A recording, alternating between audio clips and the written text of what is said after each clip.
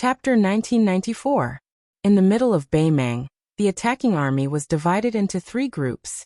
Two of the gaps were about 60 paces wide, allowing the cavalry to pass on orders or provide reinforcements.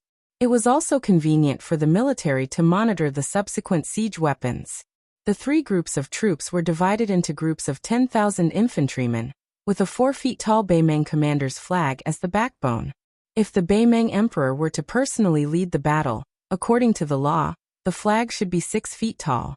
On this battlefield, the crown prince of Beimang was the commander-in-chief as the regent of the state, so his flag should be 6 feet tall. The rest of the generals such as Murong Baoding, Helian Wuwei, and Zhong Shentong were the top-ranking officials of the grassland. Their commander's flag could be 5 feet tall. The generals with real power and the commanders of the Jia army would use a 4-feet-tall commander's flag. The flag could be embroidered with the surname of the commander or the battalion number. The two capitals of the Norland and the Southern dynasties had no restrictions on this. Although the first three groups of 10,000 infantrymen were intercepted by several grandmasters of the Central Plains, they generally maintained their formation and continued to push forward. Each group of infantrymen had elite soldiers with large shields and heavy armor as the vanguard. This group of people did not carry any weapons.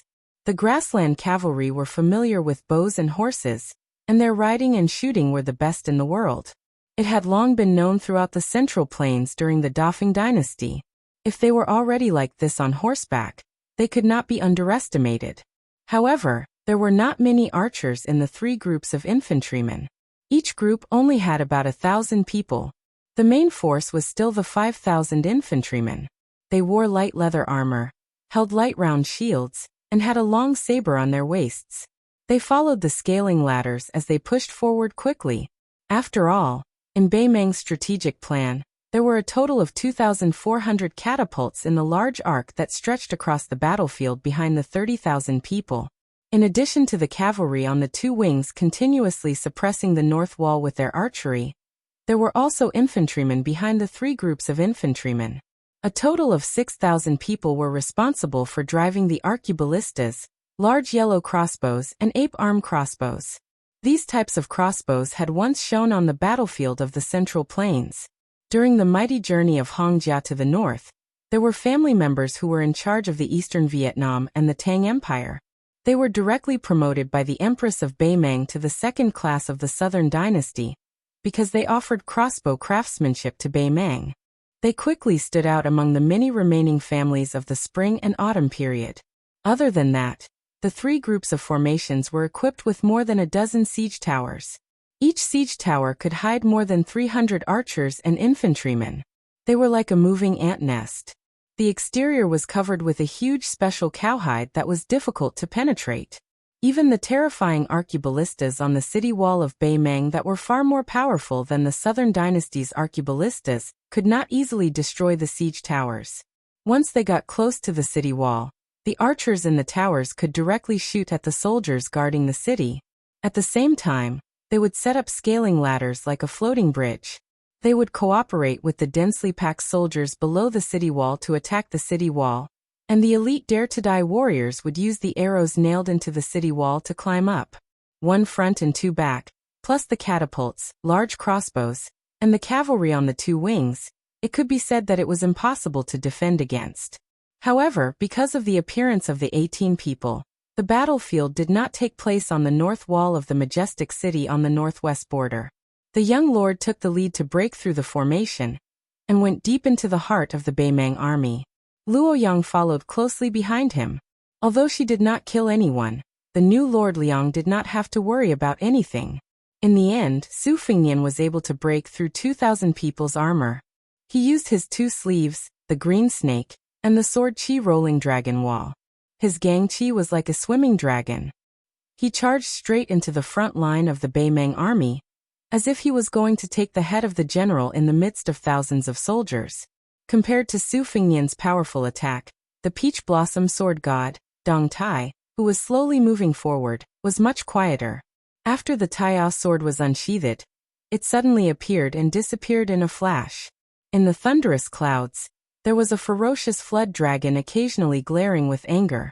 Before the peach blossom sword god, Su Fingnian and Luo Yang rushed in one after another, followed by Mount Huizi and Red Robe Suing. The Beimang troops in front of Dong Tai were already in a mess. Almost no one dared to provoke the Zhongyuan Wushu Grandmaster, who had fought Tuoba Bodhisattva to a draw. When Li Chungang was alive, he lent his sword to Dong Tai. Although the battle was not clear, in the eyes of the Jianghu Grandmasters of Beimang, Dong Tai was the most powerful man in the world. At that time, there were rumors that there might be people in the world who could surpass Dong Tai, but as long as it was a battle of life and death, no one in the world could defeat Dong Tai. At most, both sides would die. Now that Dong Tai had returned from a visit to the East Sea, the Peach Blossom Sword God, who had never carried a sword to travel the Jianghu, was carrying a long sword. Therefore, who would dare to act rashly in front of this swordsman? Dong Tai did not deliberately kill the Beimang soldiers. His pace was not fast, and he moved forward steadily. The soldiers on both sides of him moved south, but Dong Tai ignored them. He was using the Taiya sword to search for traces of Tuoba Bodhisattva. The situation was somewhat similar to when he chased Xie Guanying from the north to the south for thousands of miles. However, compared to Xie Guanying, who had almost no power to fight back, the Beimang god of war, who was at the peak of the human world in terms of both state, physique, and combat strength, was obviously not the same. He was just deliberately avoiding the battle. Dong Tai was not in a hurry. He occasionally looked around, and wherever his mind was, that was where the rainbow of sword aura bloomed. In the Beimang infantry formation where Dong Tai was, the red and purple colors seemed to have entered a no-man's land and killed wantonly. The red-robed Su Ying's body was agile. She liked to fly above the Beimang soldiers, and did not mind being a target at all. Every time she was faced with a barrage of arrows from the hundreds of archers in the formation, one could vaguely see her scarlet robe shuttling freely through the rain of arrows. She spun nimbly, and it was a beautiful sight. Every time she rolled her sleeves, 6 to 7 arrows would be caught, and as her body spun, she would immediately return the arrows. She did not care about the accuracy of the arrows. She only treated it as if it was a butterfly playing in a flower bush. The arrows came and went, but they did not even scratch the corner of her clothes. However, no less than 70 Beimang archers had their heads or chests pierced by her arrows. As for the soldiers who were caught in the crossfire, there were more than 200 of them. Although Su Ying's chi was not known for being robust, it was especially long-lasting. Every time she landed, she would either raise her body and step on several arrows in succession, twisting and turning as if she was walking on flat ground, or she would drop slightly and land lightly on the head of a Beimang soldier. Her stomp was like a naughty child stomping on a tangerine in a fit of pique, easily crushing the head of a Beimang barbarian. When a soldier saw the scarlet robe sweeping towards him, he could only close his eyes and slash randomly with his saber. He did not even have the extravagant hope of hitting the woman who moved like a ghost. In the next moment he suddenly realized that no matter how hard he tried, the saber he raised high in the air could not be brought down. The Beimang barbarians around the soldier looked as if they had seen a scourge. They quickly scattered, leaving behind this pitiful worm who was temporarily at a loss. When he opened his eyes, he was shocked to find that the scarlet-robed woman was standing on the tip of his saber. The woman's embroidered shoes were standing on the tip of the saber, unmoving as she looked down at him. With a light tap of her feet, the saber's hilt instantly pierced its owner's chest and came out of his body. She then used the momentum to lean back, barely dodging several arrows that were shooting towards her face.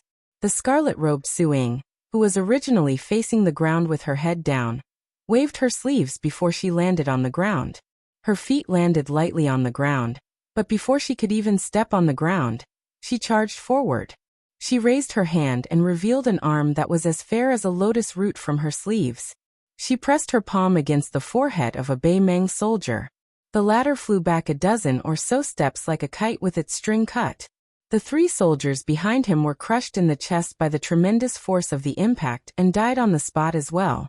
This time, Su Ying didn't dodge a swift arrow that was shot straight at her. A smile appeared on her joyful face. She stretched out a finger and gently pressed it against the tip of the arrow. The arrow didn't slow down in the slightest, but it didn't shoot into the woman's neck as expected. Su Ying's figure flashed back as fast as lightning. She waited until the arrow had exhausted all its strength before she stood still. She flipped her wrist and gently grasped the arrow that should have fallen to the ground. She broke into a smile and raised her eyes to look at the archer who had shot the arrow. Although the Beimang soldier's attire was no different from an ordinary archer's, it was obvious that he had already reached a higher level in the martial way. The strange archer who was currently facing the scarlet-robed Suing had a cold expression on his face. He had originally reached behind his shoulder to pull out an arrow from his quiver, but he probably realized that a strong bow shot was too insignificant for a grandmaster. He withdrew his hand and drew the saber at his waist instead. When he made this move, a dozen or so archers around him also abandoned their bows and drew their sabers. Suing stretched out a finger with a smile and slowly hooked it at the soldier. This person was an elite soldier of the border army of the Southern Court. Whether it was cavalry, archery, or infantry, he was extremely skilled. He was regarded as a valiant soldier by the Beimang. Even if this kind of valiant soldier joined the army of the Northern Court on the grasslands and attached himself to the nobles, he would definitely be regarded as a treasure by any Chiliarch. They were usually in groups of 10, and hid among the infantry attacking the city, waiting for an opportunity to strike. Not only were they familiar with fighting in pairs, but they were also good at small-scale formations against the enemy. These secret border soldiers of the Southern Court, who were usually scattered among the armies and only under the command of the commander-in-chief during wartime, were far fewer in number than the 20,000 infantry attacking the great cities and towns of the Central Plains. There were less than 4,000 of them, so they had always been complacently praised as the Chieshui army of the Southern Court. These valiant soldiers of the Southern Court, who were said to be comparable to the White Horse crossbowmen of Liangzhou, were currently hiding more than 100 people in every 10,000 infantry formation, so there was only one centurion. Unfortunately, the one who was provoked by the scarlet-robed Suing happened to be that centurion. Chapter 1995. The centurion stared fixedly at the scarlet robe. After a slight hesitation, he made up his mind and raised his left arm, clenched his fist, and punched his right palm several times. After he made this gesture, apart from the dozen or so retainers, the other 9 squads of elite Southern Dynasty soldiers hidden in various parts of the infantry formation quickly received the emergency report and quickly gathered here, attempting to encircle and annihilate Suing. Suing, who sensed the abnormality, was eager to give it a try and patiently waited. If the scarlet-robed Suing was more like a child who played around without any distracting thoughts, then Xianyuan Qingfeng's murderous intent was extremely strong. Perhaps in the entire vast battlefield outside of Bibu City, only the young vassal king who broke through 2,000 iron armors in a row could win. Xianyuan Qingfeng rampaged through the Great Snow Plateau in an extremely domineering manner. Unlike Suing, who only needed to wander around, and generally only needed to keep moving forward, this Great Snow Plateau Jianghu Alliance Master's target was extremely clear from the start. The enormous siege towers.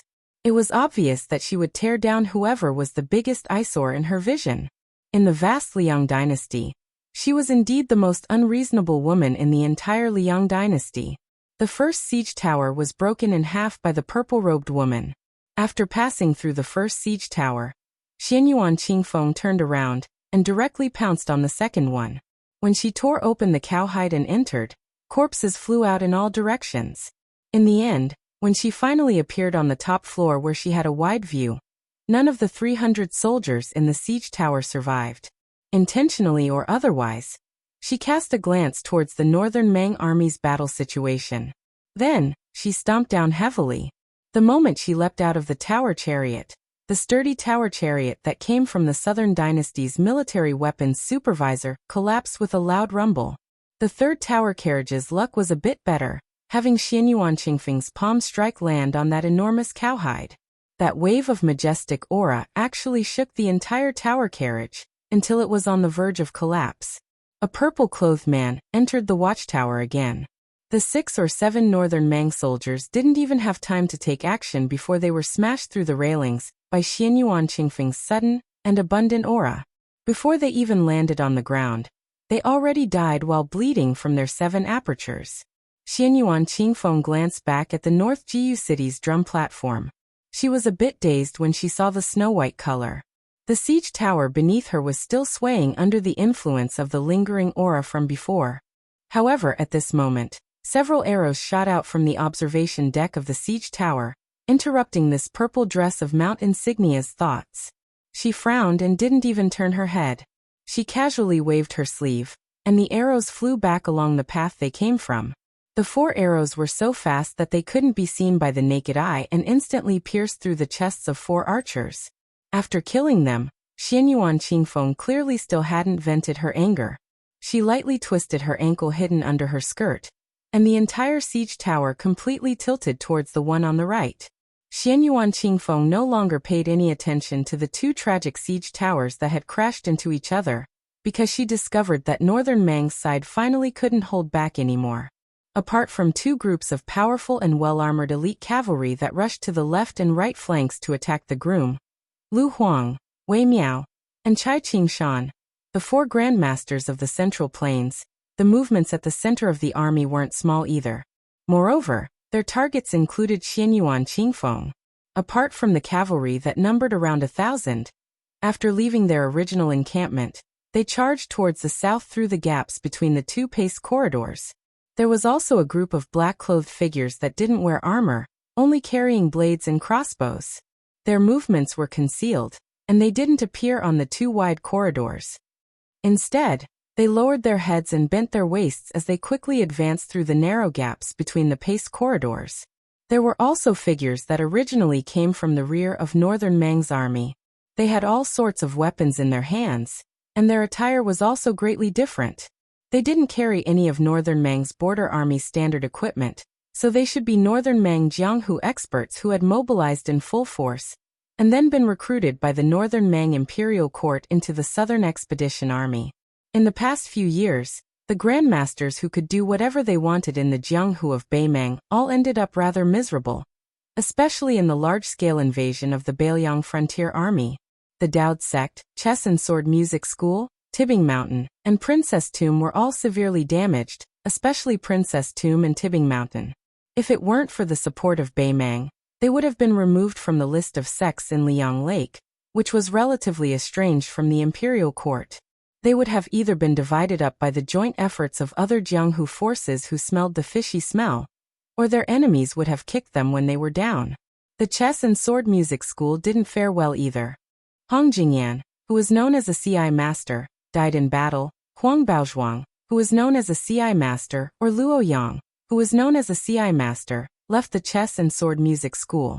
The master of the music school and the group of grandmasters who sneaked into Beiliang died in a foreign land.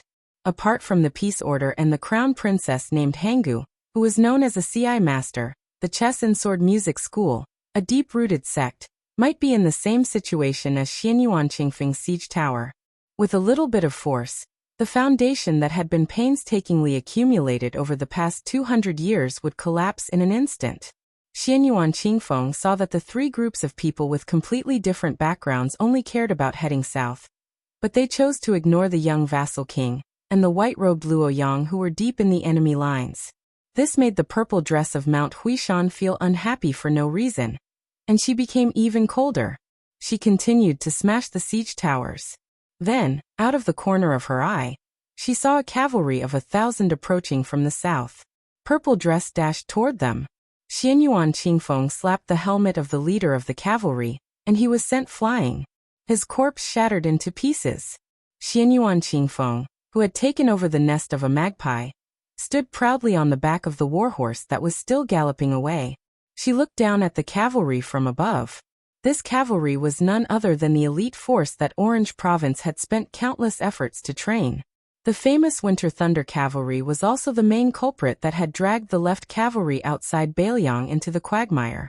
Xianyuan Qingfeng didn't know who was the first deputy commander of the left cavalry, Lu Deyuan, or the famous Winter Thunder Cavalry of the southern dynasties. She only lowered her head to glance at the astonished Winter Thunder Cavalry. Then she looked up and saw a small cavalry of no more than 70 or 80 people. There was a dignified white-clothed swordsman, a woman in a colorful dress with her top fluttering on the back of the horse, and an old man resting with his eyes closed. Without exception, they were all people of the Jianghu. Without a leader, the Winter Thunder Cavalry didn't lose their morale. The cavalry closest to Xianyuan Qingfeng viciously raised his iron spear, and stabbed at the abdomen of the purple-clothed cavalry. Xianyuan Qingfeng didn't waste too much time with this cavalry. She pushed off with the tip of her foot and flew up a little, dodging the iron spear. Then, she landed on the body of the spear and slid down. Before the cavalry could react, she suddenly looked up and kicked the man in the face. The cavalry's head flew off just like that.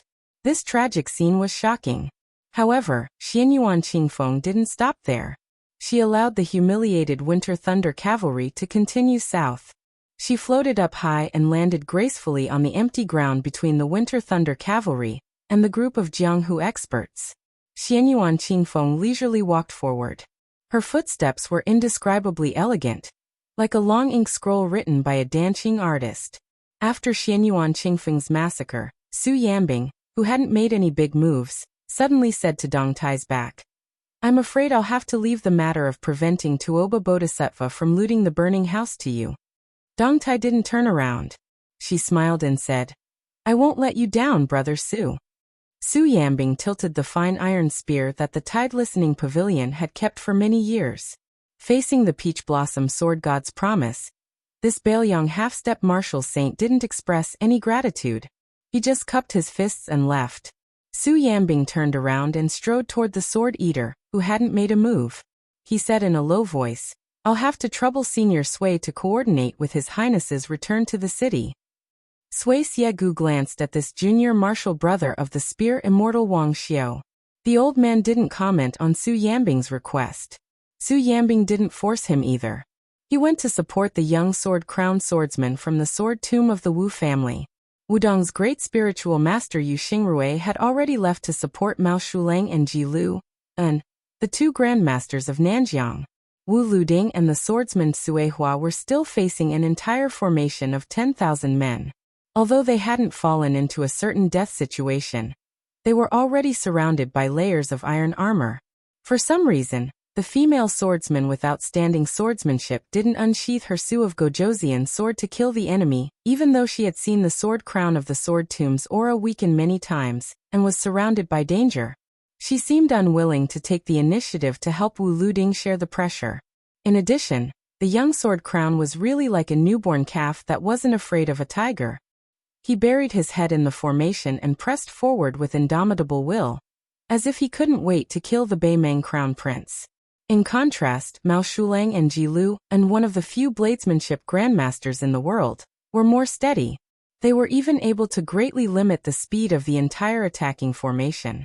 The reason why Yu Xingrui, the master of the current Wudong sect leader Li Yufu, chose to support Mao Shulang and Ji Lu and was reasonable. Firstly, it could greatly impede the Beimeng's attack. Secondly, the young sword crown was too rash and radical. Yu Xingrui couldn't stop him even if he wanted to. After all, Yu Xingrui had long heard of the unreasonable rules of the withered swordsman of the sword tomb of the Wu family. Even if he was a kind elder and a martial arts senior, even if he had compassion in his heart, it would be very troublesome if he really helped. He was afraid that not only would he not be able to help, but he would also be superfluous. Chapter 1996. In the formation, the young sword crown from the sword tomb of the Wu family had his vision blurred by sweat. He held two sabers that he had casually snatched, and had just repelled the dense saber formation of more than 100 Beimeng soldiers. For a swordsman like Wu Luding, it didn't matter what kind of weapon he had in his hand. He took the opportunity to gasp for breath, shook his head, and lifted his sleeve to wipe his sweat. Looking ahead, the young man grinned. The so-called battle between masters was a battle of qi, which was the truth of martial arts. However, that was under the situation where both sides were evenly matched and there was no room for the slightest difference. But when it came to fighting on the battlefield, there was no such thing. For example, no matter how closely the Beimeng soldiers and archers connected their attacks, there was no way that the young sword crown did not have a chance to breathe. However, this did not mean that Wu Luding had become a legendary enemy on the battlefield. This was because the depth of a martial arts master's qi was ultimately fixed.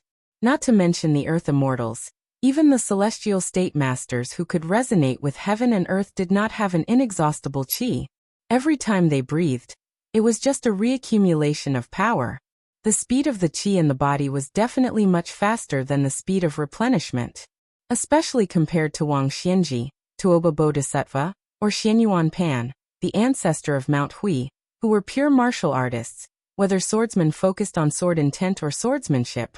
Regardless of whether they had reached the first level, their physique was inevitably not as strong as the former. Therefore, in the 500 years of Jianghu, the people who advanced the fastest were usually the gifted swordsmen. Previously, there was Li Chungang, the spring and autumn sword armor, and now there was Chun Tianyuan, the banished immortal of Taibai sword sect. On the other hand, although Wang Xianji, Xianyuan Pan, and the others had great achievements in the end and their combat strength was even more terrifying, the speed of their martial arts advancement was obviously slower. Since ancient times, there was a saying that there was no enemy on the battlefield. Why was it that only Bailiang Su Longxiang was expected to break the precedent? Of course, it was not because of how high Su Longxiang's realm was, but because he was born in the Vajra realm. On the battlefield, there was room for a martial Dao Grand Master to breathe again and again.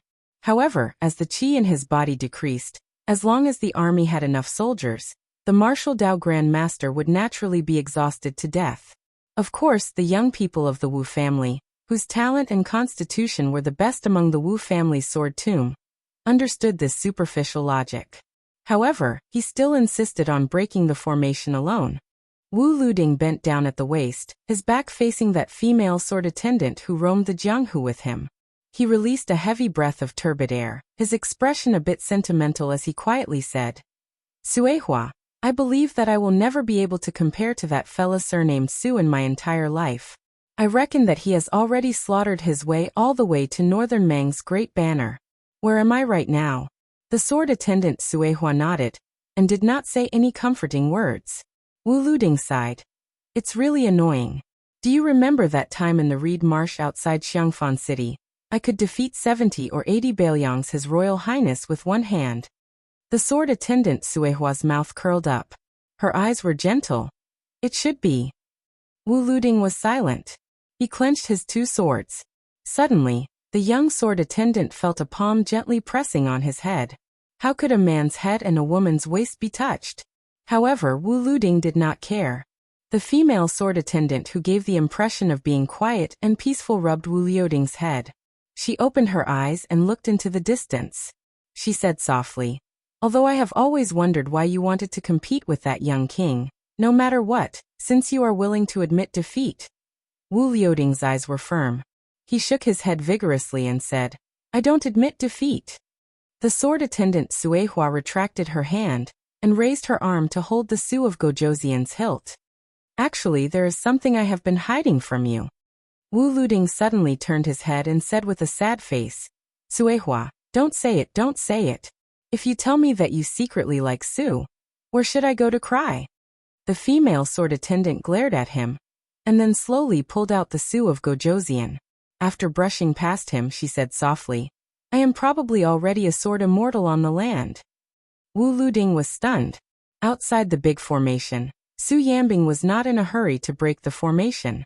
In the face of the thick formation, Su Yambing made a move that no one expected. As the junior brother of the spear immortal Wang Xiao, this martial arts master who was rarely mentioned in the Liang River Lake, suddenly stabbed the iron spear in his hand into the ground. Su Yambing took a step forward. The iron spear was behind him, and on his right side was the iron spear. It seemed that this man wanted to tell the 10,000 people formation, "I, Bailiang Su Yambing, am here. No one in Beimang can pass the spear." At the back of the 18 masters who left the city was the blind female zither player from Shishu, Shuesongguan. However, it was precisely this young woman who seemed to be the furthest away from the battlefield that bore the heaviest pressure. Northern Meng's wave after wave of arrow rain that rained down on North Jailer City were all stopped by her and Cheng Baishuang, who had ascended to the great celestial phenomenon realm.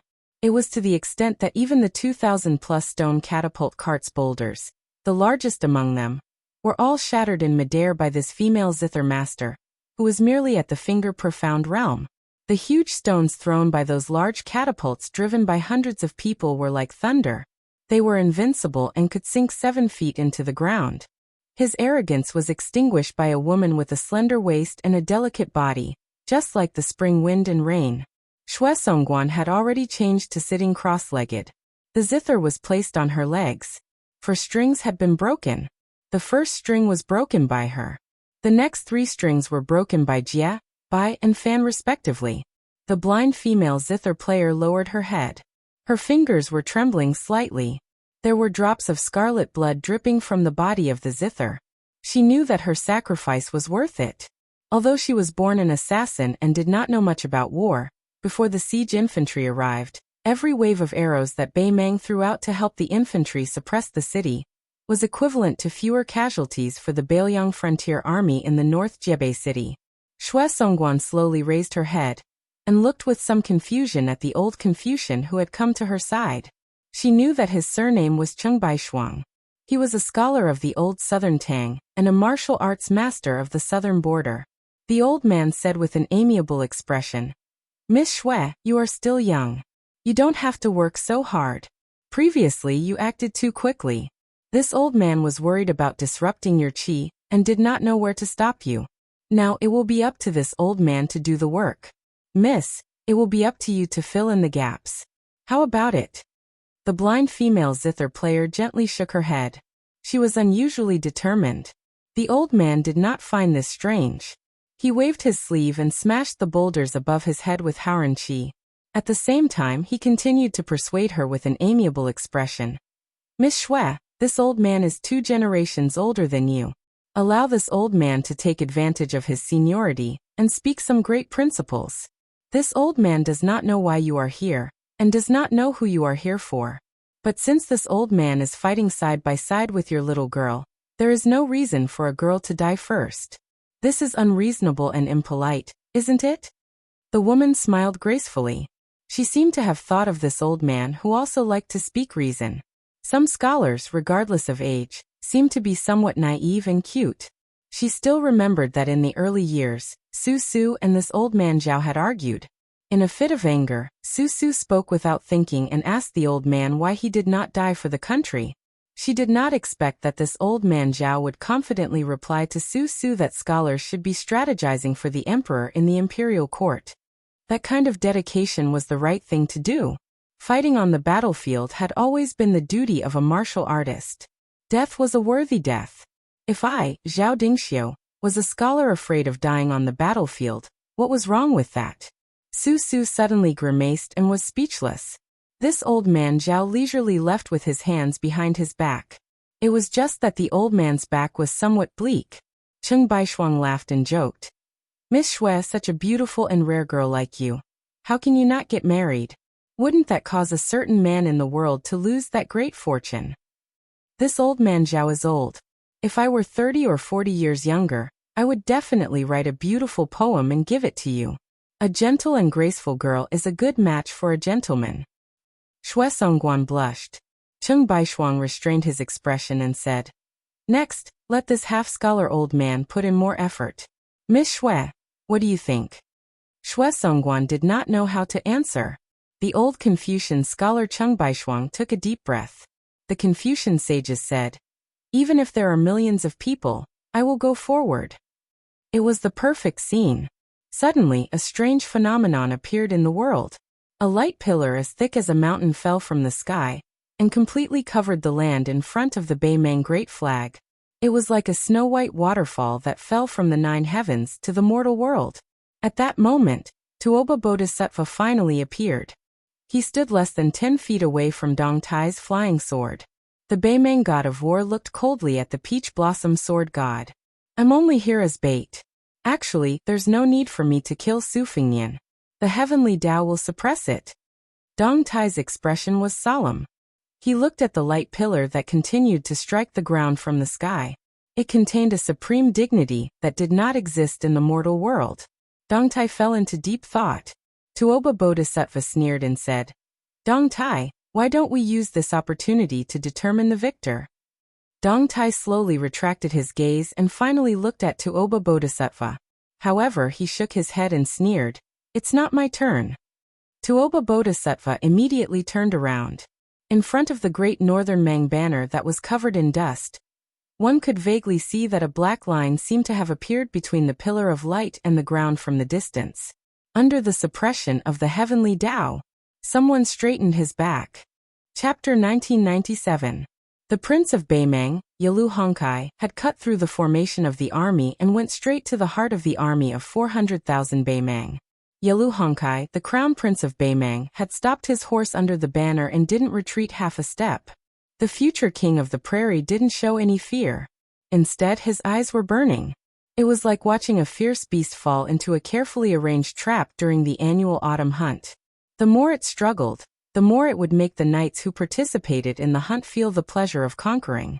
The crown prince, who had been mediocre for many years, had always been regarded as a puppet by the nobles of the prairie. They thought that he was just an ordinary person without any talent or strategy. Many of the royal family members who were angry at his incompetence even thought that he had tarnished the noble surname of Yalu. However, it was undeniable that the young man who had inherited 70% of the former emperor's looks and wore the dazzling armor that the former emperor always wore when he was alive. He was indeed like a god of war in golden armor on the battlefield.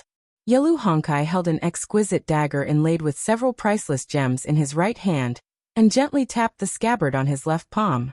He looked up and tried to suppress the excitement in his heart. His angular face was slightly stiff. This noble of the prairie who had endured humiliation for many years kept breathing softly. He was afraid that if he revealed any clues, the great grandmaster of martial arts commentary, who rose like a comet in the world, would stop at the edge of the cliff and cause his efforts to be in vain. Yalu Hongkai subconsciously narrowed his eyes. His mood was complicated. If the prince of northern Liang could be prefixed with the word young, then just like the emperor of the Zhao family in Liang, a young vassal king and a young emperor, they were both fully deserving of the title young. This was because there was a gap of several years between them. However, Yalu Hongkai was different. He had long passed the age that the scholars of the Central Plains called getting married. He was 35 years old. According to the survivors of the southern dynasties, there was a saying in the Central Plains that people who lived in the 70s were rare. He knew that his martial arts talent was mediocre. Not to mention the few top grandmasters like Tuoba Bodhisattva, Hong Jingyan, and Sword Qianjin, even Zhong Tan, Li Fengshou, and Tuoba Chunsun of the same age were far inferior. Therefore, he had no chance to become a level 2 master, and naturally couldn't enjoy the life extension after refining his body. In this way, half of his life was gone. Except for marrying the woman with a prominent background under the emperor's order, and becoming a couple with the woman who was extremely boring on and off the bed. He remembered that at that time, most of the young nobles in the Norland were waiting to see him, the crown prince, become a joke. They were waiting for the woman who slept with him to openly keep a gigolo.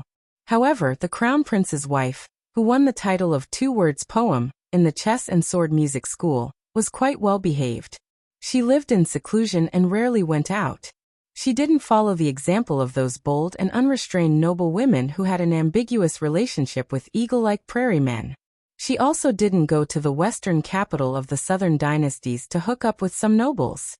Other than that, it seemed that Yalu Hongkai didn't have any other outstanding achievements. As the crown prince of a country, the future leader of millions of cavalry in the grassland, how sad and pitiful it was to live like this. Yalu Hongkai couldn't help but look ferocious. His 5 fingers clenched the scabbard and blue veins bulged. Finally, the young king of Liang didn't disappoint the crown prince. He killed a bloody path and stood still with a cold knife in his hand. Although he was surrounded by hundreds of thousands of soldiers, the young king still looked calm and handsome. This was probably the so-called handsome and elegant. Yalu Hongkai found that the jealousy in his heart was so strong. It was like the withered grass in the vast grassland at the end of autumn. If you threw a match casually, the grass would burn fiercely and endlessly. Even if he knew that the young man standing a mile away was a person who was going to die, he couldn't suppress this feeling. For no reason, the crown prince of Beimeng wanted to drink the famous Baoyang green ant wine. He really wanted to drink it in front of the proud son of Liang heaven. Under the watchful eyes of the crowd, Yalu Hongkai, who was wearing a bright armor, squeezed the horse's belly. The intelligent Fergana horse gently stepped forward a few steps. The man and the horse left the shadow of the big banner. The crown prince of Beimeng laughed and said, "What a great king of Baoyang! If you and I didn't meet on the battlefield, I would have held your arm and talked with you. That's why I, Yalu Hongkai, would take out the best horse milk wine in the grassland and drink with you Su Fingnian until we are drunk. Behind the northern Mang crown prince were tens of thousands of heavily armored Qieshue soldiers. When the 2,000 elite guards and cavalry closest to Yelu Honkai heard these words clearly, most of them revealed strange expressions. They clearly didn't expect this crown prince, whose reputation wasn't good, to be so imposing and majestic. As a result, their gazes towards the back of that golden-armored figure retracted a bit of their disdain and contempt. After all, compared to the royal army of the Liang dynasty that was hailed as the son of heaven's heavy armor, by successive generations of Zhao monarchs, the grassland's Qieshue army had an even more transcendent status. They all came from the and families.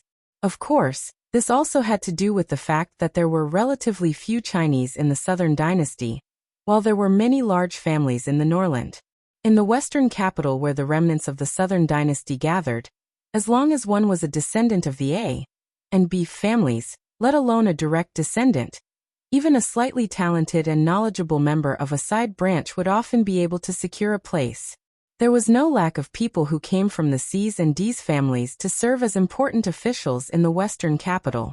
The reason why the old minister Yelu Honkai, whose name sounded similar to the northern Mang crown princes, was still able to stand tall even after the empress seized the throne and ascended to the throne, was because this rotten old man who would be either dozing off or mentally wandering 10,000 li each time he held a meeting grasped the hearts of almost half of the Qieshue army. Morong Baoding, who was known as the #1 relative of the empress, was supposed to be in charge of the Aquarius prefecture, which was an important source of food and war horses. However, in the end, he could only go to the Orange prefecture, which was ranked the lowest among the 13 prefectures.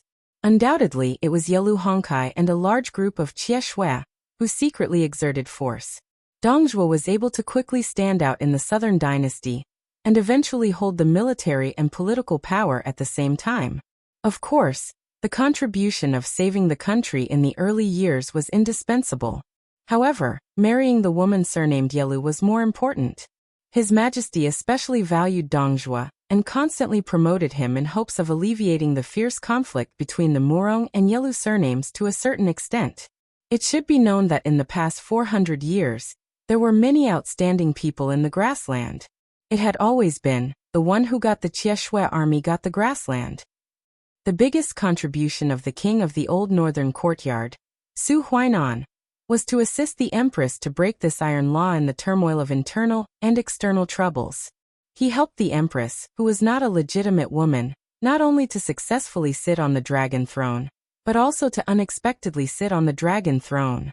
In the face of the bold words of the crown prince of Beimang, the young king of Beiliang, who was standing on the edge of the open space, was indifferent. He did not say any words of appreciation, nor did he take advantage of the situation to rush forward. He was always 1 mile away from Yelu Honkai. Obviously, he had already broken through 2,000 Beimang armor, but when no one stopped him, he chose to not move. This made the Beimang infantry behind the young king and the Qieshue army behind the crown prince of Beimang puzzled. Could it be that he had finally reached the point where he was an arrow at the end of its flight? Yelu Honkai did not continue to urge his horse forward. He just raised the dagger that was passed down from the founding emperor of Beimang and pointed it at his own neck. He laughed loudly and asked, "Su Fingnian, do you have the ability to take my head away?" Chapter 1998. In today's world, how many people could ask a martial arts evaluation grandmaster if he could take his own head at such a close distance? As a result, the soldiers around that extremely daring northern Mang crown prince, regardless of whether it was the infantry or cavalry, when they heard these words, they immediately felt their blood boil. They really wanted to charge at that arrogant northern Liang king. It was a pity that the new Prince Liang was still unmoved, as if he wanted to retreat from the battle. Yelu Honkai, who was sitting high on the horse's back, smirked. Within the orderly northern Mang army, this 1 li wide open space stood out abruptly and conspicuously. This was especially the case when it happened to be in front of the northern Mang Great Banner. Even a blind person would know that there were hidden mysteries. He believed that with Su Fingnian's ambitious and ruthless nature and cultivation as a martial scholar, as long as he didn't lose his mind or become extremely conceited, he definitely wouldn't recklessly take risks. Yalu Hongkai also didn't feel that a few words of provocation would be enough to successfully lure Su Fingnian, the backbone of Northern Liang's 300,000 cavalry, into a trap. However, there were some things that some people had no choice but to do. It was very simple. Yalu Hongkai knew why he was suddenly able to govern the country. Why was he able to control 400,000 troops in one night and lead them south to attack Baiming City? Could it be that Her Majesty, who had been cold-blooded all her life, suddenly became merciful and decided to hand over the grassland to him, using the merit of Baiming City to pave the way for her only remaining flesh and blood? Of course not. She never cared about the fact that even a vicious tiger wouldn't eat its own cubs. On the contrary, the reason why she supported him to the position of commander-in-chief of the Southern Expedition was because she wanted to use him as the world's biggest bait. She wanted to use 400,000 troops to force the young man named Su Xiao to come out of the city. At the same time, she wanted to make Su Xiao's eldest son feel that there was hope to capture the king first to capture the bandits. Therefore, as the crown prince and the commander-in-chief of the Southern Expedition, in the end, he only had Deng Mao by his side to protect him. Tuoba Bodhisattva, Morong Baoding, Zhong Shentong, Zhong Liang Li Mibi, and the others were the few martial arts grandmasters left on the grassland. Yalu Hongkai could only order them to attack the city, but there was no way he could make them stay by his side and form an iron bucket formation. Otherwise, how could he be a qualified bait? Taking a step back, Yalu Hongkai didn't think that Bei Meng's 400,000-strong army would collapse if he died.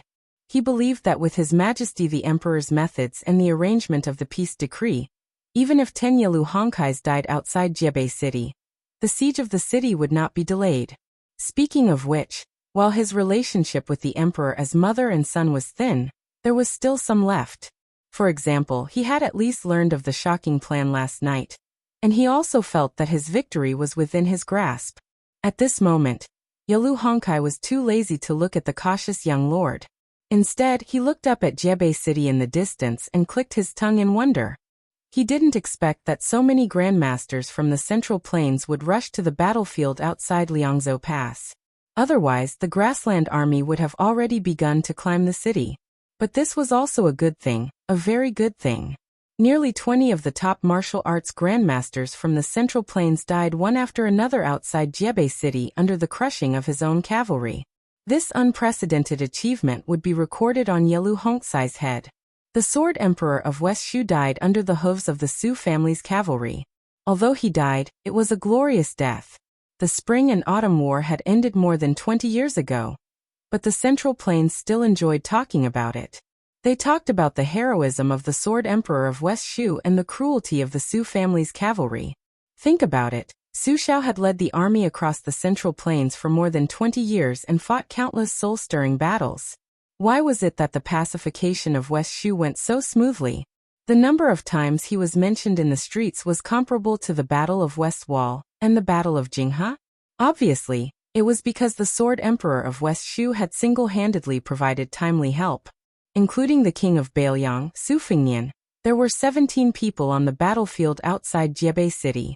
18 martial arts grandmasters whose names shook the Central Plains. Only then did Yalu Hong retract his gaze, slowly drawing out his dagger. Under the illumination of the sunlight, the unsheathed dagger sparkled with radiance. This northern Mang crown prince lowered his head to look, narrowing his eyes as he stared at the blade that was as smooth as a mirror. He suddenly had a thought. After this battle he should engrave 4 characters on this dagger. Return to the mandate of heaven. Su Fingnian looked at the empty field. For some reason he looked as if a heavy burden had been lifted from his shoulders. He was not afraid of this trap appearing here. He was only afraid that it would be placed near Huaiyang Pass. He was afraid that the bait would not be this arrogant crown prince of Beimeng, but the Bailiang protector general Chu Lushan who was facing off against Dongzhuo's army. Su Fingnian held the cold blade in his hand tightly and disappeared in an instant. Deng Mao had already taken out the broken spear that was less than 3 feet long from his bag. When the young feudal lord disappeared, he took a step forward and landed on the left side instead of in a straight line. The next moment, Deng Mao slid back 7 or 8 steps. The entire sleeve of the arm that held the spear spurted out scarlet blood. Under the collision of the cold blade and the broken spear, a visible ripple of qi activity rippled like a vertical mirror. Under the huge impact, not only did the banner behind Deng Mao flutter, but even the extremely tough flagpole bent back at an astonishing angle. If Yalu Hongkai did not have Deng Mao in front of him to block most of the Qi and Han Gu, who was the champion of the two-word poem, dismounted from her horse and held her sword in front of Yalu Hongkai, this crown prince with an ordinary physique would have died on the spot. Chapter 1999. Deng Mao stared at the front with firm eyes. After the young king was repelled, he was standing on the edge of the open space. Compared to Deng Mao's arm that was full of blood, Su Fingyan just shook his wrist and waved his sword, dispersing the remaining force. Obviously, he was more at ease. The man in white in the distance reminded loudly, "Be careful when Deng Mao throws away his spear." Su Fingyan frowned. Deng Mao, who was exposed, didn't get angry. He just grinned and didn't care. Su Fingyan didn't pay much attention to the broken spear Deng Mao that he fought for the first time. It wasn't because he was conceited, but because he was confident. Deng Mao and Hong Jingyan's martial arts cultivation were relatively close, and even lower than Hong Jingyan in the Longyan Plains. After all, the chess and sword music school showed that he was about to break through the threshold and enter the celestial realm. It was just that Su Fingyan didn't give Hong Jingyan a chance to stabilize his realm. Otherwise, Bei Meng would have one more Earth Immortal. Su Fingyan thought of the words Earth Immortal for no reason. His heart was a little heavy. He seemed to be casually looking around, but at the same time, his mind was turning rapidly. It was a publicly acknowledged fact that the pugilistic world was welcoming a once-in-a-thousand-years great year. The Liang River Lake was far more prosperous than the Northern Mang. Even the Empress of the Northern Mang had publicly declared in the imperial court that regardless of the number of martial artists in the first-class Vajra finger, mysterious celestial phenomenon, or third class, after Huang Longsher transferred the remaining fate energy of the 8 kingdoms of spring and autumn into the pugilistic world, the Liang Martial Arts Circle, which seemed to have pulled up seedlings to help them grow, began to far surpass the Northern Mang. Even the land immortals were obviously more in the Liang Martial Arts Circle than in the Northern Mang. Even if the great immortal Yuan Qingshan of the Kailan sect, who had ascended before, and the Order of Peace of the Chess, Sword and Music School, who had never revealed his strength, the number of land immortals in the Northern Mang pugilistic world could be counted on one hand. However, Liang Jianghu seemed to be lush and green. Among them, there were people who were no longer in the world, such as Wang Xianji, Hong Shixiang, Li Chungang, Chao Chongqing, Huang Sanjia, the father and son from Longhu Mountain who had ascended together, Zhao Huangchao, the monk of the dragon tree from the 2 Zen temples, Xianyuan Jingcheng from Mount Hui, Gao Shulu, Lu Songtao, and so on.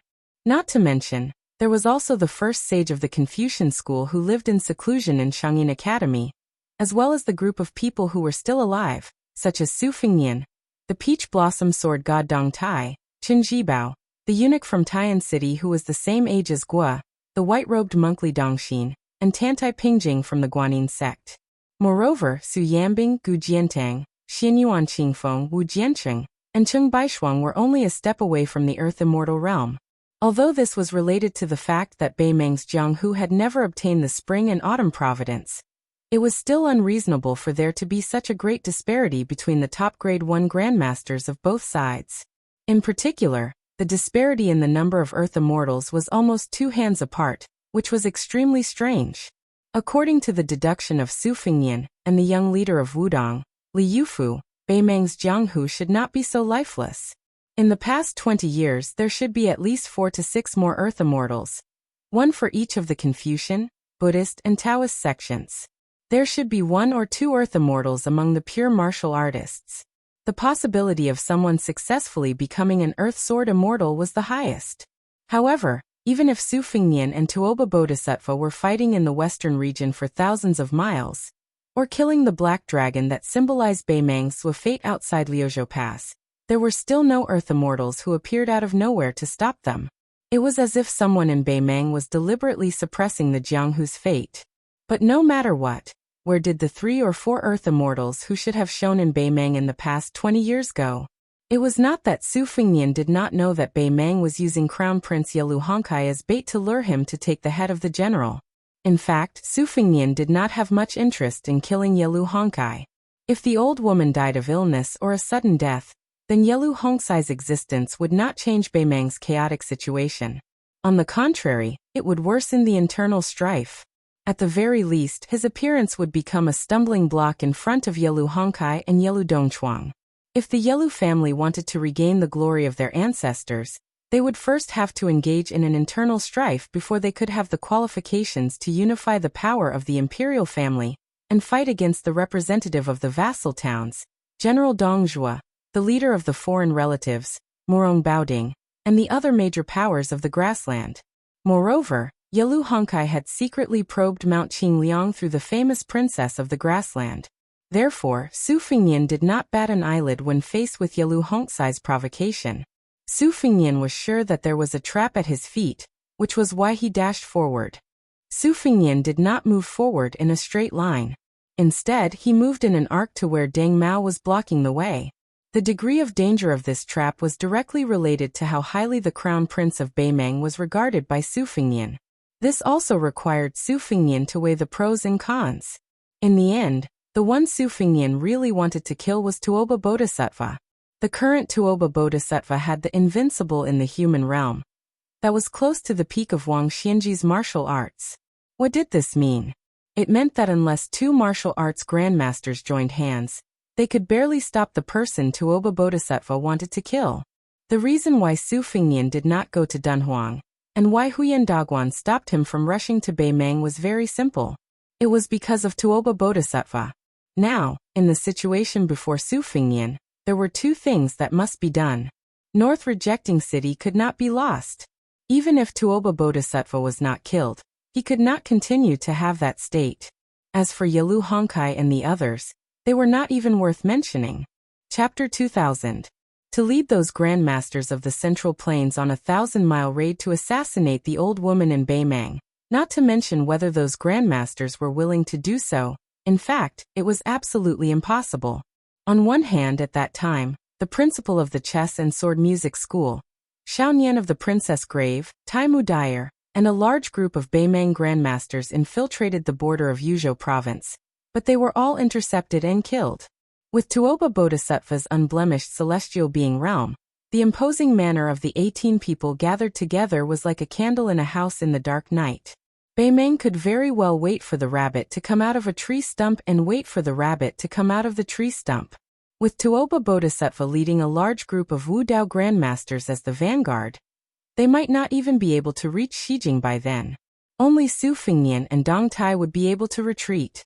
More importantly, on the other hand, with 400,000 Beimang soldiers bearing down on the border and the loss of Beicheng, the Beiliang cavalry was like a rootless tree without a source. Beiliang had lost its last gate outside the border. Not only the three provinces of Beiliang, but also the entire northwestern border of the Central Plains was in a perilous situation. Even if Su Fengnian and those grandmasters managed to get through the heavy encirclement of Tuoba Bodhisattva and Beimang's iron cavalry, how could they accurately locate the old woman of Beimang, who had chosen to hide her identity? One had to know that not only was she not an earth immortal, she was not even a first-stage martial artist. As a result, Su Fengnian was unable to determine her location based on the chi of a martial artist. On the other hand, the young king Su Fengnian had no way to retreat from North Jiebei City, which must not be lost. Su Fengnian could not retreat. The remaining 17 grandmasters were unwilling to retreat. Only then did Su Fengnian and North Rejecting City win the current situation with great difficulty. In the martial emperor city, Huang Groom's building, Wei Miao of the southern Zhao, and Chai Qingshan of the eastern Yu Sword Pool, they risked their lives to stop the cavalry on the two wings of Beimang from shooting at the top of the city walls. Wu Luding and swordmate Suehua of the Wu family's sword tomb, as well as Su Yambing behind them, Mao Shulang and Ji Lu, and of the Dragon Palace from the southern border, as well as Yu Xingrui, the Taoist master of the Wudong sect. These two groups of people defended their position to the death in order to delay the Beimang's besieging troops as much as possible. At the rear, Cheng Baishuang and Xue Songguan were doing their best to stop the Beimang archers and the 2,000 catapults from attacking Beimang City. Beimang did not lack war horses or cavalry. They were known as the best cavalry archers in the world. They only lacked infantry that were good at sieges. The grandmasters of the Central Plains behind Su Fengnian, and the white-dress Luoyang were actually doing the same thing, which was to exchange their lives for the greatest loss of the Beimang infantry. Obviously, Beimang was also aware of this, so they quickly mobilized Murong Baoding and Zhong Liang's private cavalry, as well as the elite cavalry and the spiderweb men of sacrifice, as well as the Beimang Jianghu forces that had decisively turned out in full force. They were using our entire Beimang Jianghu to exchange for your dozen people's Jianghu. If Beimang's Jianghu is still not enough, then we'll add in our grassland cavalry. Many Beimang officers and soldiers recognized the identity of the white dress, and they all had complicated feelings. After all, this grandmaster was known as the #1 devil path person in Beimang. In the Beimang court, where martial force was highly valued, everyone was happy to see him as a rebellious hero. However, Huyan Dagwan had never shown up, and this great devil, as a grandmaster of the Central Plains, had chosen to stand on the enemy's side. This made the nearby Beimang cavalry feel somewhat helpless, but they were not in a hurry to draw their swords against the infamous Luoyang. Su Fengnian's hesitation before the battle and his failure to make a prompt decision to kill the Beimang crown prince made Deng Mao feel somewhat regretful. Deng Mao wanted to open his mouth and say to the young man, "Su Fengnian, you could have died more heroically." In Deng Mao's eyes, this kind of cautiousness that did not match the dual identities of a grandmaster of martial arts evaluation and the king of Beimang was just a chance to live a little longer in the world, or to make Li Mixi pay an extra price. Luoyang had been quietly standing 200 steps behind Su Fengnian the whole time. In her vision, a young knight with a face full of armor suddenly appeared. He broke out from the Qieshui army behind Yalu Hongkai and passed by the banner and the Beimang crown prince. He slowed down his horse's hooves and looked down at the young king Su Fengnian from above. He raised his arm and slowly took off his helmet. He had an ordinary appearance, but he had a pair of strange golden eyes. From the corners of Su Fengnian's eyes, he saw that following this young knight's sudden appearance, the circular clearing began to retreat like a tide. In the end, another 7 or 8 northern Mang cavalry were revealed, stopping their horses in place. Su Fengnian, who had been standing on the arc, instantly landed in a larger circular open space. The young knight with golden eyes said in a hoarse voice, "Su, we finally meet again." Su Fengnian asked with a smile, "A cut willow Li Fengshu?" The young knight pulled up the corners of his mouth and said with a sinister smile, "Good eyesight." In the hinterland of the Central Plains, this genius swordsman nicknamed A Cut Willow, together with Spiderweb's leader Old Moth and Beimang's relative Morong Longshui, chased after Miss Hehe. The other two successfully escaped. Only Li Fengshu was cut in half at the waist by Su Fengnian, who was still His Royal Highness at the time. According to reason, he should have already died to the point where he couldn't be more dead. This young knight, who was rumored to be Li Mibi's illegitimate son, stared at the young king. Your Li Yang's Great Peace City has a great formation that is specially used to deal with Earth Immortals. Our Great Mang is a dynasty built on horseback. Since this is the case, I believe that you, Su Fengnian, have also realized that after you entered the Earth Immortal realm, Beimang had no choice but to create this seemingly unremarkable secret formation to deal with you. However, I am very curious. Why aren't you running? Are you waiting for death? Su Fengnian turned around to look at Luoyang. The latter didn't hesitate at all and rushed away. A cut willow's phoenix had leaned forward slightly and shot a glance at the demon who had previously shaken the grassland. His eyes were full of regret, but soon he felt relieved. Leaving behind this young king who oversaw the Central Plains' northwest border, successfully pulling out this damned nail, could be considered as not wasting such a huge amount of effort. In an instant, a cut willow's figure disappeared from the horse's back. At the same time, those knights who didn't have any strange chi fluctuations at all, as if they were possessed by celestial beings, dazzling snow-white light shone from their 7 apertures and the iron armor on their bodies. In the next moment, Su Fengnian crossed his cold blade in front of him. Beimang's cut willow's phoenix head was actually holding the young king's war blade with one hand behind his back, and the other hand's 5 fingers behind his back. Li Fengshu, who was at most in the Finger Xian realm for the first time, revealed his strength at this moment, absolutely not inferior to an Earth Immortal. With Su Fengnian and Li Fengshu as the center, 12 Beimang knights who were blooming with white flowing light had already abandoned their horses and stood in a big arc. One of them was standing right in front of Crown Prince Yalu Honkai. 12 people, 12 celestial beings who had temporarily stepped into the earth immortal realm. 12 of them, at the same time, opened their arms, and the white light connected into a circle like a snow-white flood dragon entrenched in the human world. Li Fengshuo's face was ferocious and proud. His 5 fingers that were holding the cold blade were surrounded by lightning, like an electric dragon swimming around. The young Beimeng man's lips moved slightly and spat out 2 words, dead. Su Fengnian swept his blade and easily cut off Li Fengshuo's head. There was no blood spattering. The corpse fell to the ground like a shriveled skin bag. Then Su Fengnian looked up at the sky. In his vision, there was only a dazzling snow-white light. It was like a full moon falling into the human world. Outside the big circle, Li Fengshuo appeared beside Yalu Honkai and Deng Mao. His eyes had returned to normal, but his whole body was covered in wounds. It was a horrible sight. However, this young man simply ignored the wounds on his body and his soul that had been broken together with his body. He only had joy in his eyes. Even if I have no future in martial arts in this life, it's worth it. The sun rose from the East Sea. The full moon fell on the human world. Within a day, outside the Liangzhou Pass, in less than half an hour, these 2 spectacular scenes were seen one after another. On the city wall of the North Barricade, countless Baoyang border guards could only watch the light column as thick as a mountain heavily hit the young king's head. Behind the northern Meng Great Army, Yalu Dongchuan and Chun Jubo Tuoba stood side by side on the observation deck of a tower carriage. The former clicked his tongue in wonder and said, "So this is our emperor's trump card?" Tuoba Chi-yun pressed his hands on the rough but sturdy railing and exhaled heavily. The young man, who had always been expressionless, suddenly raised his hands and patted the railing. He said in a carefree and loud voice, "Done." People didn't know that Chuanju Bo Fengyun was the one who had set up this big plan. Yelu Dongchuang suppressed the killing intent in his heart toward Tuoba Fengyun, and asked curiously with a smile, "Chuanju Bo Fengyun, can you explain to me?"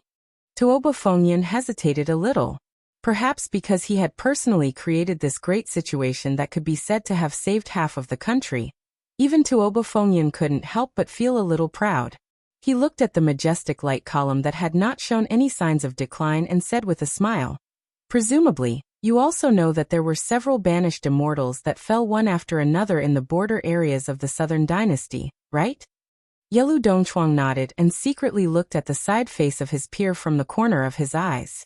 His high-spirited spirit that was even better than that of the scholars in the Central Plains really made people envious and jealous of him.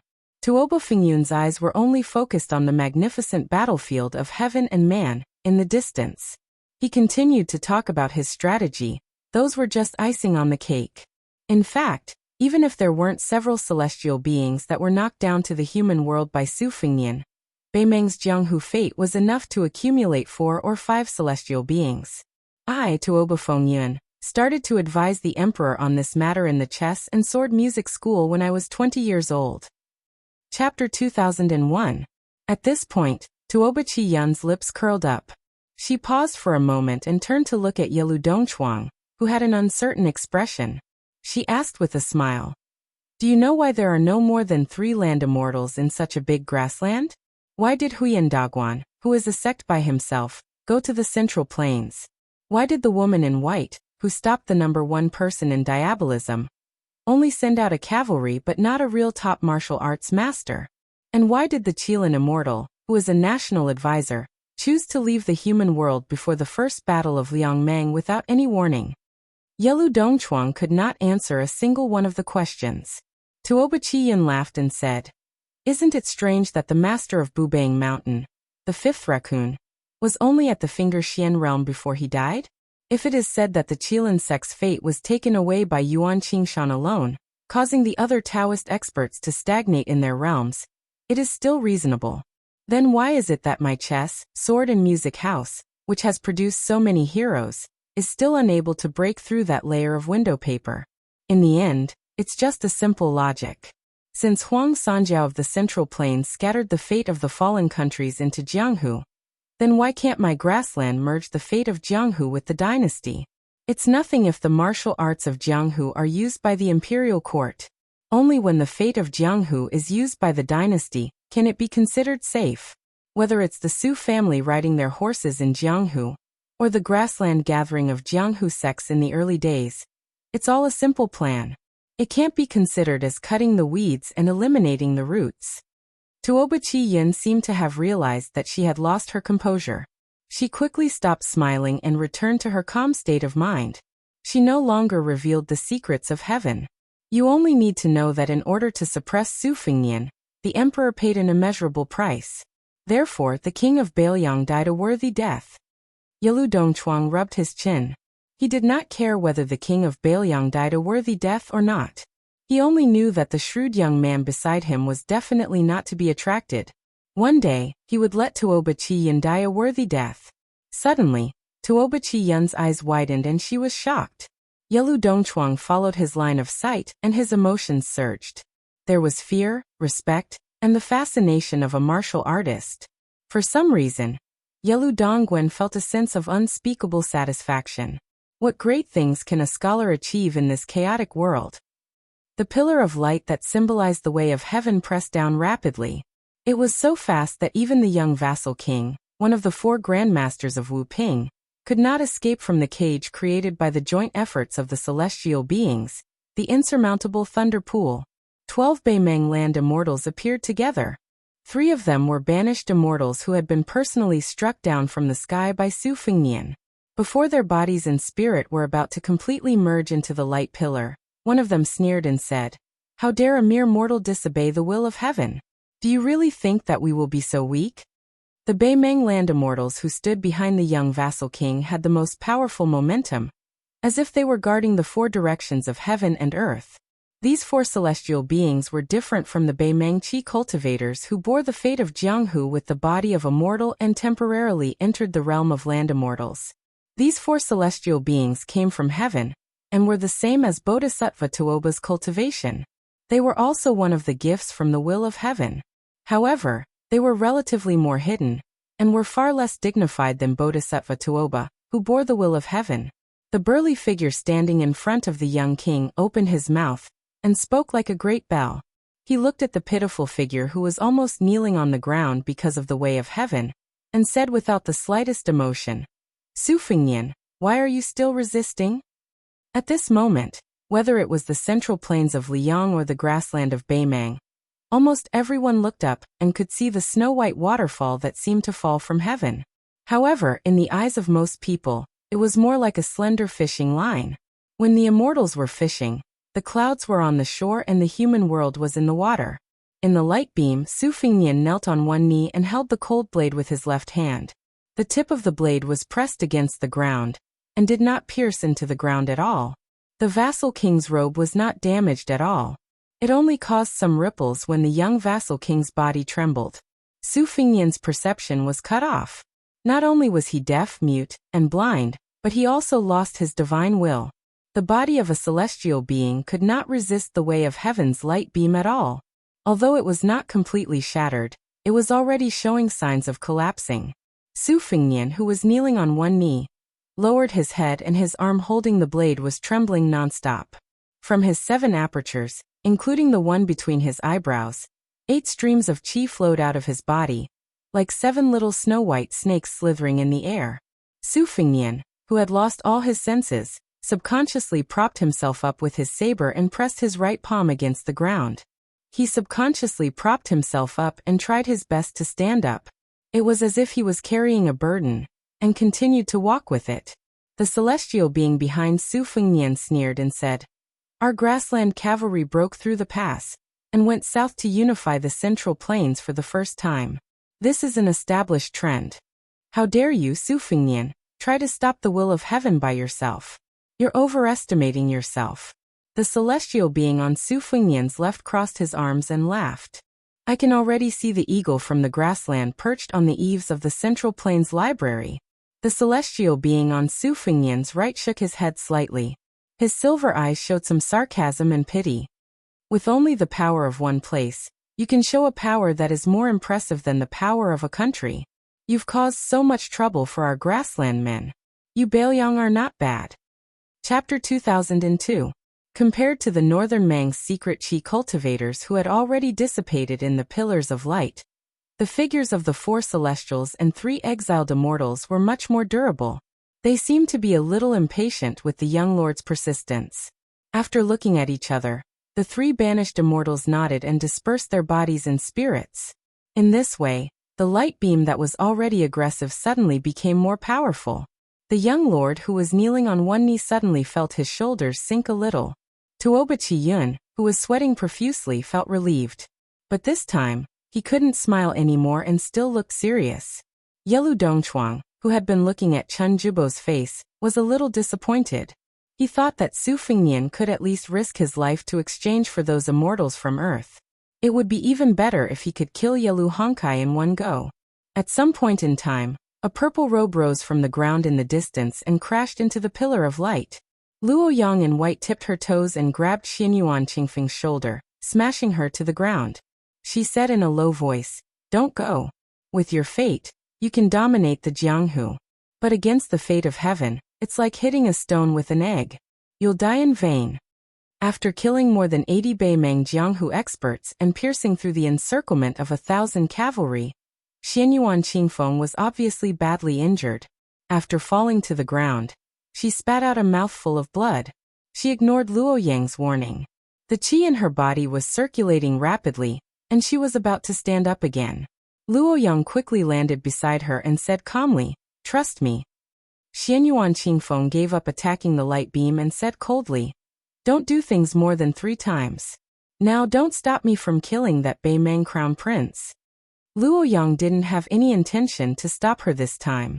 She just smiled angrily and said, "You really know how to take advantage of the situation." However, Deng Mao with the broken spear had already bypassed the light beam and appeared in front of the 2 women, blocking the way of the purple dress of Mount Huishan. On the city wall of North Barricade, a drum sound that was heavier and more solemn than the previous drum sounded heavily. Luo Yang also laughed out loud and said, "The winds of Great Qin rise." In the pillar of light, the young man who carried the heavenly axiom on his shoulders seemed to have heard the sound of drums and Qin Empress's words. There was a woman in white who shouted with a sobbing tone after beating the drum, "You're not allowed to die." However, just as the saying goes, Taoist is 1 foot tall, while the devil is 10 feet tall. The 4 immortals who were enforcing justice on behalf of the heavens also began to take a step forward, taking the initiative to merge into the pillar of light. Every time each figure took a step forward, the pillar of light would increase in momentum. In the light beam, the cold blade in the young man's right hand was gradually crumbling. His lips moved slightly, but no words came out of the light beam. Even he couldn't hear his own voice. But the young king knew what he was talking about. On that snowy night outside Liangzhou Pass, an old man asked his eldest son, who was temporarily acting as a groom, if he could take on the responsibility. The young man nodded. At this moment, Su Fengnian slowly straightened his back, inch by inch. The words he said to himself before were, "Su Shao, I will definitely do what I promised you. Even if I can't take on the responsibility, I still have to." Every time the immortals took a step forward, every time the pillar of light increased in momentum, even if the young man's body swayed several times, he still stood up in the end. When Su Fengnian finally carried the heavenly axiom on his shoulders and straightened his back, the last remaining immortal stretched out his arm. He didn't dissipate between heaven and earth, but held a dazzling spear and slowly walked toward Su Fengnian. Deng Mao began to charge forward toward Xianyuan Qingfeng. Luo Yang suddenly turned around and moved several meters to the side, crossing her arms in front of her to block the impact of a burly figure. The peach blossom sword god Dong Tai held the Taiya sword in his hand and arrived in an instant, sweeping toward the thick pillar of light with his sword horizontally. This sword could be called the pinnacle of the human world. After the burly man punched Luo Yang back, he didn't pursue or block Dong Tai's sword. He said coldly, "It's too late." The pillar of light suddenly disappeared. However, Su Fengnian was also stabbed in the chest by the immortal holding the snow-white spear. The young lord didn't bleed. After the snow-white spear pierced through his body, it revealed an exceptionally dazzling snow-white light. At this moment, it was as if all sounds between heaven and earth were silent. The first to break the silence was Luo Yang. She turned around and glared at the back of the figure, questioning, "Why?" In a trance, there seemed to be 2 Luo Yang in white. One was a real body, and the other was an ethereal spirit. The two constantly overlapped and separated. It turned out that she had planned to use her spirit to escape from her body. The former was to block Tuoba Bodhisattva's attack while the latter was to block Su Fengnian's attack. She had indeed done so, but she was stopped by Su Fengnian. The young lord with his head lowered raised his arm and held the spear. He said in a hoarse voice, "Women, don't meddle in men's business." The immortal's figure finally dissipated and turned into ashes. He looked at Tuoba Bodhisattva, who was expressionless and just nodded gently. The immortal then disappeared with a smile. Su Fengnian twisted his wrist and broke the spear. He slowly turned around and looked directly at Tuoba Bodhisattva. Tuoba Bodhisattva glanced at Dong Tai, and then asked the young lord with a smile, "Is the two of them enough? If it's not enough, add the two of them. I can ask Deng Mao to step down." Su Fengnian smiled and said to Dong Tai, "Take them away from here." Dong Tai frowned. Su Fengnian's eyes were firm. The peach blossom sword god could only say, "Don't worry." Su Fengnian shook his sleeves and said to the Beimeng military god, "Tuoba Bodhisattva, although I don't know your parents." Then Su Fengnian said the second sentence, "But I will beat you until your parents don't recognize you." It seemed that before the voice dissipated, Su Fengnian and Tuoba Bodhisattva's figures had already disappeared. The battle between the two was the peak of the millennium. Chapter 2003. After Su Fengnian and Tuoba Bodhisattva disappeared, Deng Mao felt a little embarrassed. After all, the three people in front of him, Dong Tai, Luo Yang and Xianyuan Qingfeng, were Wu Dao grandmasters who were deeply involved in the Beimeng army. Any one of them was enough to make him suffer, especially the peach blossom sword god who had shown his talent in this battle. Deng Mao probably had to suffer more than one jar. Deng Mao was never known for his talent in martial arts. Instead, he was more like a diligent old farmer. Every time he plowed a piece of land, his harvest was earned through hard work.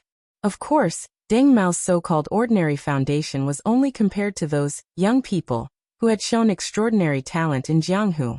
For example, Xianyuan Qingfeng, the owner of the Moonless Tower in the Great Snow Plateau, who had occupied 3 of the 13 chiefs of Auspicious Talisman, was now known as the Twin Jade Annals of Jianghu along with the young vassal king. She was so talented and blessed that she was almost not inferior to Su Fengnian, who was already standing at the top of the world. When Su Fengnian asked the peach blossom sword god to escort the 2 women out of the battlefield, Luo Yang was worried, but she did not look reluctant.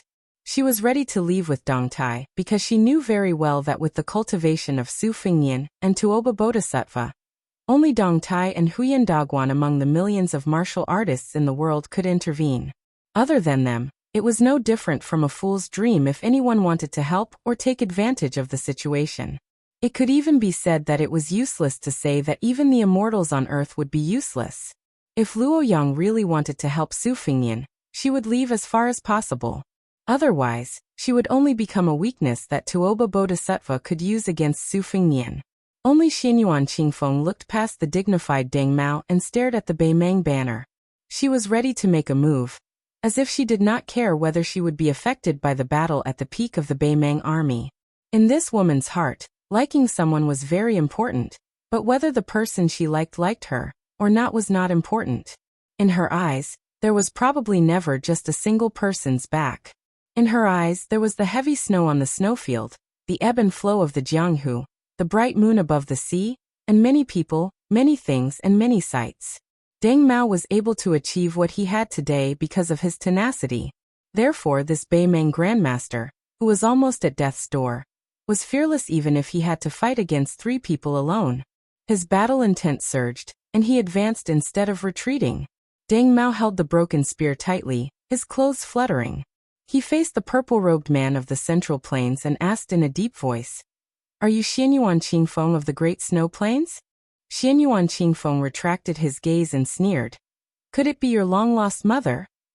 Deng Mao, who had already disregarded life and death, was stunned and speechless for a moment. Clearly he didn't expect that Xianyuan Qingfeng, a grandmaster of the Jianghu, would say such unbearable words. Not far away, Luo Yang shook her head slightly and clicked her tongue. She really needs to change her temper. It's too unlikable. For some reason, Luo Yang had always held a subtle admiration for this arrogant and despotic chief of the Liang-Wulin alliance. Hearing this, the peach blossom sword god smiled and teased, which was rare of him. The Central Plains, on the other hand, are fond of this. Nowadays, masters roam the Jianghu, hiding and hiding. It's very undesirable. Luo Yang couldn't help but laugh. She remembered something and asked in a low voice, "Why did the heavenly way that fell to the mortal world disappear on its own? Was it because you cut it off?" Dong Tai shook his head and said, "In fact, my sword didn't hit the light beam just now. As for why it suddenly disappeared, I'm not sure if it was to avoid my Taiya sword's edge, or if it was to hide something and have a backup plan." Luo Yang looked up at the sky and said angrily, "It's so annoying. It's like a ghost that won't go away." Dong Tai agreed. He turned his head and looked at the top of North Barricade City. He said to Xianyuan Qingfeng solemnly, "The Beimeng army is about to reach the city. You two better go back to support them so that Su Fingnian won't be distracted. As for me, I have to go to the sky and take a look." Xianyuan Qingfeng said expressionlessly, "Since we're already here, there's no reason to turn around and leave. You don't have to worry about me. I, Xianyuan Qingfeng, am in charge of my own life." Dong Tai smiled and dismissed it. Then he chanted the word, "Rise," and stepped on the Taiya sword. He rose into the sky and broke through the clouds. One man and one sword disappeared into the golden sea of clouds above everyone's heads. If Su Fingnian's enemy was the invincible Tuoba Bodhisattva, and was no longer suitable for Dong Tai to interfere, then the only person who could be considered a mortal enemy by the peach blossom sword god would be in the sky. Luo Yang said hello to the back of Mount Huishan Zi. Then she smiled and said, "Xianyuan Qingfeng, I'll give you my deer chasing mountain as your dowry. Anyway, I don't think you'll be able to get married in this lifetime." Xianyuan Qingfeng didn't turn around, but his shoulders were obviously stiff. Luo Yang and White flew up and left with a laugh, returning to North Barricade City. It wasn't that the Beimeng army was scared out of their wits and could only allow the former number 1 demonic cultivator of Beimeng to come and go as she pleased. It was because the battlefield behind Luo Yang was already in chaos. Countless Beimeng soldiers were frantically fleeing, and no one could pay attention to her movements. It turned out that back then, the northern Meng war god was kicked out by the new King Liang.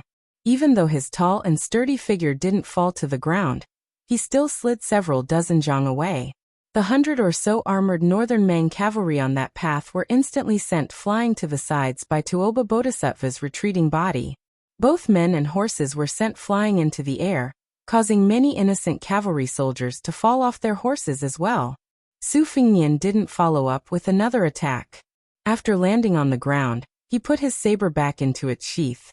After the dust settled, Tuoba Bodhisattva stood where he was. Although he had been knocked back by Su Fingnian, he didn't look embarrassed at all. This Beimeng war god, who had always been crowned as the king of the grassland, had arms like an ape. Strands of golden qi that were almost condensing into solid objects circled around his body. Especially under the light of the rising sun, they shone brightly, as if he was a war god from the heavens. His aura was majestic and unparalleled. He could destroy mountains and shake cities, and thousands of soldiers would flee. The tens of thousands of Beimeng soldiers at the center of the battlefield were first shocked when they saw this scene.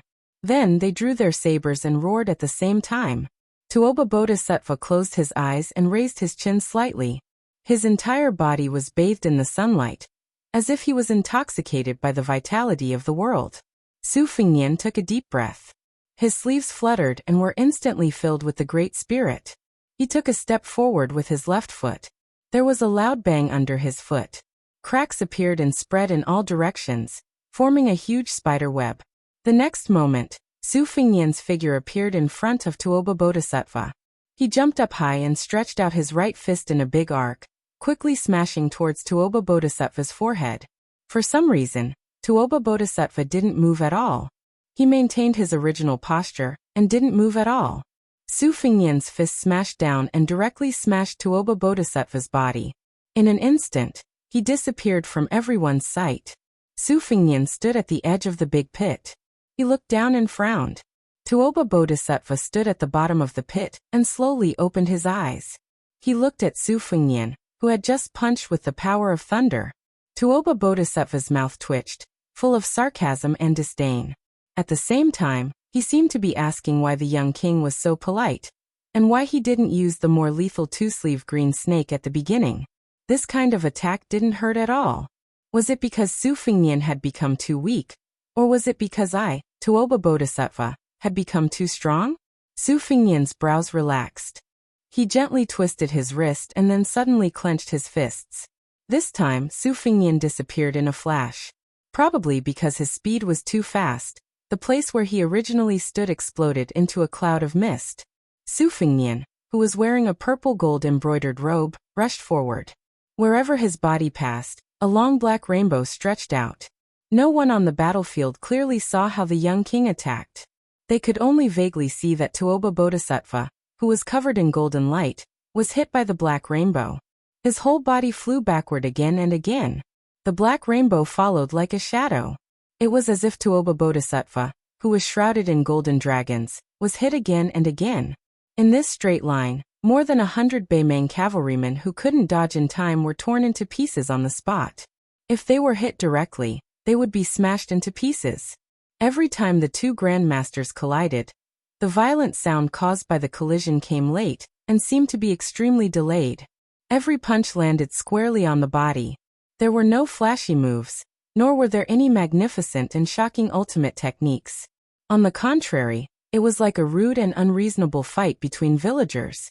They went back and forth, and it was very straightforward. However, it was purely because the two sides were Su Fengnian and Tuoba Bodhisattva. It was a Vajra realm against a Vajra realm. With Su Fengnian's current chi dynamic and physique, he could fly at the speed of his sword. However, every time he rushed forward to kill Tuoba Bodhisattva, he would take a step that seemed cumbersome but was actually very mysterious. This was not the Taoist magic of shrinking the ground into an inch, but it was taken from the Grand Peace City's gatekeeper, Master Lu Haosher. At that time, Master Lu Haosher used this move to enter the city from 10 miles away. The starting distance was an inch that an ordinary child could cross in one step. The last step was as long as 1,000 feet. The key was that during this period, he could continuously accumulate his power. It was similar to the stacking and stopping that White Fox's face used to scare Tuoba Bodhisattva away. White Fox's face once said that 12 stops could kill a celestial state. Below 16 stops, the celestial's physique was like a piece of white paper. After 18 stops, there would be no land immortals in front of him. Compared to Gu Jiantang, who climbed the Wudong mountain to challenge the Buddhist Vajrali Dongxin, White Fox's face once said that 12 stops could kill a celestial state. Below 16 stops, the celestial's physique was like a piece of white paper. After 18 stops, there would be no land immortals in front of him. Compared to Gu Jiantang, who climbed Wudong mountain to challenge the Buddhist Vajrali Dongxin of Buddhism, Vajrali Dongxin, the battle between masters was fought at the millimeter. Therefore, this step that seemed to slow down the speed was the essence of Su Fengnian's real advantage. As for the four great grandmasters of Wushu evaluation, Su Fengnian was beating Tuoba Bodhisattva from the beginning to the end. Tuoba Bodhisattva could only parry and did not have the strength to fight back. When the high and mighty immortals fought, the ant-like mortals could not hope to sit on a bench and watch the show, not to mention clapping and cheering on the ground or pointing out the world with relish. Chapter 2004.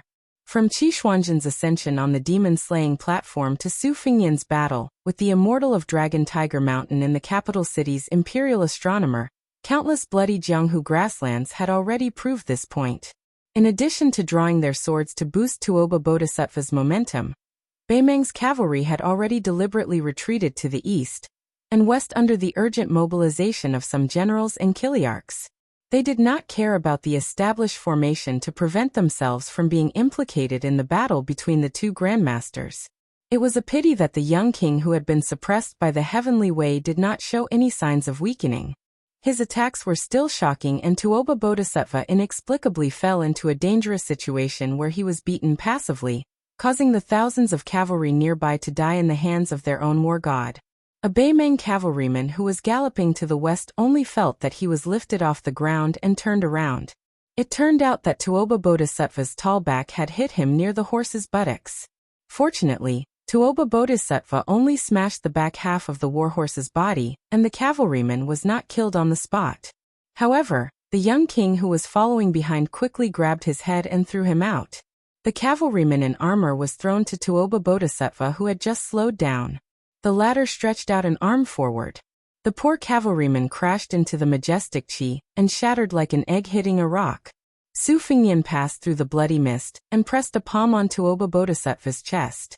In the past, on the reed-filled path outside Xiangfan City, Bailiang His Royal Highness had used a move that he had comprehended from practicing his swordsmanship to defeat the Red Armor Talisman General, who was far superior to him. That move was named Armor Removal.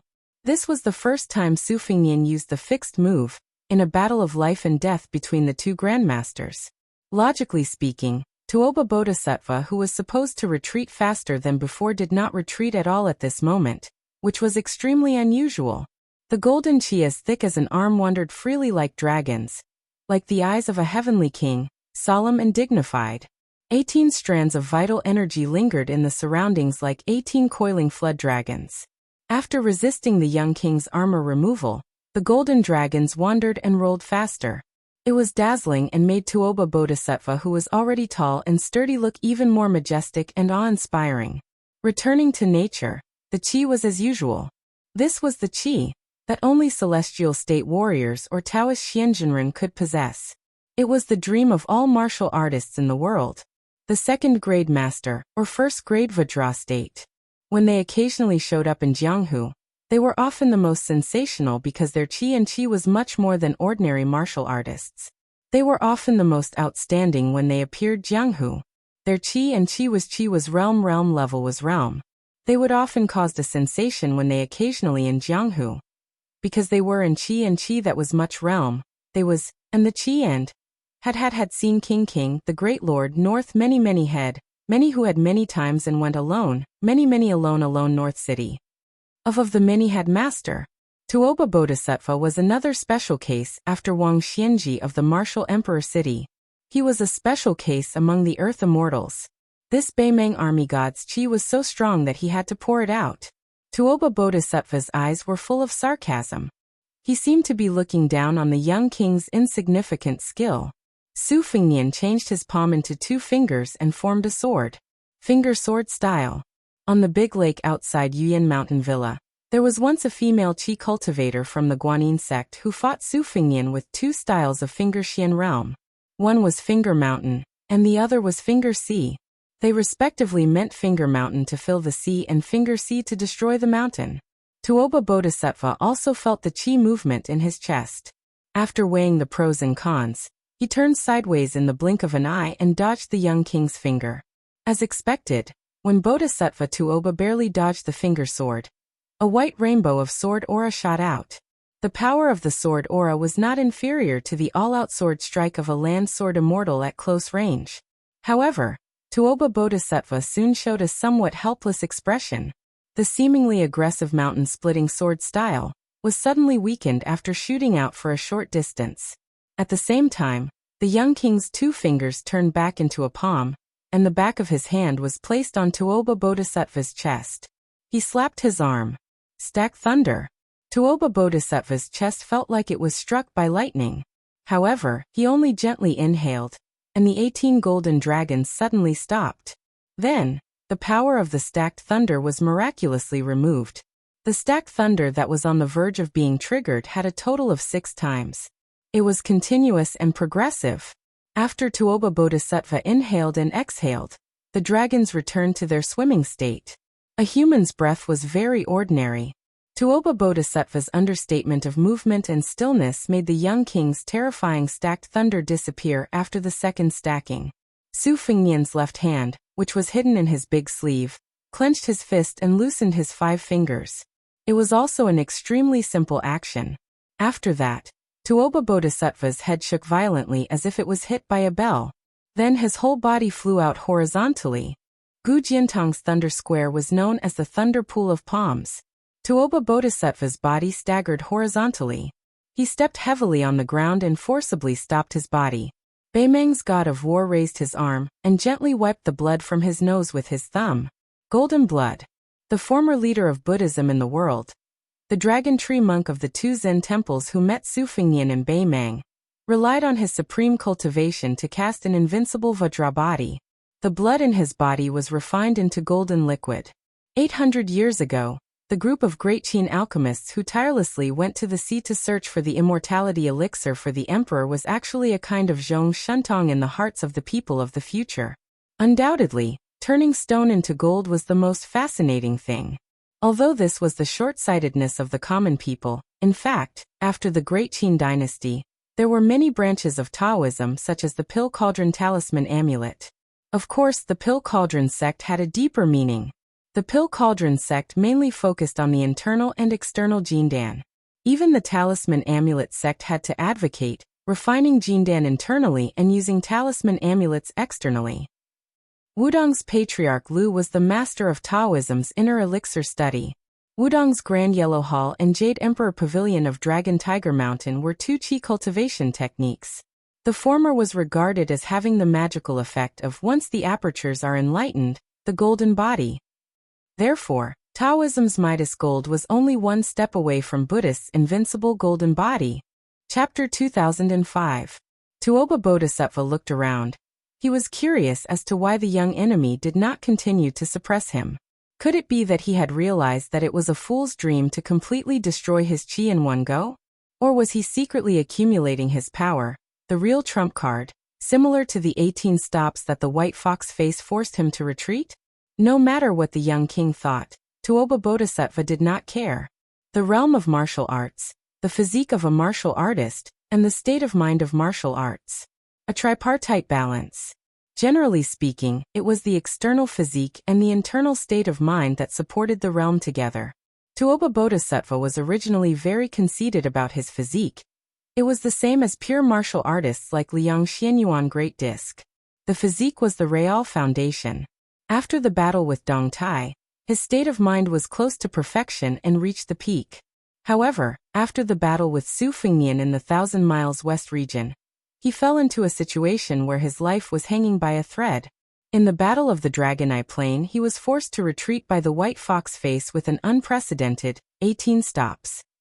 It was one disaster after another. Therefore, even if his physique was far better than before, and his realm was high, he was confident that he had won against the other three grandmasters. Although it was a realm of excessive enthusiasm, there was no hidden danger. Then the only regret, but not the flaw, was his state of mind. The subtlety of the state of mind was that every level had a small perfection of each level.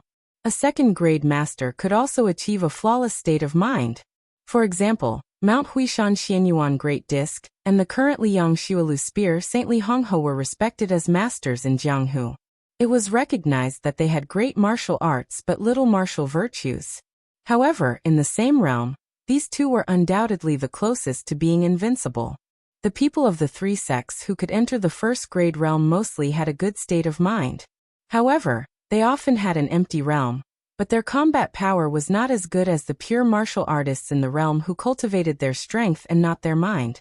The unpredictability of the state of mind was due to the profound difference. Wang Xianji, who had dominated Jianghu for 60 years, claimed to be one of the top 10 martial artists. He could fight against 9 people and was absolutely invincible. This was the state of mind of Wang Xianji that stood above everyone. It made people feel that this god above, old man should have ascended early. Why did he bully people in the mortal world? Tuoba Bodhisattva wanted to know how the young king who disappeared had achieved such a state of mind. Therefore, he did not fight. He wanted to let Su Fengnian use his life's unique skill. He wanted to use Su Fengnian as the world's best whetstone to sharpen his state of mind. He wanted to let Su Fengnian to show his skills to use Su Fengnian as the world's best sharpening his state. Tuoba Bodhisattva for the first time to speak. To Su Fengnian. Han war atva atto to his to fight, was to tuto him to warm him to him. To him to face. Su tuto him. Finally, Su Fengnian showed his true form. Hovering in the sky, he lowered his head and replied, "Call you Lord." Tuoba Bodhisattva looked up and sneered.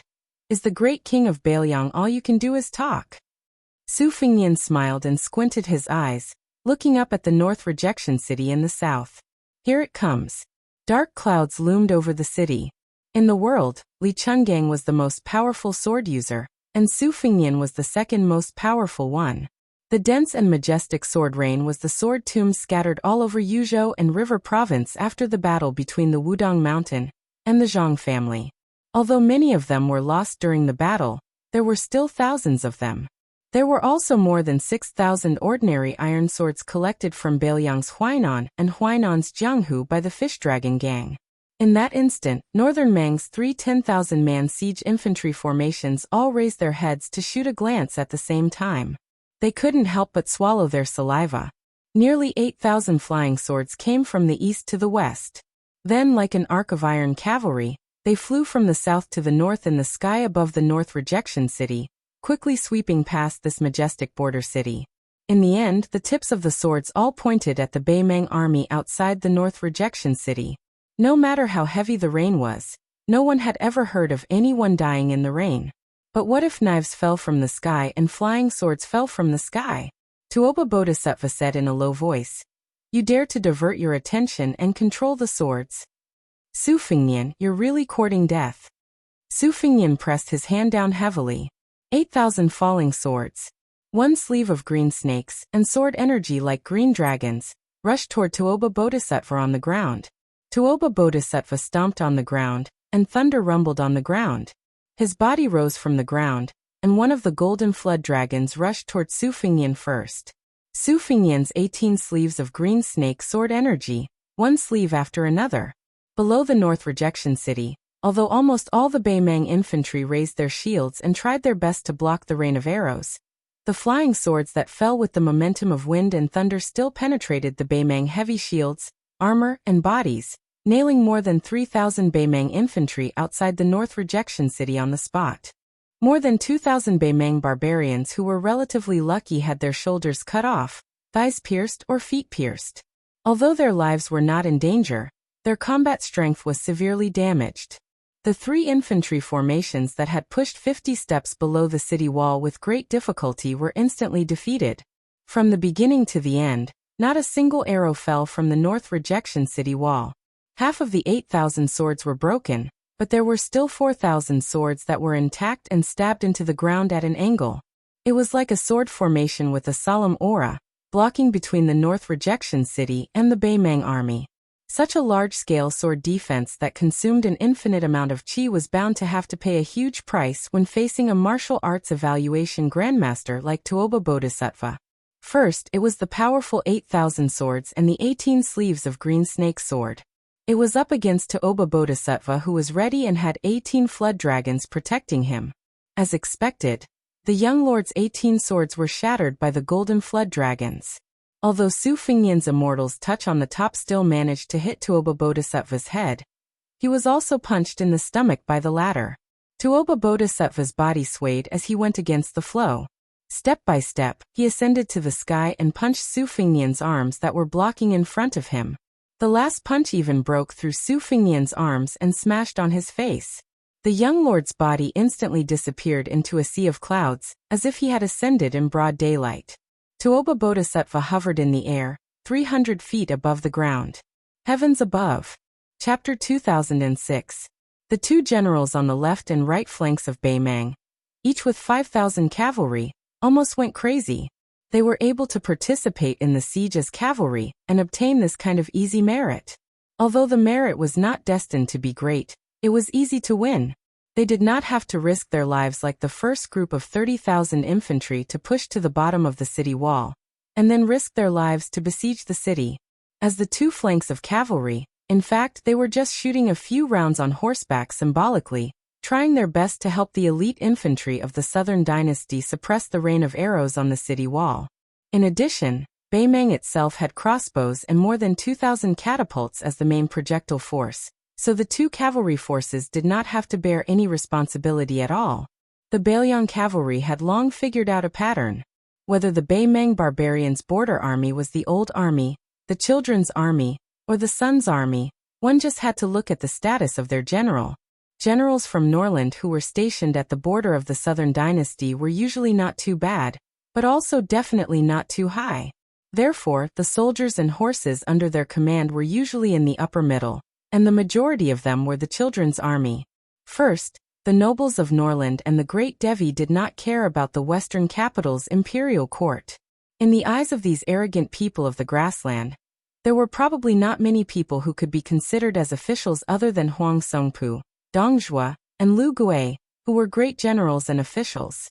Furthermore, His Majesty had always carried out the strategy of the remnants of the spring and autumn period, and the nobles of Longguan jointly ruling the southern dynasty, and did not support the important people of Norland getting involved in the southern dynasty.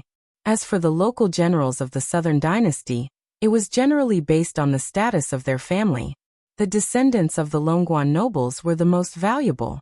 For example, Wanyan Jiang, who had personally rushed to the battlefield at Laolu Mountain in Liuzhou, and his elite cavalry was the old army of the southern dynasty. Whether it was in terms of combat strength or equipment, they were second to none. Then there were the Jia and Yi families outside of the Longguan nobles. They were also deeply rooted in the southern dynasty's military and politics, and were often very familiar with the main field cavalry forces of Bailiang. They could not be underestimated. These two cavalry troops were typical of the southern dynasty's border army. Their ancestors had already secretly relied on their connections to pull strings. It wasn't easy for them to rely on the crown prince, who had personally led the army into battle. Only then did they obtain this treatment that was similar to lying down and taking credit. Who would have thought that before they even entered the range of the horsebow, each of them would be hit by 2 iron nails. Their flesh was badly mangled, and their hearts and livers were in pain. 2 cavalry armies had suffered heavy casualties of nearly 1,000 riders, yet none of them managed to pull out a single arrow from their quivers. In the end, they didn't even touch the walls of North Resisting City. How could the general not be frightened? On the rightmost battlefield of North Ju City, 2 people were blocking their horses. Wei Miao of Nanjiao and Chai Qingshan of Dongyue Sword Pool were 2 grandmasters of the Central Plains. They had never met each other before, so naturally, they had no chance to spar with each other. However, their cooperation was flawless. Wei Miao fought the Beimeng cavalry with his bare hands. His moves were bold and decisive. Every time he punched, the momentum of his fist was heavy and powerful. Often, a charging horseman would have his arm and blade broken. The high-quality scimitar in the hands of a Beimeng horseman was as fragile as a piece of paper. On the other hand, Chai Qingshan had always been known for his exquisite swordsmanship and profound sword aura, which perfectly complemented Wei Miao's firm and fierce fists. Very soon, this grandmaster of swordsmanship no longer deliberately pursued killing moves that were as imposing as a rainbow. Instead, he mostly used 2 styles to kill the enemy. The sword light emitted from the tip of his sword was no more than 2 qi long, but it was already as if he was holding a 5 qi long sword. It was just enough for him to stand on the ground and accurately stab the Beimeng horseman in the chest, or lightly slash the horseman's neck. His long sword was never dyed scarlet. At this time, Wei Miao suddenly changed from his previous vicious fist wind that could kill the enemy with 1 or 2 moves. Instead, he began to move in an arc, or perhaps he began to walk in the mud that didn't even reach his knees. His figure quickly moved about, twisting his waist and shaking his armor. Each time he faced the Northern Mang cavalry's warhorses with his shoulder and back, relying on his Vajra physique, he didn't have to worry about the hacking of warblades at all, instantly sending a border army warhorse flying. Because of Wei Miao's hurried footsteps, he was always able to find a gap between several riders.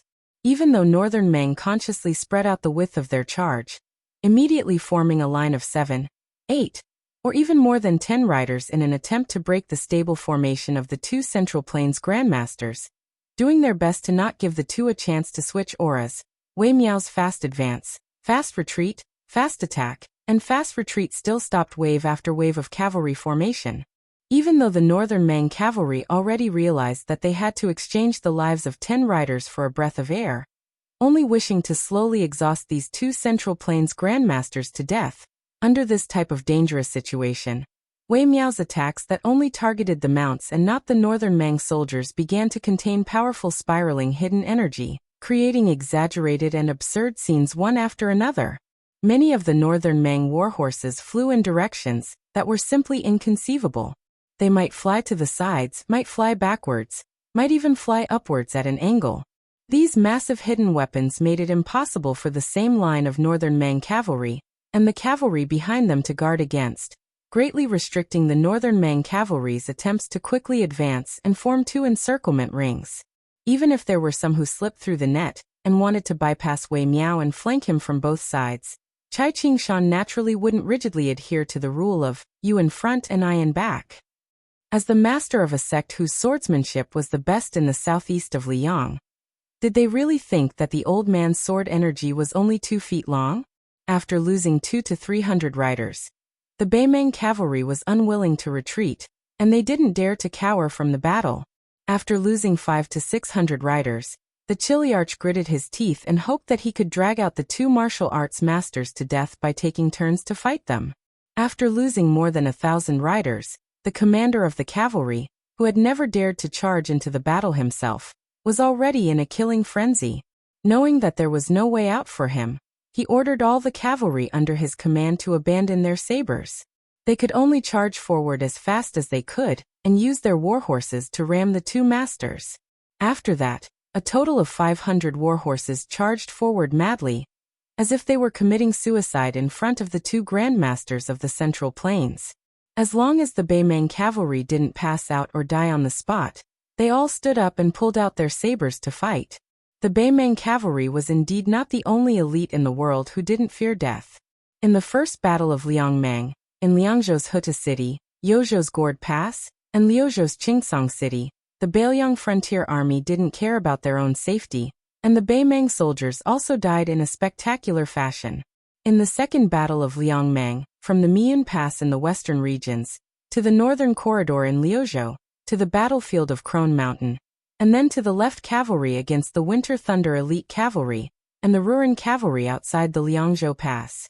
In every battlefield, both sides of the enemy and their side killed each other to the core. Therefore, the Beimeng had always believed that as long as they conquered Beiliang, they would have conquered the vast Central Plains. And the Beiliang had always believed that it really wasn't that they looked down on the elites of the Central Plains, or the 2 Liao Iron Cavalry on purpose. As long as they were in a vast area where cavalry could gallop freely, once they encountered a large-scale grassland cavalry, no matter how many heads the Liang army had, they wouldn't be enough to be chopped off by the Beimeng barbarians. In the middle of a conversation that was destined to be buried in the dust of history, Tantanon laughed and asked a certain close friend who always had his hands on the handle, "If we annoy the Su family, they might as well rebel and join hands with the Beimeng to invade the Central Plains. Then what should we do? Won't we become sinners for all eternity? You, Bai Yener, will be ranked first and I, Huanwen, will be ranked second?" That Grand Secretary, who was like the sun in the midday sky in the Liang court, had an indifferent expression and gave a humorous answer that didn't match the horse's mouth. "I only hope that when the time comes, all the officials in the court won't feel that the water of martyrdom for the country is too cold, and the Liang family has no rope."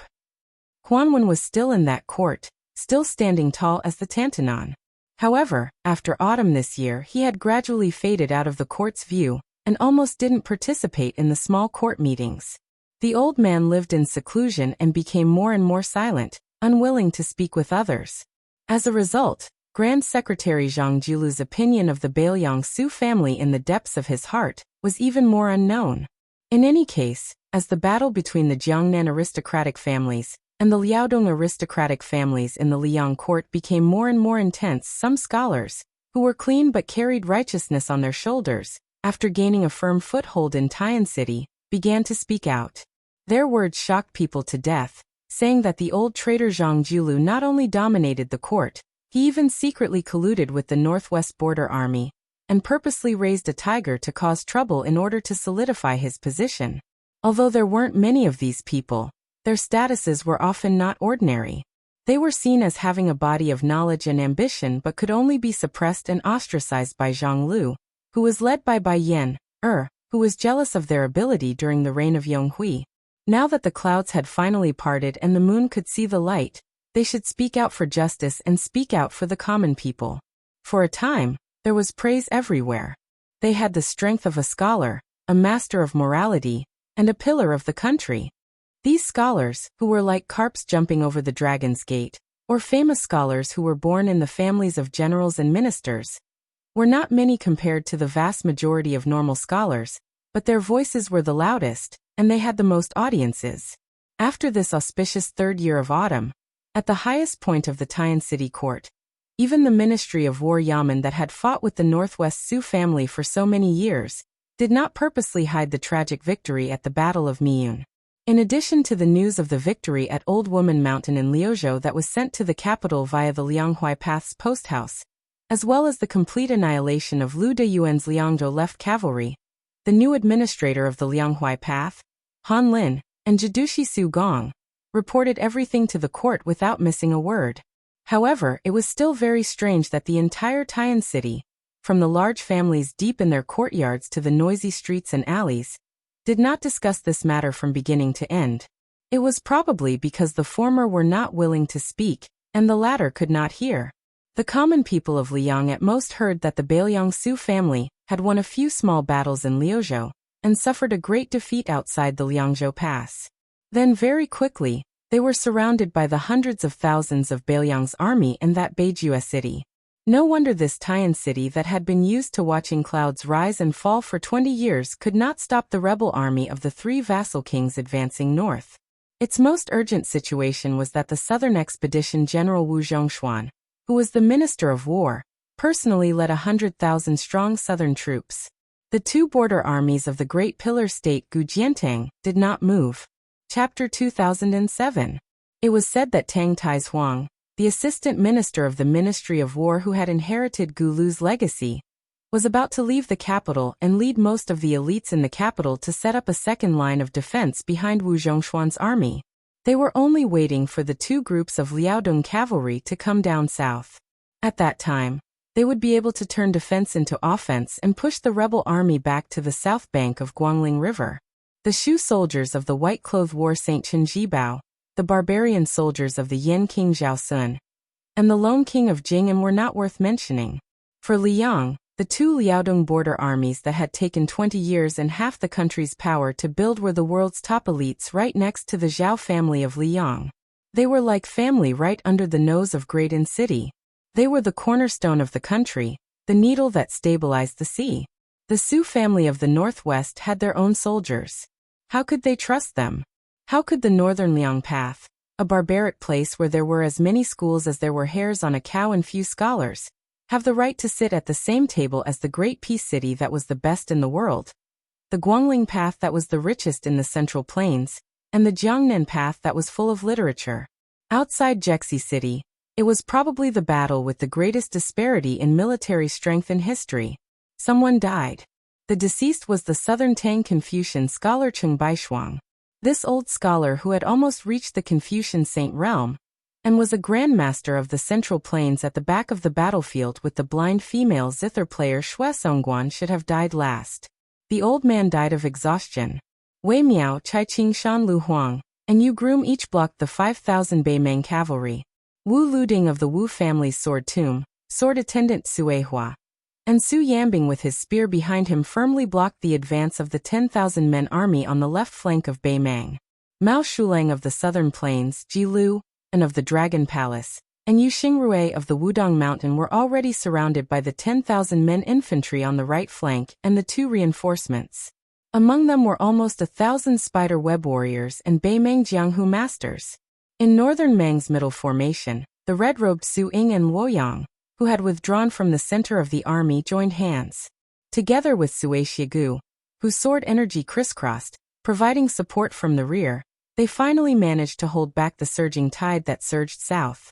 During this period of time, even though Luoyang had made a trip to northern Meng's crossbow base and unleashed a great slaughter, when faced with more than 2,000 catapult carts that were located in a long arc, it still seemed like the will was willing, but the strength was lacking. Moreover, if she targeted these siege weapons, with just Su Ying and Sui Shigu blocking the infantrymen in the middle, as well as the cavalry army that continuously charged through the two wide corridors, it was extremely likely for the two of them to completely sink into the mud. After Su Yanbing and Yu Xingrui had to go to the left and the right flank, Su Fingnian had to confront Tuoba Bodhisattva, and Dong Tai had to face the celestial being to ensure that the young king could fight Beimeng's god of war without any worries. Otherwise, Tuoba Bodhisattva, who was already blessed by nature, and had the celestial being constantly fanning the flames above his head, once he successfully climbed to the peak of martial arts. Even if Tuoba Bodhisattva only took 30 minutes to become the first person in 500 years, Su Fengnian, who always had to be distracted, would have no chance of surviving. Not to mention killing Tuoba Bodhisattva, even returning to North Resisting City alive was a luxury. In this way, Luoyang had to deal with the awkward situation of being a clever housewife who could not cook without rice. She had to be restrained. Otherwise, with her cultivation realm, under the premise that Xianyuan Qingfeng had already entangled Deng Mao, Murong Baoding, and Zhongliang did not come to stop her, it was not impossible for her to enter Beimeng's army as if she was invincible. Not only could she destroy half of the catapults, but she could also retreat successfully. Previously, Xue Songguan plucked the strings with his fingers, and the old Confucian scholar with white hair on his temples used his noble spirit to block round after round of catapults, and wave after wave of arrow rain besieging the city. Whether it was the thrown boulders or the locust-like arrows, the most fatal thing was not the aggressive and overwhelming kind, but the dense and rapid way in which they were thrown. At that time, Xue Songguan, who was sitting cross-legged, saw the drops of blood on the guqin on his legs, the broken strings, and the bloody flesh on the fingers of the blind female guqin master. All of these silently told the truth that she, who was not known for her strong physique, was almost at the end of her rope. Therefore, Cheng Baishuang told Xue Songguan not to force himself and let him, an old man, carry the burden. In the old man's words, there was no reason to let a young woman like Miss Xue take on such a heavy responsibility. A young woman like her could only be considered a good thing in the world if she could take care of her husband and children. Not only that, when the old Confucian scholar noticed that his old friend Ji Lu and the other grandmasters on his right were in danger, he made a prompt decision and asked Xue Songguan to go and help. They must not let the large number of Beimeng infantry reach the city walls too early. The young blind female guqin master was hesitant. Although she could not see the old man's haggard appearance with her own eyes, how could Xue Songguan, who was ranked in the top 3 in the finger xian skill, not sense the old man's dying breath and the old man's dying breath? She knew in her heart that if she left, the old man would certainly die. She could not bear to. Although the old man and the young woman had only met for a short time and fought side by side without asking for reasons, Xue Songguan already saw this old man from the distant southern Tang kingdom as her own elder. Perhaps he was as old-fashioned as this old man's son Zhao Dingxiu and had a scholarly spirit that she was unfamiliar with. But in the end, he was a kind and benevolent old man. Miss Xue, you must not delay the war. Cheng Baishuang took a deep breath and forcefully swallowed a mouthful of blood that had already surged up her throat. When she saw the young woman stand up with her guqin, she tried her best to speak gently with a smile. Miss Xue, there was once a famous writer in Jiangnan who was exiled to our country. Before he died in a foreign land, he left behind many poems that were not widely circulated. Among them, there were 2 lines that this old man must pass on to Xue Songguan. I eat 300 lychees a day, and I travel the most in my life. Miss Xue, if you have the chance in the future, you must go there and take a look. If you don't want to enjoy the scenery, lychees that are as expensive as gold in the north are only a few dozen copper coins a caddy in our country. At this point, Cheng Baishuang suddenly stomped her foot and her strength penetrated deep into the ground. She raised her arm and waved her sleeve, like a calligraphy master splashing ink on a piece of paper. Then she seemed to have thought of something interesting and laughed loudly. After a few breaths, she slowly said, Miss Xue, if you don't have someone you like in the future, you might as well find a scholar to grow old with. Although it's hard to avoid sour words, at least there's no need to buy vinegar at home. Xue Songguan, whose back was already to the old man, did not turn around. She only nodded vigorously. She flashed away. Cheng Baishuang retracted her gaze and sat cross-legged with her eyes closed. At this moment, the old man with a head full of frost and snow could no longer hide his exhaustion. Although every time he waved his sleeve, it would bring about a heart-wrenching turbulence in Qiji, the old man was always calm. He muttered to himself, but if I feel that there are ghosts and gods in the song, how can I know that I'll starve to death to fill the ravine? Therefore I can't do it. Don't think about your homeland in front of an old friend, and try a new tea with a new fire. But I can't do it. Cheng Baishuang felt the magnificent sword rain above her head. The old man who was holding his breath to prevent his dantian from drying up was too weak to turn his head and open his eyes. He could only vaguely feel that the sword rain fell in the Beimeng formation on the side of Shuesongguan. The old man smiled with relief. The country's misfortune is the poet's fortune. First, I hope that there will be no more frontier poems and no more great poets in the future. Second, I hope that the scholars in the future will be happy and forget their worries. They don't know that old age is coming. They don't know that old age is coming. Cheng Baishuang raised her arm for the last time. She was wearing a long robe with wide sleeves, looking like a scholar. The child asked, "Why is it too late to return? Why is it too late to return?" When her arm fell down, the old man's lips moved slightly, but he could no longer raise his arm. The old man lowered his head silently in front of the hundreds of thousands of Beimeng troops with his back facing the Beimeng city, which was the northwest gate of the Central Plains. During Cheng Baishuang's lifetime, Beimeng had never let a huge rock or a crossbow arrow fall into the Beimeng city. Who said that a scholar was a useless scholar? Sui Shigu, who was the closest to this remnant of the old southern Tang, did not turn his head. He sighed softly. Originally, with the place where he stood as the center, there were more than 100 snow-white sword auras that were as thick as the mouth of a bull within 20 feet. Suddenly, the sword auras expanded to 10 feet, and there were 60 more sword auras. More than 80 shield-wielding infantrymen, who were cautiously moving forward, were killed instantly. Their ending was even more miserable than being torn apart by 5 horses. Ji Lu, the foreign minister of Dragon Palace who was fighting in the middle of Beimeng's infantrymen on the right, split a heavily armored Beimeng centurion in half with his sword. He suddenly turned his head and roared, "Old bookbag!" At this moment, 7 or 8 spears stabbed toward him. The master bladesman Mao Shulang took a big step forward and blocked in front of Ji Luan. He swept his blade horizontally, and the vigorous upstanding qi swept out, cutting all the Beimeng infantrymen in half. The great immortal of Wudong, Yu Xingrui, shouted, "How dare you!" The peachwood sword in his hand flashed and pierced through the necks of 3 spider-web death soldiers beside Mao Shulang. The power of the sword was so powerful that the flying sword of the immortals took their heads. On the left side of the battlefield, Yu Groom and Lu Huang, the 2 apprentice brothers of Martial Emperor City. One was called Cold Blade, and the other was called Sword Shudao. Both sides advanced side by side. Since Su Yambing was at the back to help block the infantrymen, these 2 apprentices of Wang Xianji were completely at ease and advanced forward. Chapter 2008. With a half-step martial sage guarding the rear, there was no need to worry about blocking. They only needed to focus on killing. Yu Groom and Lu Huang seemed to be more powerful than Ji Lu, and the other 2. Lu Huang's sword momentum was strong, and his sword moves were simple. Like a woodcutter chopping firewood, no matter if it was a Beimeng soldier or a warhorse under one sword, there was no complete corpse. Yu Groom put away the cold blade that was about to break, and put it back into the scabbard. He pulled out the ancient sword Fuji that had been vibrating in the scabbard for a long time. He still casually pointed and pointed. Yu Groom moved like a hare, and a falcon fell like a falcon, appearing and disappearing like a ghost. Although his killing momentum was not as terrifying as Lu Huang's, even Su Yambing was surprised when he noticed the subtle change in this person's qi. As expected of Wang Xianji's first disciple, Yu Groom actually showed signs of breaking through in the battlefield. Naturally, he was only one step away from becoming a land sword immortal.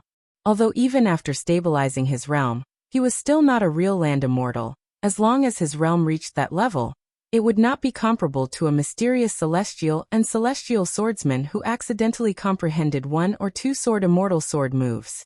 He would probably be the second person after Dong Tai. Bridegroom used sword pressed against the space between the brows of a northern Mang soldier. He didn't look at the corpse that fell off the horse, instead jumping onto the horse's back. He looked forward and reminded Lu Huang in front of him with a sunken voice. Northern Mang has another 1,000 elite cavalry that is currently hurrying over. Lu Huang was about to speak, but Yu Groom had already rushed forward with a laugh. "Let me fight him first." On the far right, just as Chai Qingshan and Wei Miao were changing their positions at the critical moment, a silhouette as swift as a startled swan smashed down from above. A fist as powerful as a thunderbolt hammered into the chest of Chai Qingshan, who was just about to retreat. Even though this sword master, whose name Shuk Li Yang, had already subconsciously placed his sword horizontally in front of him, and used the tip of his sword to meet the enemy, hoping to make the uninvited guest retreat in the face of difficulties, he didn't expect that the fist still collided with the tip of his sword without any hesitation. The Dongyue sword pool sect master, who was currently taking a breather, and had already fought for a long time, was caught off guard, actually being injured by his own longsword. Fortunately, Wei Miao quickly rushed forward, grabbing Chai Qingshan's shoulder with one hand and pulling him back, while blocking the second fist of that Northern Mang martial grandmaster with the other. Taking advantage of the momentum, Chai Qingshan flew back over 30 meters. A bloody groove was cut on his chest so deep that his bones could be seen. Blood gushed out and soaked his clothes. As Wei Miao's left hand clenched that fist, because his right hand had to help Chai Qingshan dodge the sword, his second punch was slower than the Beimang experts by a hair's breadth. However, it was precisely this hair's breadth that allowed the shrewd and treacherous assassin to gain the upper hand. Wei Miao was punched in the forehead. Wei Miao stomped his feet and only took half a step back before stopping himself. He refused to take a single step back. From this, one could see the unyielding nature of the number one expert of Nanzhao. Wei Miao exchanged blows with the newcomer. Both sides took 3 steps back. Wei Miao's fist landed on that person's chest, while his own forehead suffered another punch. With his head heavily injured, Wei Miao's ears were already oozing blood. In his blurred vision, the Beimang general clad in shining silver armor laughed savagely. Wei Miao is a fist, but there's no fist in the world? The one I'm going to kill is you. While the tall general was speaking, Chai Qingshan hastily took a deep breath, and was about to reverse the situation for Wei Miao. But at this moment, the old man heard the blind zither player behind him shout, "Watch out above your head!" A second Beimang assassin with a ghostly figure descended from the sky without a sound or a trace of qi. He was like a wandering ghost. The silver-armored general's opening was clearly a deliberate diversion.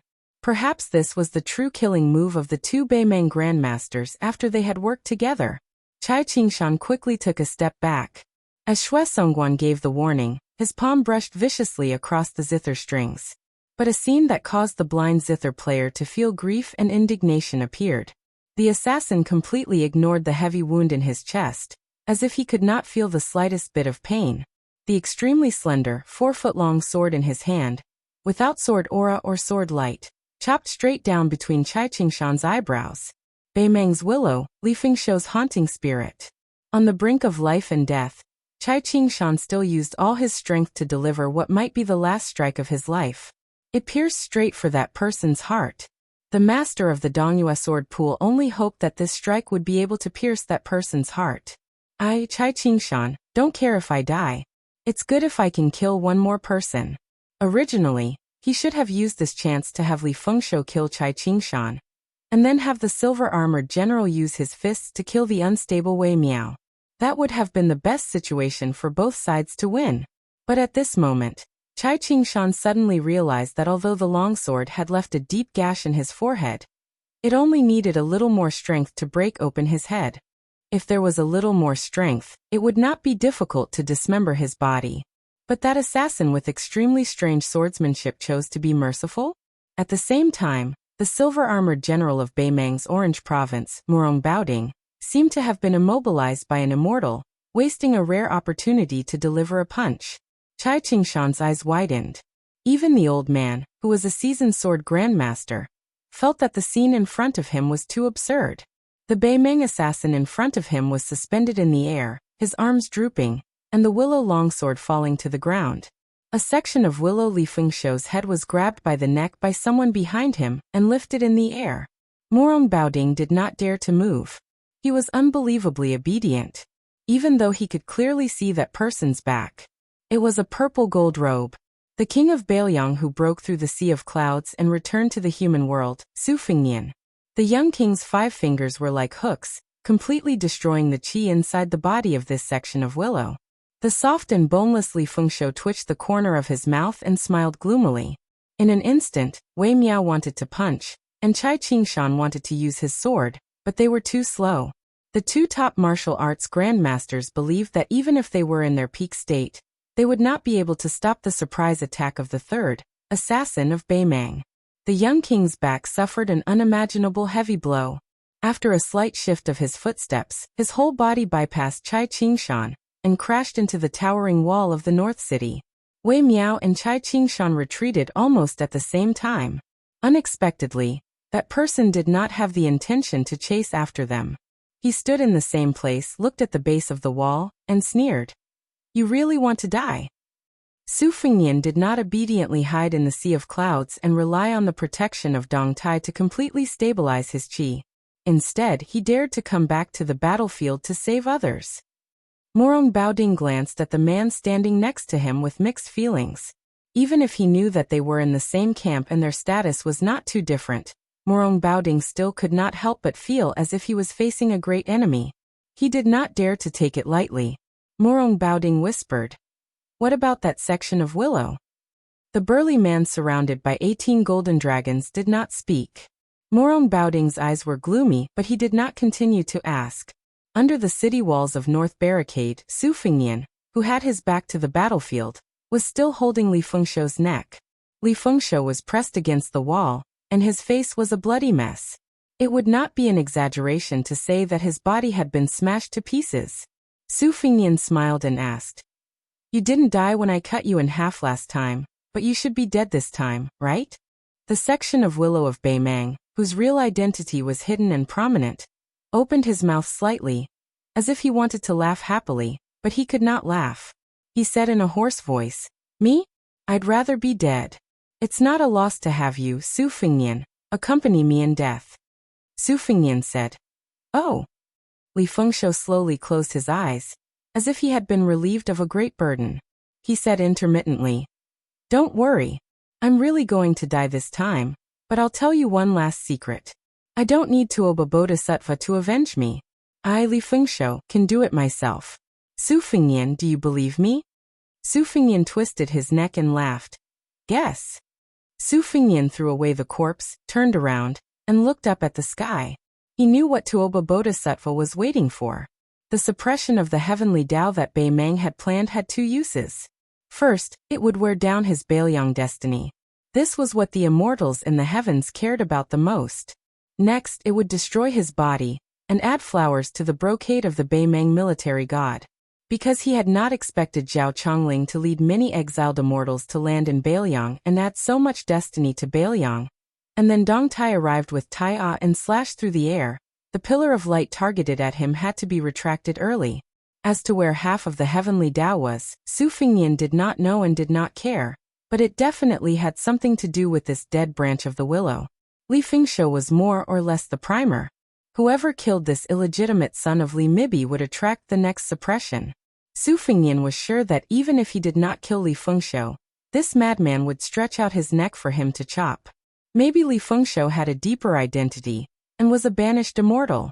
In his previous life he was the ruler of a country destroyed by Su Shao, or traced back to before the Great Qin. In short, it was an old debt that could not be settled by reason for several lifetimes. Su Fengnian had long seen through it. Too much debt was not a burden, but since there was no next life, he would resolve it completely in this life. Su Fengnian walked out of the shadows step by step. On and below the city walls, this Liang Wang tore off the python robe. His clothes were like snow, just like when white robes left Liang'o. This young man who no longer wanted to be some bullshit Liang vassal king smiled brightly for no reason. Then he raised his head and said in a clear voice, "Su Zhao's eldest son, Su Fengnian, seeks death here." Chapter 2009. Previously, the northern Mang war god, the young vassal king, the peach blossom sword deity, and the white-clothed Luo Yang had left the northern Mang army's hinterland one after another. Only Mount Huishanzi, who insisted on continuing to advance, was left to face Deng Mao and the layers upon layers of grassland cavalry alone. Deng Mao with the broken spear couldn't help but admire the courage of this Central Plains woman. She was not inferior to any man in the world. Deng Mao, who had always been a man of few words, couldn't help but ask, "Xianyuan Qingfeng, why do you have to do this?" Xianyuan Qingfeng had broken through the enemy's formation so far, and her killing intent was extremely heavy. Her attacks were worthy of the saying, "Strength like a bowstring, strike like a thunderclap." Along the way, no matter whether it was the heavily armored infantry or the elite cavalry, as long as they were touched by her, they would definitely die without a complete corpse. The reason why she could be called the twin jade annulus of Liang, together with the young feudal lord, was not only because of her extremely high realm, but also because her foundation, both her body and qi, was very solid. The qi in her body was both vigorous and long. Xianyuan Qingfeng put her hands behind her back. On the battlefield, the south wind blew, and this mistress of the great snow meadow, whose back was facing Beiming City, had her hair and skirt fluttering to the north. She was as beautiful as a goddess. Deng Mao had followed Luoyang and Yelu Dongchuang to Mount Zhilu in the Central Plains years ago, and even intercepted the convoy that was escorting Gao Shulu south to Guangling Road. He had followed the two of them around Liang, so he was not unfamiliar with the Jianghu of the Central Plains. He was a nominal guest of Yelu Dongchuang's branch of the Yelu family, which was somewhat similar to Huang Fengfua of Mount Huishan and Jilu, and of Dragon Palace. His status was relatively high, but it was not as simple as a vine attached to a tree. It was said that when Deng Mao was defeated in the grassland, Yelu Hongkai, who was respectfully called Old Lord by the nobles of Norland, helped him and honored him as a distinguished guest. Deng Mao was naturally grateful. If he said that he had no friendship with Luoyang, he would be deceiving himself and others. In fact, the proud and arrogant Deng Mao respected Luoyang very much, not only because of the affection between a man and a woman, but also because of the admiration of a kindred spirit.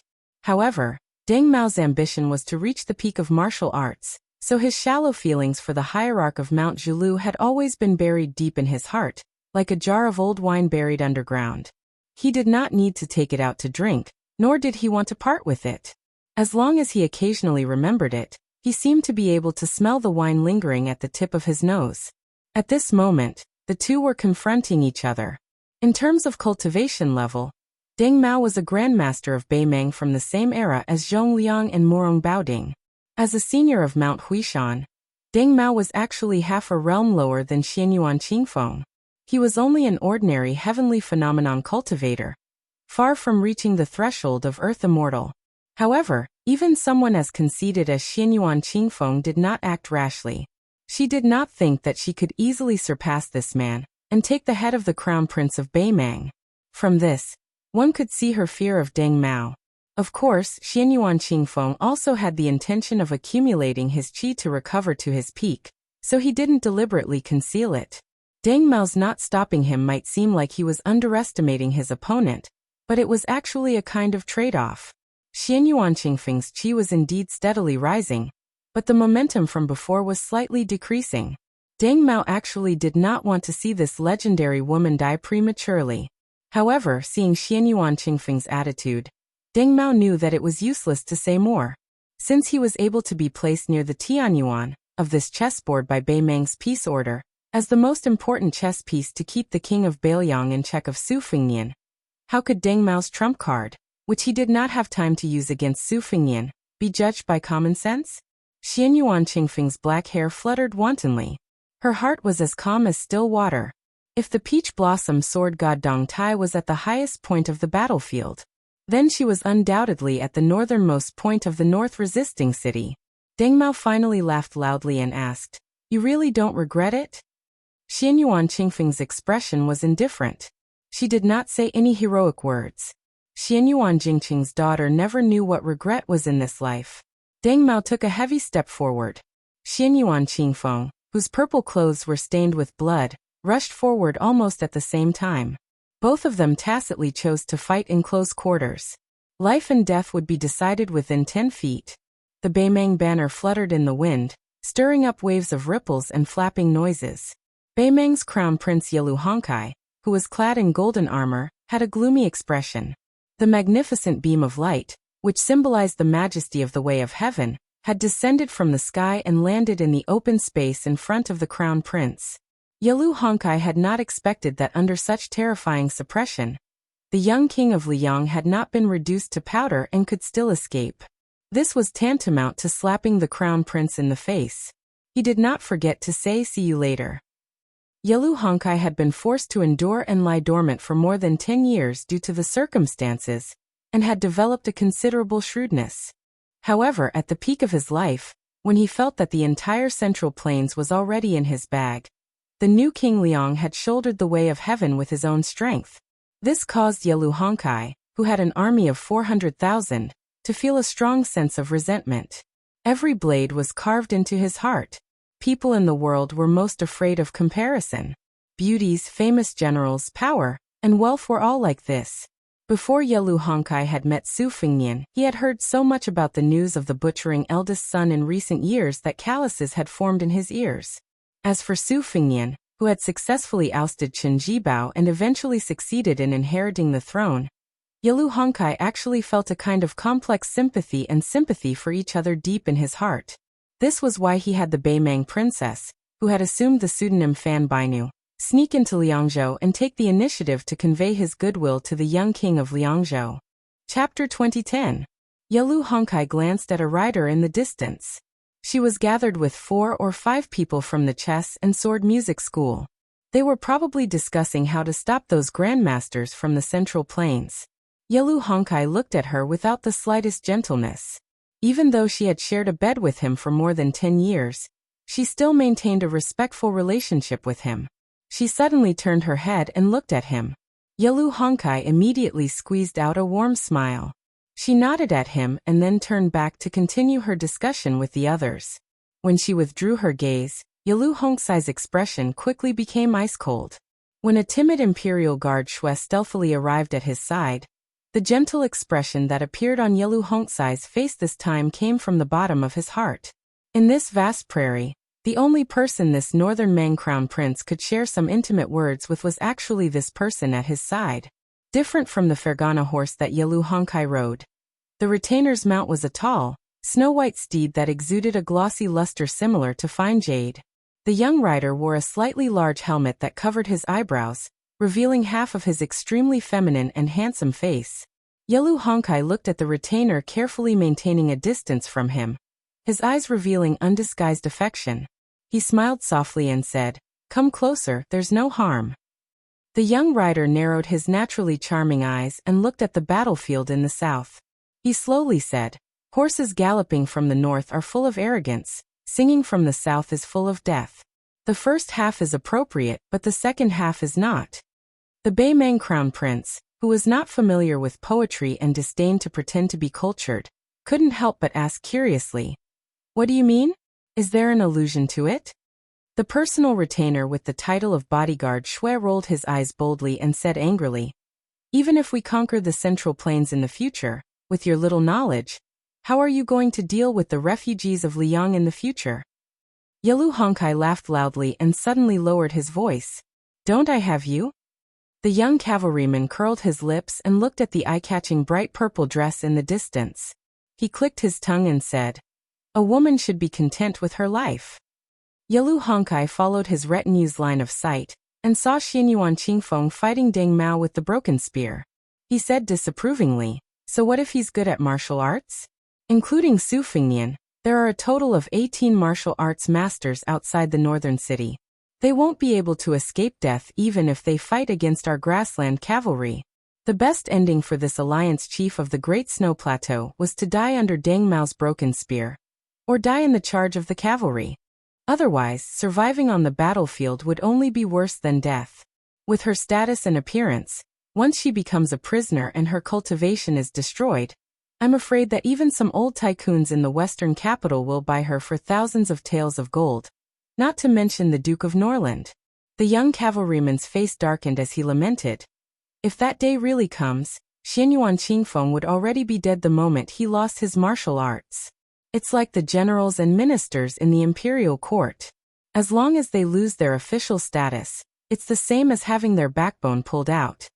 Yelu Honkai didn't believe that Xianyuan Qingfeng could be a threat to him at all. He said calmly, "The beauties of the world are like the weeds on our grassland. There are more every year.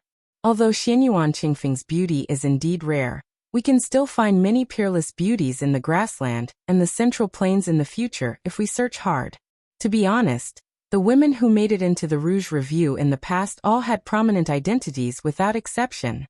It's as difficult as ascending to the heavens for women of ordinary birth to make it into the rankings. So in the end, the men who hold power in the world like women's faces, but they like the clothes they wear even more. For example, the young cavalryman glanced sideways at the Bei Mang crown princess who had met with the two officials at some point and sneered. For example, her. Yalu Hongkai said half-jokingly, her? She'll probably only make it into the next Rouge Review after she becomes the empress. After a moment of silence, Yalu Hongkai turned and said seriously, you're different. You're different from her and them. The cavalryman didn't turn to look at Yalu Hongkai after hearing this. He only raised his head slightly and said arrogantly, of course. There was once a prophecy that was widely spread in Jianzhou at the southeastern border of Liang. However, after the dust settled at the Bull Mound, it had long since disappeared. A female brings back a male. The female is capable of toppling cities and the male is capable of toppling countries. Both of them fly into Wutong Palace. The square formation of Bei Mang's middle infantry was cut in half at the waist by two white and red robes. Luo Yang and Suing responded to each other on the left and right. The number of infantrymen that slipped behind them each time was no more than 300. The one-armed forefather eater sword stood behind the two female grandmasters. Within a radius of 200 feet, streaks of sword chi flowed like rainbows. Those who trespassed were killed on the spot, as if they were walking into a trap. Not only that, Sui Xiegu's white robe fluttered and his eyebrows fluttered. He stroked his long eyebrows and muttered, set up the formation. Of the remaining flying swords that were left behind by the young vassal lord, more than 2,000 undamaged longswords were pulled out of the ground one by one. The longswords soared into the air and connected with each other. They landed in front of Sui Xiegu and stabbed into the ground. More than 1,000 swords formed a row.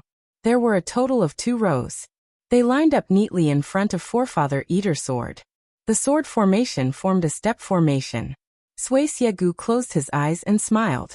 He muttered to himself, the cornerstone of the river rises suddenly. The rolling flood, the vast eternal spring. Sui Xiegu suddenly took a deep breath. Another 2,000 broken flying swords landed behind the old man. However, these long swords didn't stab into the ground. Instead, they hovered in the air, forming a sword formation. Finally, Sui Xiegu took another deep breath.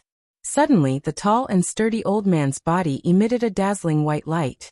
Sui Xiegu, who had swallowed countless famous swords in the world, scattered the sword chi that he had accumulated for 100 years into the 2 great formations.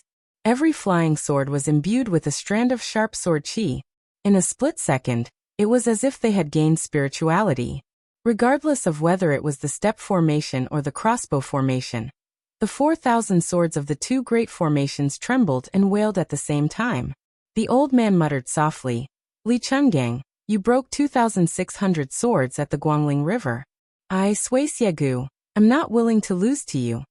The old man who had exchanged an arm with Li Chungang of the spring and autumn sword armor passed away with a smile. The 2 sword formations were formed in tandem. 100 years of spirit was exhausted in 3 breaths. Chapter 2011. Bei Mang's God of War and the Young King of Vassal State, the 2 enemies who might decide the fate of countless people in Liangmang, intentionally or otherwise, moved the battlefield away from North Resisting City. The former was probably afraid of Su Fingnian's fate of Bailiang that had not been exhausted by the way of heaven. Once he had North Resisting City as his backing, he might be able to suppress Tuoba Bodhisattva's trump card. The latter was more worried that once the 2 entered North Resisting City and fought, it was very likely that the victory of the 18 Grandmasters would be completely nullified by Tuoba Bodhisattva's wanton destruction. When Su Fingnian floated away, he told Wei Miao and Chai Qingshan to be careful, who still needed to confront thousands of cavalry. The current leader of Dongyue Sword Pool signaled the young king of Vassal State not to worry about the battle here. Su Fingnian clasped his fist to the 2 grandmasters of the Central Plains who had disregarded life and death as a sign of gratitude. Chai Qingshan laughed it off, his chest was filled with pride. The space between Chai Qingshan's eyebrows was split open, and his chest was cut by a Bei Mang willow. However, compared to Chai Qingshan who looked miserable, but did not suffer any injuries, Wei Miao of the Southern Zhao was the one who was seriously injured, whether in terms of physique or qi. Wei Miao was worthy of being the #1 master of southwest Jianghu. Whether in terms of physique, martial arts attainment or improvisation, he could be said to be the world's top martial artist. However, the sneak attack by Morong Baoding, nicknamed Half-Faced Buddha, and Li Fengshou, the spider web assassin, was too insidious and vicious. Wei Miao took 2 full punches from Morong Baoding, especially the punch on his head, which actually caused his eardrums to burst and blood clots to form in his brain. If it were not for Su Fengnian's attitude of wanting to kill Morong Baoding at the cost of losing the initiative while holding back Tuoba Bodhisattva, the restless Beimang did not dare to make a move. This bought Wei Miao a moment of respite, and also allowed Cai Qingshan's momentum to recover slightly. Otherwise, it would have been difficult for the 2 grandmasters to turn the situation around with the 4,000 Winter Thunder cavalry from Orange Province and Morong Baoding, who was eyeing them covetously. In fact, if Morong Baoding had the courage to gamble with his own life and decisively chose to attack Wei Miao to win the initiative for Tuoba Bodhisattva, perhaps the young king would have fallen into a difficult situation under North Resisting City. It might even have been possible to end the Second Great War of Liangmang ahead of time. However, Tuoba Bodhisattva did not bother to take the initiative to ask for help from this Great War of Liangmang. Secondly, Morong Baoding, who was ambitious and wanted to be in the Central Plains, finally obtained a great victory that shook the world outside Liangzhou Pass. He defeated Lu Deyuan's left cavalry, and his great military achievement was enough to compare to the First Great War of Liangmang when the king of the Southern Academy, Dong Zhuo, broke through Huta City. How could Morong Baoding be willing to take the risk for others? Lastly, in the ambush on the Longyan Plains, the king of New Liang killed Hong Jingyan right under Tuoba Bodhisattva's nose. This made Morong Baoding have to think carefully. Morong Baoding was not in a hurry to make a move. He looked at the 2 martial masters of the Central Plains, Wei Miao and Cai Qingshan, and said in a clumsy Central Plains official's accent, "There is Lu Deyuan on the battlefield, and there is Wei Miao and Cai Qingshan in the Jianghu. God has treated me, Morong Baoding, badly for more than 40 years, and finally treated me well for once. There is a saying in the Central Plains that goes, 'Mountains and rivers repeat, but there is no way out.' Very wonderful, it really sets the scene." After Tuoba Bodhisattva and the young vassal left the place, Morong Baoding, who was wearing silver armor, suddenly had an imposing manner. In the Beimang Jianghu, this member of the royal family, who was originally only known for his rough skin and thick flesh, was ranked very low even if he was on the list of previous martial arts evaluations. This was because Morong Baoding was known to be good at defense and not good at offense.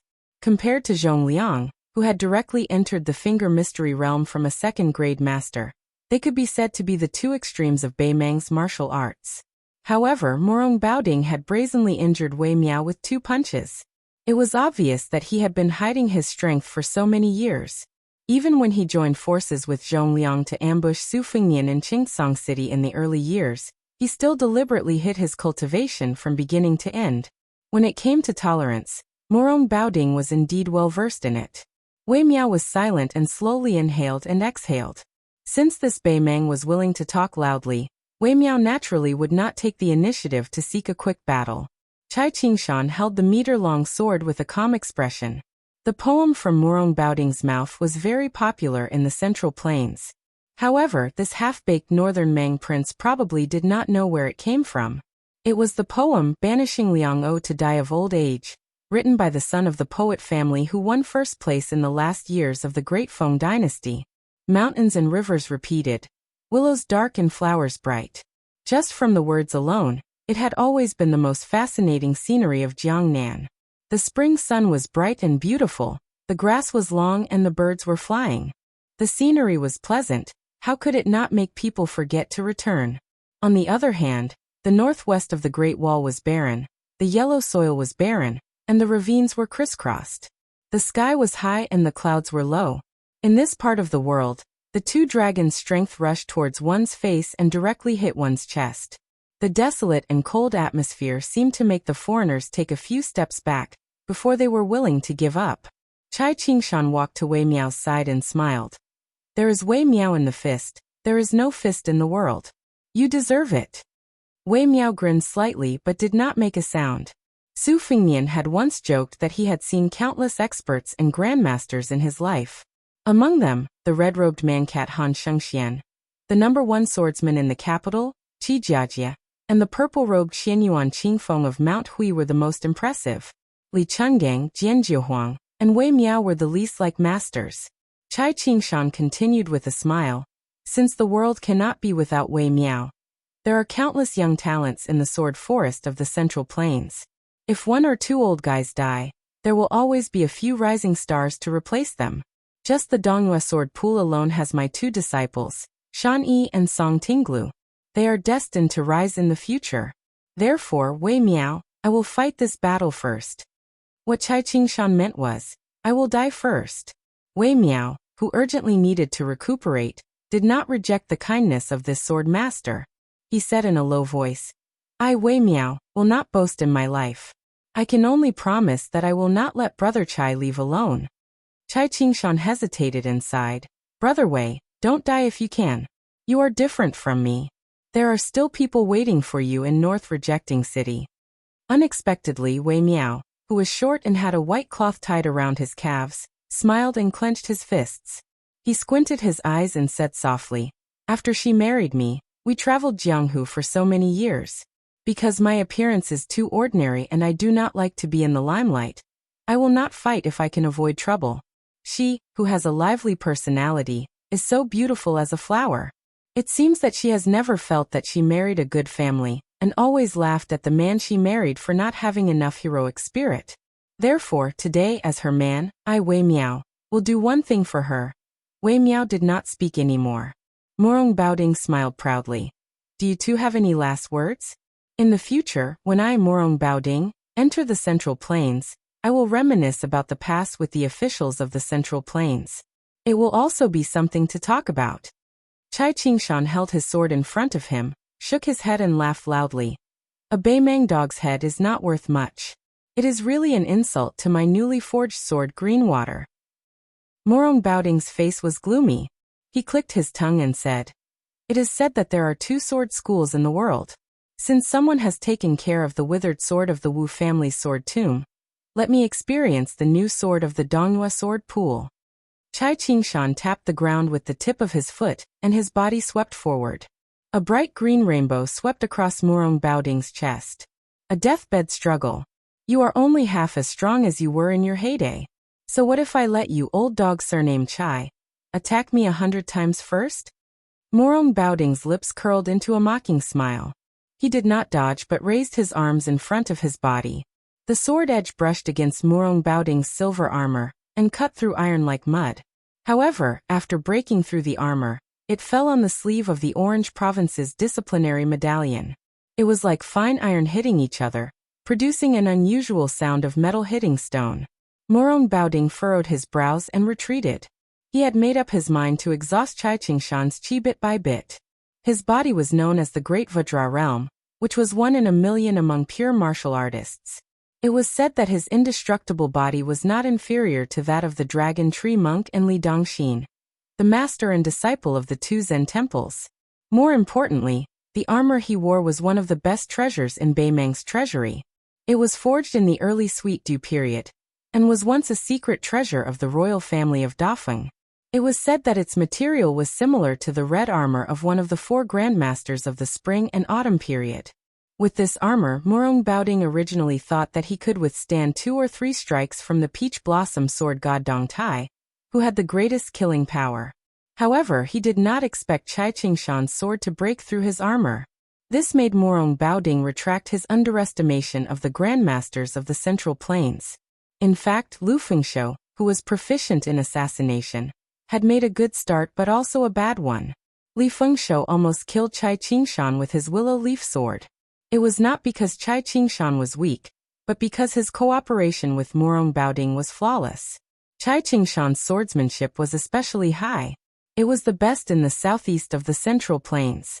If there were grandmasters of fist techniques in the world, other than Wei Miao, only the woman from the martial emperor city, Linya, could hold her own. Then the sword forest of the Central Plains was just as Chai Qingshan had said. It was continuous and unbroken. What a magnificent sight it was. It was not that there were no swordsmen other than Dong Tai, and it was not that there were no sword moves other than Li Chuangong's two-sleeves green snake. Since Morong Baoding was arrogant, Chai Qingshan did not spare him. He chopped down with his sword like a waterfall. The sword aura in front of Morong Baoding was overflowing like a waterfall. Chapter 2012. Morong Baoding took a deep breath. Finally, he no longer hoped to rely on his priceless armor and Vajra physique to resist. His fists were as quick as lightning. His fists landed on the waterfall formed by the abundant sword chi, causing loud bangs to ring out. His fists shattered the sword chi, creating a scene of drifting clouds and scattering snow. Chai Qingshan did not mind. He quickly stepped forward and thrust his sword forward. Although the 3-foot-long sword in his hand was aimed at Morong Baoding's forehead, at the same time, no less than 40 sword chi appeared around the green water sword between the two. The sword chi surged forward, but the sword intent was of the same origin. Chai Qingshan had comprehended this sword when he was 30 years old. He had seen a spring in the old Dongyue kingdom. It was the third best spring in the world. The middle path was blocked by a protruding rock, causing the water to stagnate. Hundreds of thin streams of water flowed into the spring. Chai Qingshan had once told 2 of his proud disciples that he could use 80 swords in one breath to turn Vajra into dust. Unfortunately, this sword master could only produce 40 swords in one breath at this time. Even so, the power of the sword was extremely grand and shocking. Morong Baoding snorted angrily. He actually wanted to retreat. As his burly figure retreated, he stretched out his arm. His 5 fingers were like hooks as he controlled his chi to grab a rider and his horse. He blocked the curtain of sword rain formed by the majestic sword chi. Chai Qingshan's sword pierced the horse's head. With a light shake of his wrist, the pitiful horse and rider were instantly sent flying. Taking advantage of this opening, Morong Baoding was still one of Northern Mang's few martial arts masters after all. He heavily stepped out, stamped his foot, and took half a step back. The aura around his entire body instantly reached its peak.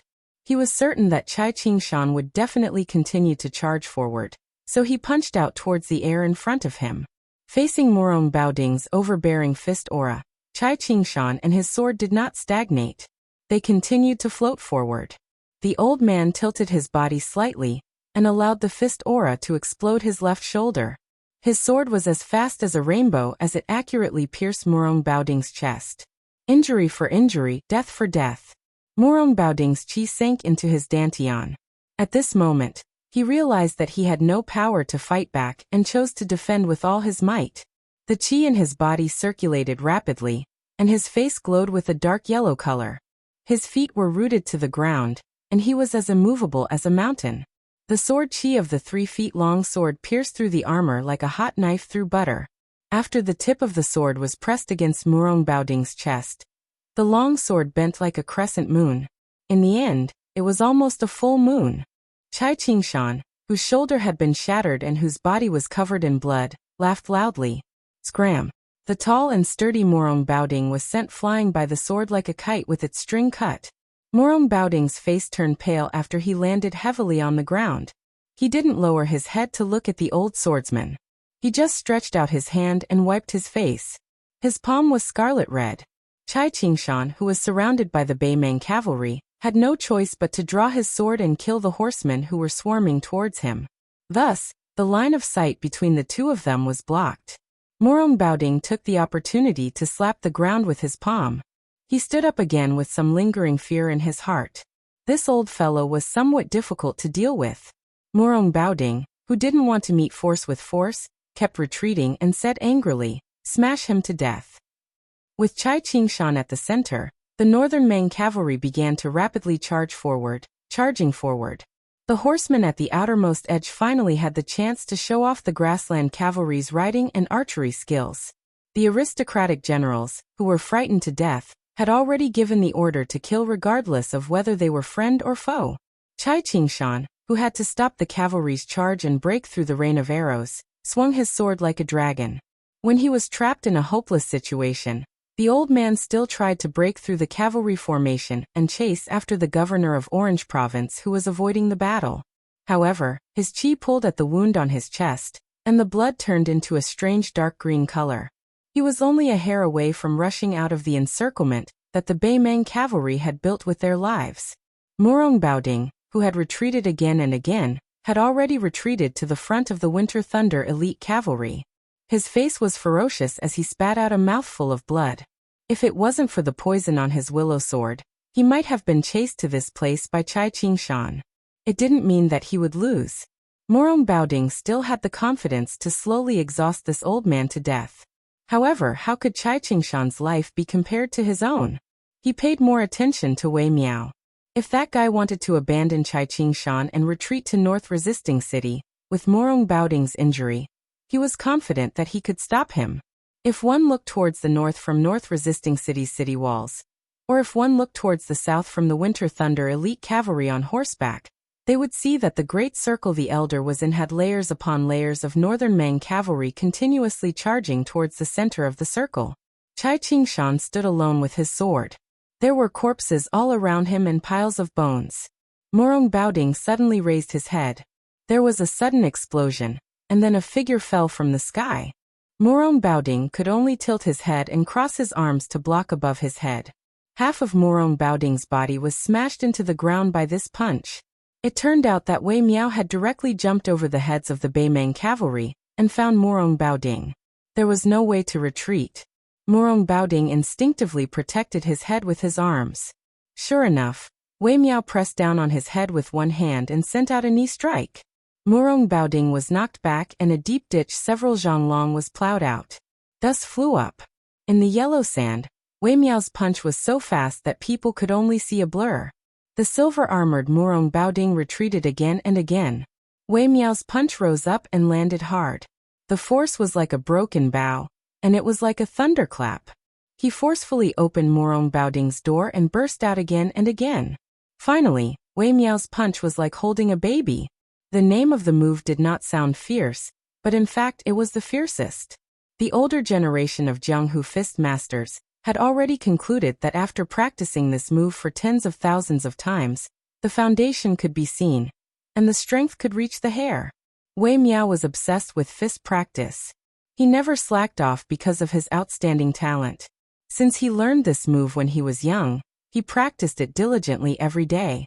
When he entered the mountains, he destroyed huge trees. When he entered the water, he hammered the rivers. Perhaps he had already punched 1,000,000 times. His punch was like smashing a big bell, causing a loud bang. After Murong Baoding was flicked out by Cai Qingshan's sword, he had the advantage of time, place, and people. Once again he was sent flying by Wei Miao's punch. Dozens of Winter Thunder elite cavalrymen, who could not dodge in time, were killed on the spot. This Southern Zhao Martial Dao Grandmaster, who should have displayed extraordinary brilliance in the Central Plains Jianghu, on the battlefield outside Northern Barricade City, under the gaze of several thousand Northern Mang cavalry, beat Murong Baoding until he was in an extremely sorry state, his aura swaying. He had beaten Murong Baoding's armor until it was full of holes and almost completely destroyed. Murong Baoding, who was on the verge of collapsing, roared, "Again!" Wei Miao followed him like a shadow. He stretched out his left arm and circled it to Murong Baoding's ear. He placed his palm on Murong Baoding's temple and patted it casually. Murong Baoding, who was much taller than Wei Miao, was lifted off the ground. Wei Miao's right fist smashed into Murong Baoding's abdomen like a thunderclap. Murong Baoding's body, who was originally flying backward, was pulled back by Wei Miao's left hand and punched his abdomen again. It was a comical and tragic scene. Murong Baoding's body, which was hanging sideways in the air, did not fall to the ground. Wei Miao walked forward step by step and punched his abdomen repeatedly. Wei Miao's last punch, which was also the last punch of his life, landed heavily on Murong Baoding's abdomen. Murong Baoding finally fell to the ground. He was thrown 70 to 80 feet away, bleeding from his 7 orifices. The so-called invincible body, even with the protection of the armor, was still a big joke.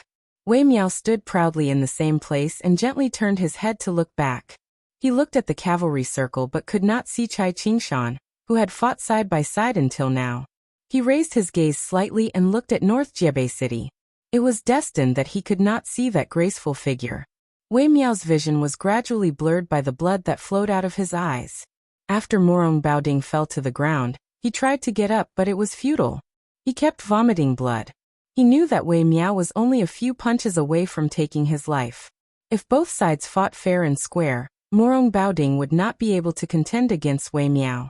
At this moment, Morong Baoding no longer had the slightest thought about dominating the Jianghu of the Central Plains. Morong Baoding got up 3 times in a row, but gave up halfway. He could only lie on the ground dejectedly. His face was pale and colorless. He had completely lost the ability to fight. This Beimang, whose heart was higher than the sky, held the edict with a bitter expression. He cursed softly, F***ck the Jianghu of the Central Plains.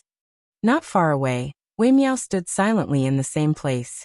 Nanzhao Grandmaster Wei Miao, all the tendons and veins in his body were broken, but he did not fall down.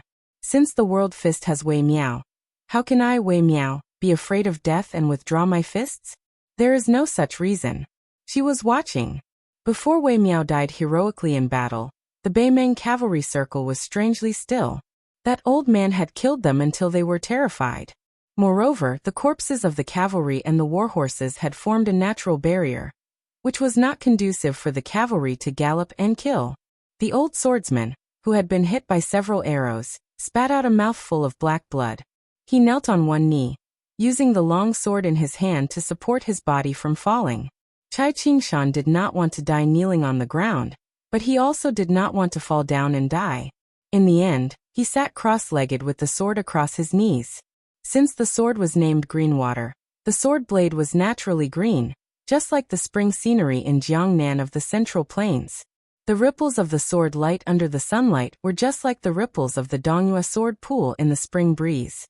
Chai Qingshan used his sleeve to gently wipe off the black blood on the sword blade. Before the old man died, he smiled with a trembling voice.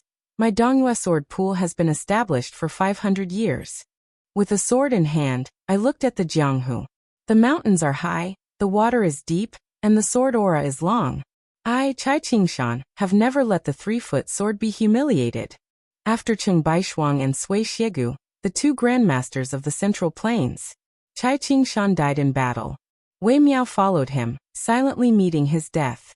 Chapter 2013. The martial emperor cities Yu wielded the famed sword Fuji, and charged directly at the 1,000 family elite cavalry. His sword fell. This sword was completely different from the previous one, which killed people with a light touch. It was brilliant, and the sword chi was so strong that it blotted out the sky. Wang Xianji, who was never willing to praise anyone, once joked with the green-robed girl that Yu was the only one who stood out among the tens of thousands of martial artists in Donghai. It was obvious that Wang Xianji had high expectations for Yu. More than 40 family elite cavalry were directly smashed by the swift and fierce sword chi. Blood and flesh splattered everywhere, and the scene was extremely bloody. One of the armored cavalrymen who should have died under the sword chi suddenly retreated, and stepped on the warhorse's head accurately every time. He leaped like a rabbit and swooped down like a falcon on flat ground. In an instant, he pulled a large distance away from the unstoppable Yu, and finally fell between 2 warhorses that continued to charge forward. He casually raised his arm and snatched a fine iron spear from the Zhong family disciple. With a smile on his face, he looked up at the young swordsman who was rapidly approaching him.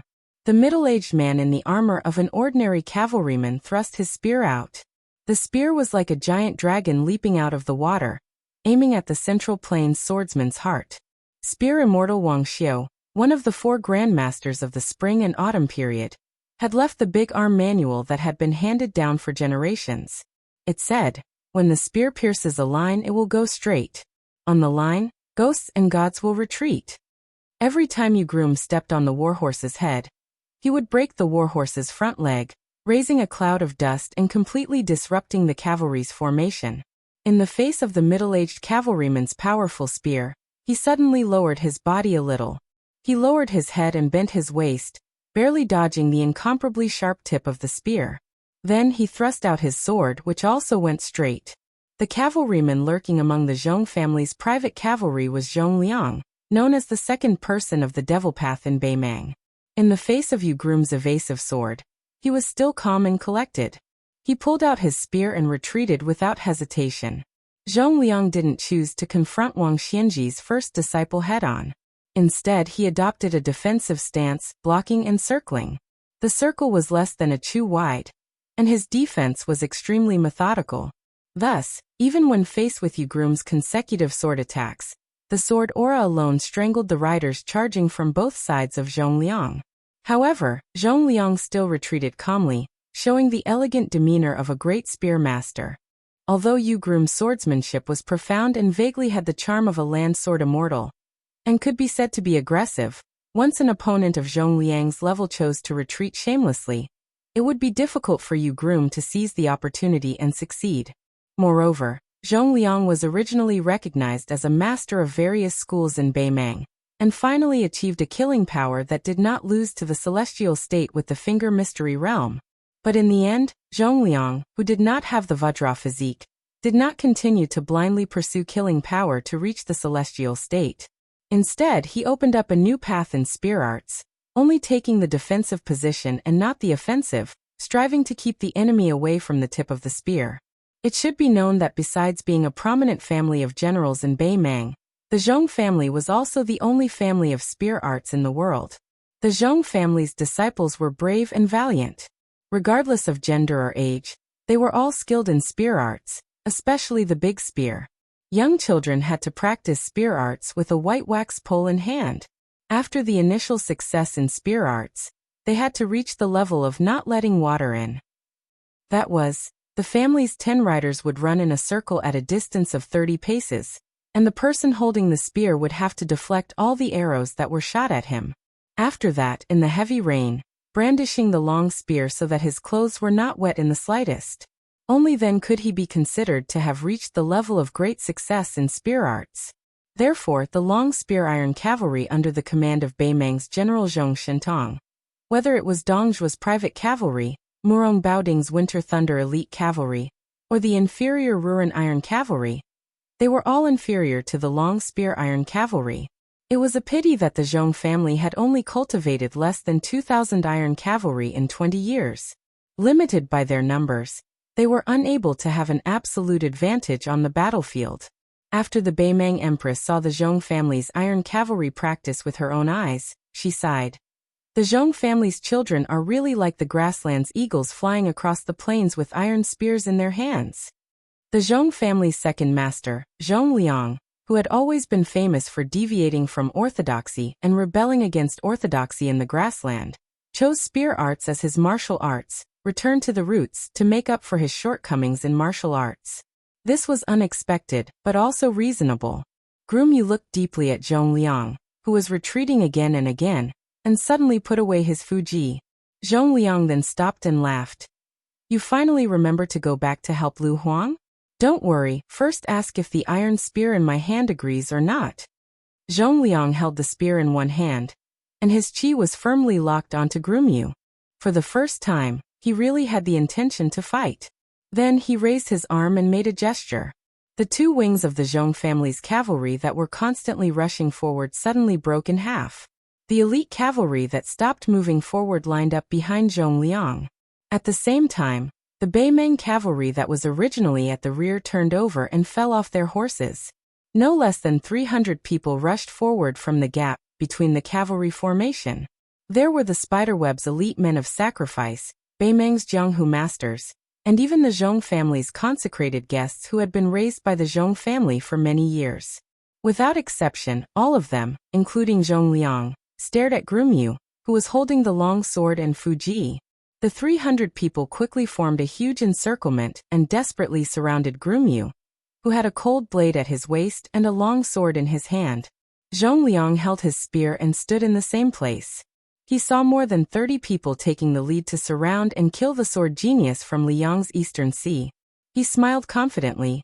Groomyu, bullying with numbers is something we have no choice but to do. Although my Zhong family's men are not afraid to fight to the death, this is only on the battlefield. After all, we are not in Jianghu. I hope you can forgive us. This battlefield was exactly the same as the one where Murong Baoding and Li Fengshe were overseeing. How similar. Unexpectedly, Groomyu held the Fuji upside down, using only 2 fingers of his left hand as a sword. His lips moved slightly. The sword energy in Groomyu's left sleeve was abundant and overflowing. The 30 experts who were prepared to die were killed on the spot by the sword chi that rose from the ground without any warning, regardless of whether they were running wildly or leaping high into the air. Not only that, with Groomyu as the center, the sword energy suddenly rose from the ground, spectacular like a big spring gushing out. This strange phenomenon was really like thunder rising from the ground. 100 feet, 200 feet, 300 feet.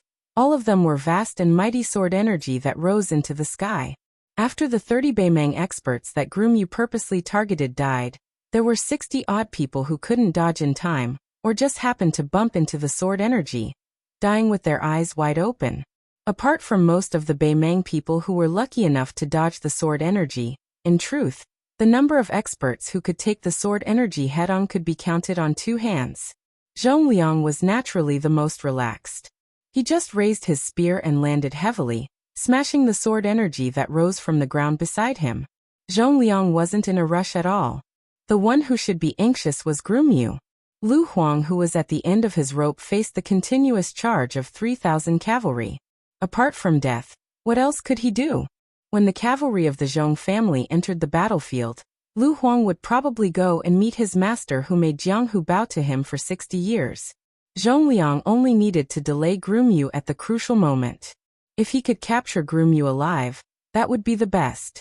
He didn't believe that his nephew, Zhong Tan, who was responsible for the prosperity of the family, had died at Miyun Mountain Pass. He was most likely imprisoned by Bailiang, most likely in Beiju City. Not only did Zhong Liang have high hopes for Zhong Tan, who had a similar temperament, but the entire Zhong family needed Zhong Tan alive. Otherwise, the Zhong family's 20 years of hard work and planning would all be for naught. Even if he and his brother Zhong Shintong achieved great military exploits in the future, without an heir, what benefit would it bring? Zhong Liang hoped that it would be used by Groomyu or someone else in exchange for Zhong Tan's chance to return to the family. Zhong Liang, who was in a complicated mood, suddenly looked around for no reason, as if he was looking for something. He was very curious. As a top guru with outstanding attainments in Xianfinger, he could feel a huge and suffocating invisible momentum, but he couldn't catch any clues. He only knew that Tuoba Bodhisattva had dragged the young king into a real dangerous battlefield. Ordinary people couldn't touch it at all, and even Zhong Liang couldn't see it. After this battle, the casualties of Bailiang's siege infantry would be beyond imagination, and it might even affect the future southern expedition to the Central Plains. Because of those 18 people, the Southern Dynasty's infantry that had been accumulated for 20 years would be long gone before they could break through Beiju City. At that time, the grassland cavalry would have to dismount and fight, and the casualties would only increase. Liang Mang and Bailiang knew that whether Beiju City could be defended or not depended on the number of the Southern Dynasty's infantry. This was also the reason why the 18 people didn't retreat. It was also the reason why Bailiang quickly sent out so many elite cavalry, and the cobweb men of sacrifice and Jianghu masters didn't hesitate to go all out. Killing one more Southern Dynasty infantry that was familiar with siege warfare would increase the chances of Bailiang's Beiju City. Zhong Liang, who was tenacious and indomitable, was at a loss for the first time. Why did this battle have to be so bleak? Shouldn't the millions of grassland cavalry have targeted Bailiang from the beginning? In the hinterland of Beimang, the broken spear in Deng Mao's hand was less than 2 feet long. At this time, it became more and more like a broken spear, with only a foot-long spearhead left. However, one of Xianyuan Qingfeng's sleeves was also shredded, and a ghastly wound appeared on her fair, jade-like arm. Blood flowed out incessantly. Deng Mao didn't let the purple-clothed man get within 50 steps of the Crown Prince of Beimang, but his palm was bloody and couldn't be said to have the upper hand. Chapter 2014. However, Beimang Xia Province's preceptor Helian Wuwei, Aquarius Province's preceptor Wang Yong, and the Crown Princess had all come to Yalu Hongxai's side as if they were facing a great enemy. They wanted to make sure that the Crown Prince wouldn't be killed by that crazy woman in broad daylight. Regardless of what attitude the Emperor held toward the life and death of his son, if the Commander-in-Chief died under the protection of the army, in the end, it was an unprecedented and shocking comical matter. Two armies facing off against each other, and having the head of a general taken away by the enemy of 10,000 men was a ridiculous ending that would only appear in the streets and alleys of romance novels. Although Helian Wu wasn't famous in the grasslands as a martial arts grandmaster, and was only known for his strict management of the army, and Wang Yong had never killed an enemy in Jianghu or on the battlefield. However, judging from the fact that these two riders were flanking the Crown Prince of Beimang, their strength must be extraordinary. After all, the Crown Princess of the Chess and Sword Music School was rumored to be second only to Hong Jingyan, Huang Baozhuang, the Copperman Grandmaster, and several masters whose sword chi was close to Huang Qing. At this moment, she was still standing on the right side of Wang Yong. Even in the face of such a lineup, Xianyuan Qingfeng still had no intention of retreating. Unreasonable. Wang Yong, the preceptor of Aquarius Province, shook his head lightly. This woman didn't know how to judge the situation. Not only did he steal the limelight for the young king, but he didn't expect this woman to really think he was a pushover. Yalu Hongkai made up his mind to use her to rope in a group of grassland bigwigs with unique hobbies.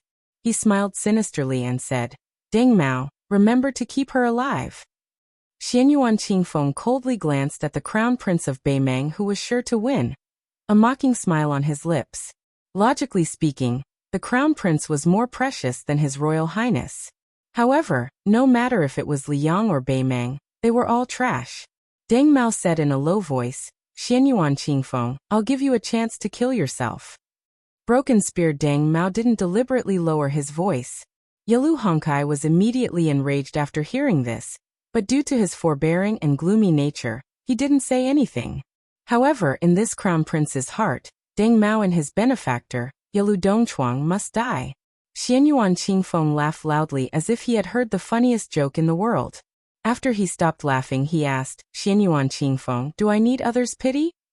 At this moment, although Xianyuan Qingfeng's expression appeared to be calm, the splendor that blossomed from her beautiful eyes left a deep impression on others. Bigotry, madness, and ruthlessness. No matter when or time and place, these grandmasters of martial arts evaluation masters, or even Wang Ansli Chungang and Wang Xianji would never have such an extreme demeanor and SSS, or Li Swang and Wang Xianji, Wang and Wang, who had these in no matter where and in the no, to them, to. This is Yang's lady was female woman was. White dress Luo Yang, martial emperor cities Linya, and Wu family's sword tombs Jade Flower would never be so cold and extreme. Xianyuan Qingfeng slowly raised her injured arm, allowing the blood to drip from between her fingers onto the yellow sand. Her eyes turned red. "Deng Mao, do you really think you're that bastard with the surname Su?" Strands of scarlet aura that reeked of blood appeared on her arm. It was so thick that it was almost tangible, and it formed a sharp contrast with her smooth and translucent snow-white arm. The aura that flowed out lingered around her arm like numerous small scarlet snakes that were sticking out their tips. If one were to talk about the most unreasonable heavenly phenomenon killing heavenly phenomenon in the world, it would be Catman Han Shengxian. At this moment, the strange phenomenon of Xianyuan Qingfeng's arm coiling around the red snake was exactly the same as the famous technique of the Liang chief eunuch in the past. Not only that, compared to Han Shengxian, Xianyuan Qingfeng was even more ruthless. She went one step further, and didn't hesitate to use her blood to nourish this thing. This kind of crazy behavior that no one had ever done before was no different from raising a flood dragon in one's body, using the acupoints in one's body as a cage, first turning the snake into a flood dragon, and then using the meridians as the river water. She achieved the ultimate goal of a great flood dragon transforming into a dragon. Compared to the other Beimang people who didn't know the inside story and didn't know the severity of the situation, Deng Mao, who had experienced the Jianghu of the Central Plains, could clearly see the inside story. He couldn't help but sigh. What a lunatic.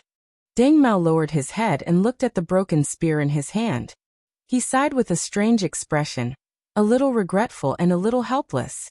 When he raised his head again, his eyes were resolute as he said in a deep voice, "You didn't have enough momentum to kill all the way here.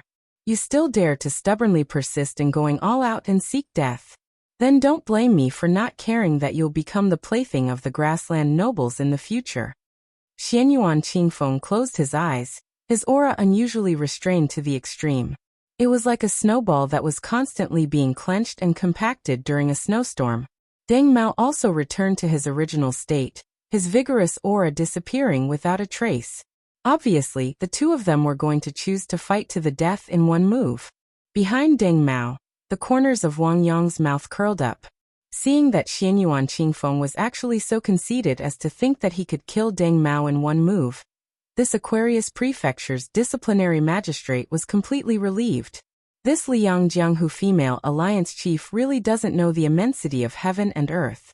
What a pity for that profound fortune. Could it be that she forgot what Luoyang reminded the king of Bailiang? Wang Yong and Deng Mao couldn't be considered close friends, but they had once exchanged pointers. Of course, Wang Yong was definitely not Deng Mao's opponent. However, Wang Yong had always been secretly communicating with that branch of the Yelu clan, so he understood Deng Mao very well. This unconventional grandmaster of Beimang, in terms of battle prowess, was perhaps inferior to Hong Jingyan, inferior to white dress Luoyang. His defense might even be inferior to Morong Baoding's, and his lethality was inferior to Demon Zhong Liang's. It was as if he had a cultivation of celestial phenomenon, but he didn't have any outstanding points. It was really hard for ordinary people to imagine why when Hong Jingyan entered the martial ranking for the first time, there was a strange comment of ashamed to be behind Morong Baoding, ashamed to be ahead of Deng Mao. However, Wang Yong was well aware that Deng Mao had nurtured his qi with that broken spear for 20 years. When he abandoned the spear, he was able to kill an earth immortal with a cultivation of celestial phenomenon. And Xianyuan Qingfeng was only a fine line away from becoming an earth immortal. Deng Mao killing her was just right. As expected, on the battlefield, after the magnificent scene of wind, clouds, and thunder, the two of them stopped confronting each other. Deng Mao's broken spear had pierced Mount Huishanzi's abdomen. Although it didn't come out of her body, it was clearly a fatal wound. Deng Mao allowed Xianyuan Qingfeng's fingers to press on his forehead. Her fingertips had also pierced deeply into Deng Mao's scalp. Deng Mao's hands hung by his side. Blood seeped out of the corner of his mouth. He smiled with difficulty, as if asking the two words, "What's the matter?" Xianyuan Qingfeng forcefully swallowed the blood in her throat and asked, "What's the matter?" Deng Mao was already powerless to speak, but Mount Huishanzi could still speak. It was obvious who was superior. However, on this battlefield, there was only a single figure in purple clothes. She was only 80 steps away from the Beimang banner. Victory and defeat had been decided, but it wasn't necessarily a matter of life and death. Helian Wuwei didn't make any moves.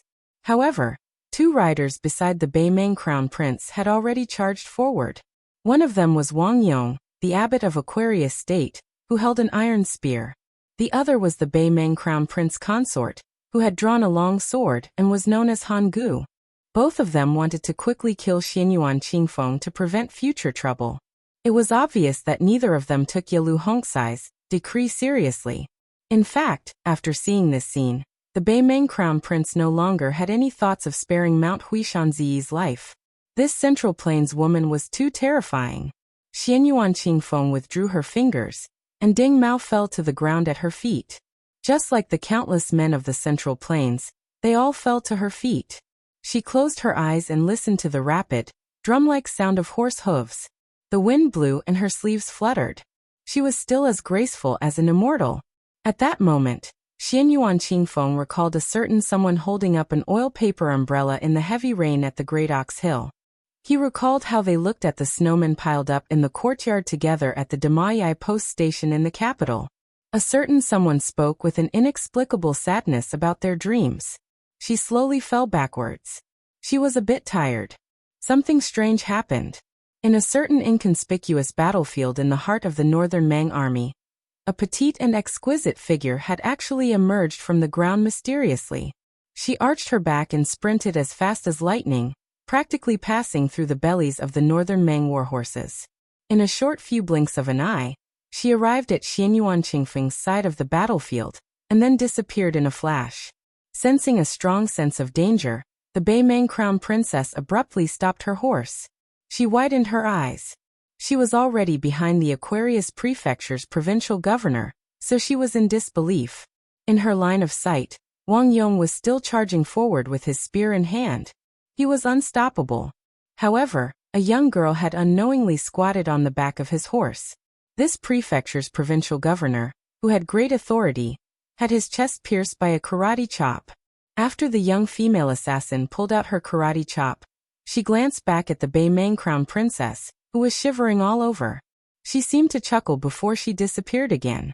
In the next moment, she happened to carry Xianyuan Qingfeng, who had fallen to the ground. After a brief moment of shock, the crown princess no longer cared about breaking the rules of etiquette. She angrily shouted at the surrounding cavalry with a ferocious expression, "Stop the assassin!" No one knew why this young girl appeared on the battlefield. Even the young vassal king of Bailiang did not know. Su Fengnian only knew that she had promised him that she would not go to the battlefield outside Beimang City. She also promised him that if the battle did not go well, she would take the young cat out of the city and go to the western Shu where the sea of bamboo billowed. No one knew how she was able to hide underground for so long, and how she was able to hide not far away from the Beimang army without making any mistakes. Previously, in Beimang City, everyone only knew that there was an extremely interesting and strange young girl who liked to hang outside the young prince's study or sit on the eaves in a daze. The new Prince Liang also never restrained her. Even when they were discussing matters in the meeting hall, the young girl would also sit on the roof beam, seemingly bored. On the roof. Therefore, she knew the general arrangement of the Beimang army. She silently memorized it in her heart before silently disappearing into Beimang City, her whereabouts unknown. Her name was Jiajia. Su Fengnian liked to call her Miss Hehe. She had killed Wang Mingyin and Lu Haoshi.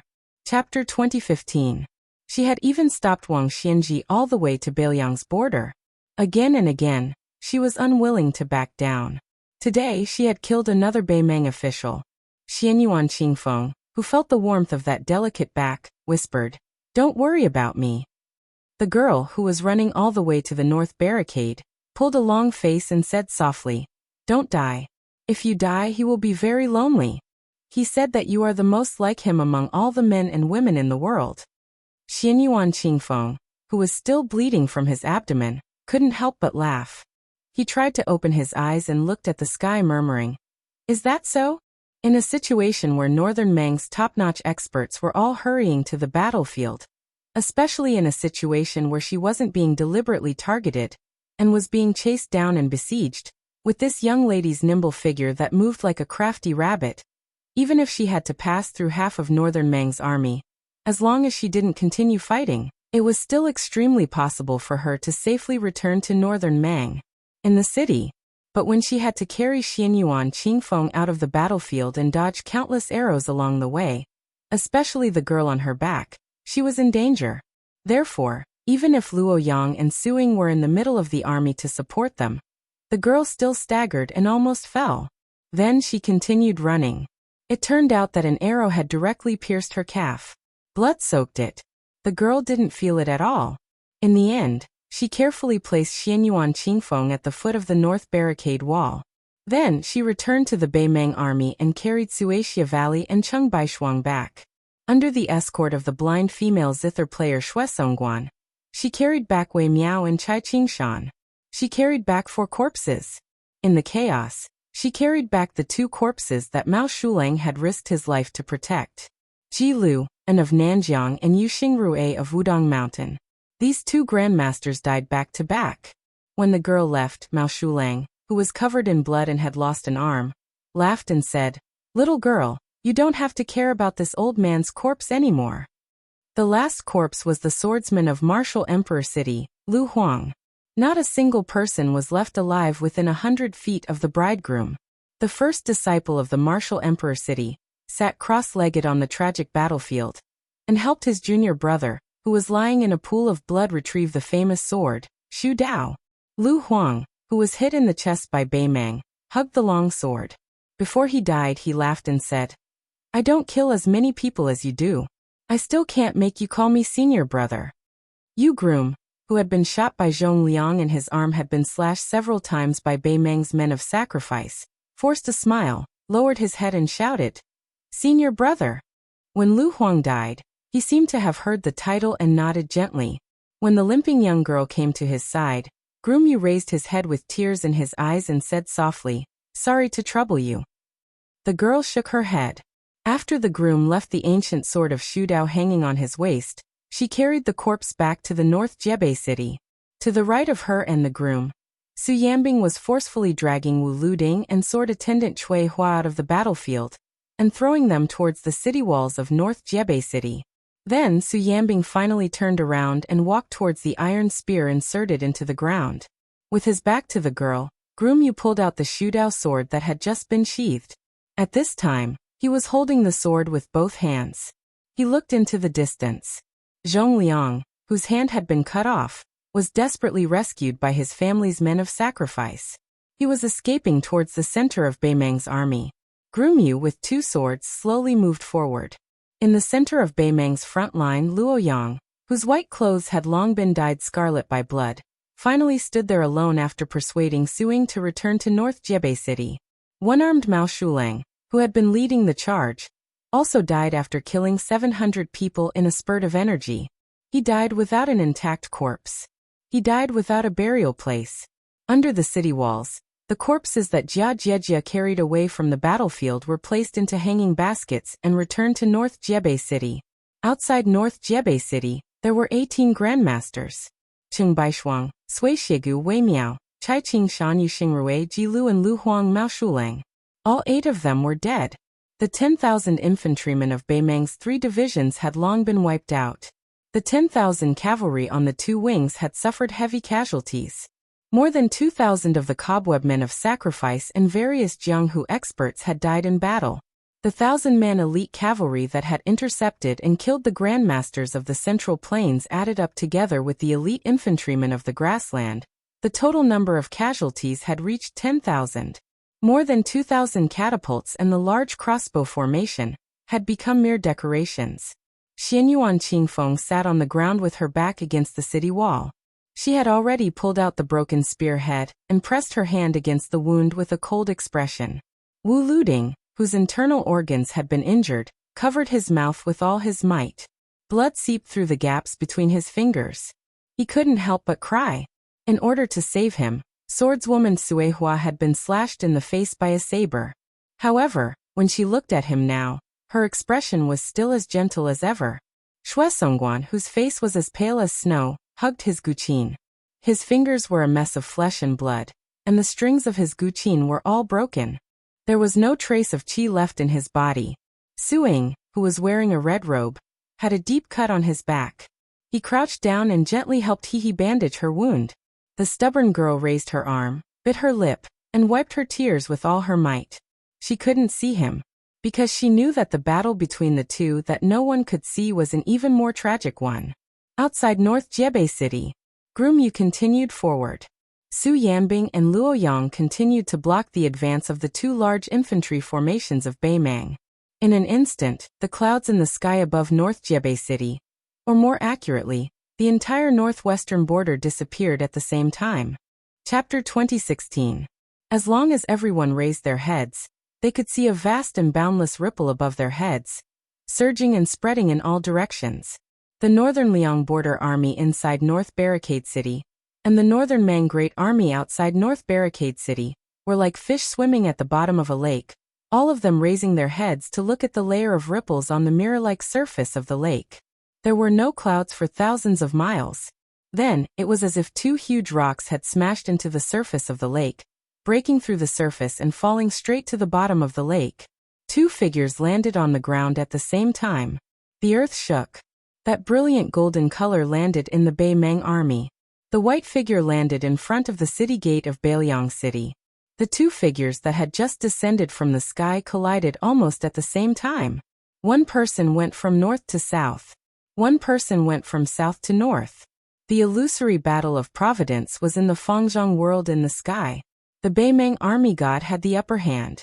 The young king's providence had been cut off by the remaining heavenly Tao contained in Li Fengshou. But in the end, Su Fengnian still brazenly broke through that world and returned to the human world. Then the next battle would be an unrestrained battle in the human world. When the 2 streaks of light collided in the middle of the Northern Mang army's abdomen, The momentum was so great that several hundred cavalry in the vicinity were instantly sent flying. Before the men and horses even landed on the ground, they had already died. The burly golden figure slid back a few thousand feet. The white rainbow crashed into the city wall of Bailiang City. His elbows were pressed against the wall, and he did not allow his back to hit the city wall. Both sides did not take a breath. Instead, they collided violently in the previous straight line at a speed faster than when they retreated. The location of the collision this time was a bit closer to the south, which was why there were several hundred northern Mang cavalry soldiers who were caught in the crossfire, their men and horses sent flying. The Baimang army completely stopped advancing south. They did not dare to. Even though close to half of the 18 grandmasters outside northern Mang City had died, and the remaining half had completely lost the ability to fight, when the northern Mang barbarians personally witnessed this horrifying scene that shook their hearts, all of them were stunned. The two rainbows collided again, and again at a speed faster than before.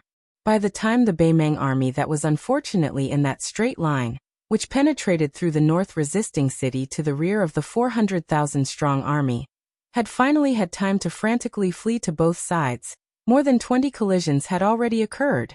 On this straight line, even if you were a celestial phenomenon expert, as long as you blocked the path of both sides, you would die instantly. It was unknown just how many northern Mang infantry and cavalry, how many centurions and kiliarchs, how many southern court generals and influential figures died mysteriously just like that. Later on, there was a martial arts grandmaster who sighed from the bottom of his heart. The battle outside Jbicheng is probably only comparable to the battle between Lu Zhu and Lu Zhu. Since there was only one ancestor Lu in this world, a battle between the two of them had not happened in 1,000 years. The next collision was even more shocking. Even the ordinary soldiers could see the chi ripples that surged out with their naked eyes. This time, the golden figure almost directly withdrew from the battlefield. The Baimang army god paused for a moment, then stepped forward step by step. His roar and footsteps were as loud as thunder. Su Fengnian, I'll break all your meridians and destroy all your acupoints. Tuoba Bodhisattva was obviously enraged. He rushed forward and collided with Su Fengnian, who had moved at the same time. This time, it was Su Fengnian's turn. His entire body was embedded in the north resisting city's walls. Everyone could finally see Tuoba Bodhisattva's burly figure clearly. 18 golden flood dragons as thick as bowls circled around his body rapidly. He sneered loudly, "Let's see how many pounds of blood you have left to boil and convert into qi." Su Fengnian, who was dressed in white, landed at the foot of the city.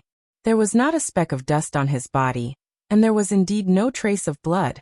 On the drum platform at the top of the north resisting city's walls, the drumming never stopped. Jiang Anai, who was beating the drum nonstop, had tears all over her face. She did not dare to look at Su Fengnian. She suddenly shouted, "Bailiang's millions of poor families are wrapped in iron clothes and withered bones. Come, come, come, let's see who's the butcher of the Yang realm. Come, come, come, let's see who's beating the beauty drum." With his back to the north resisting city and the remaining grandmasters of the Central Plains, the young man who had already torn off the vassal king's robe stood barefoot outside the city. After hearing the voice from the top of the city wall, he said with a hoarse voice, "Don't worry, I won't lose." Su Fengnian raised his head and took a deep breath. He shouted angrily, "Dong Tai." Laughter came from the distant sky. "I'm already outside the divine gate. You can fight to your heart's content." Dong Tai, the peach blossom sword god, had ascended to the sky step by step. He held his sword and arrived outside the divine gate alone. Dong Tai stopped in midair. He held his sword horizontally and asked with a smile, "Let me ask the immortals in the heavens, who dares to come to this mortal world?" After hearing this, Su Fengnian exhaled softly. It was as if he wanted to release all the pent-up anger of the 300,000 Bailiang cavalrymen and 20 years. He smiled and said to himself, "Then I'm really going to be invincible in the mortal world for once." He was dressed in white and had an extremely happy expression on his face. It was as if a heavy burden had been lifted off his shoulders. "For the time being, I don't care about how many wisps of smoke there are in the Central Plains. I don't care about the outcome of the war between the two countries. I don't care about the Liang imperial court scolding. I don't care about the million cavalrymen of Baimang. I don't care about how many famous stone tablets there are in Mount Qingliang. I, Su Fingnian, will only be Su Fingnian for once. Su Fingnian laughed loudly and said, Heaven, earth, and mortal world. Wait for me, Su Fingnian, to stretch my body. Sure enough, the young man did a big stretch. A snow-white giant python that seemed both tangible and intangible suddenly appeared behind the young man. It was as huge as a mountain range, occupying the North Jebei city. Its python head poked out of the towering North Jebei city and let out an earth-shattering roar toward the grassland in the north. Chapter 2017. The Great Python entrenched itself in the human world. On the battlefield of Beimang, Tuoba Bodhisattva shouted angrily, Su Fingnian, how dare you steal the fate of heaven and earth and use it for yourself? On Mount Qingliang in Liangzhou, Tantai Pingjing stood outside Tide Listening Pavilion and saw a young lady with a pale face walking out of Tide Listening Pavilion. Tantai Pingjing had seen everything in the human world. It seemed that only a few people, including Bai Huer Face, Chen Yu, and Jiang and I, could be compared to this young lady. However, this young lady with a bit of childishness was naturally far from those women with obscure backgrounds and rough experiences. Standing in front of Tantai Pingjing, she was timid and weak, like a little flower that quietly grew and died in a secluded corner. No one saw or appreciated her, but once one met her, regardless of gender, one would feel pity for her. Tantai Pingjing looked around. In her eyes, Mount Qingliang was empty. The people and things were still there. However, the fate that the Su family had accumulated in the northwest of Liang for 20 years was gone. In the world, everyone had fate. It was just a matter of quantity. Only the person with the most fate could gather into fate. The current emperor of Liang, Zhao Zhuan, was naturally one of the outstanding figures. The old Grand Secretary, Zhang Julu, also had fate. Now Chen Wang also had it. The great pillar state, Gu Jiantang, had always had it. Back then, the illegitimate son of the late emperor, Zhao Kai, also had it.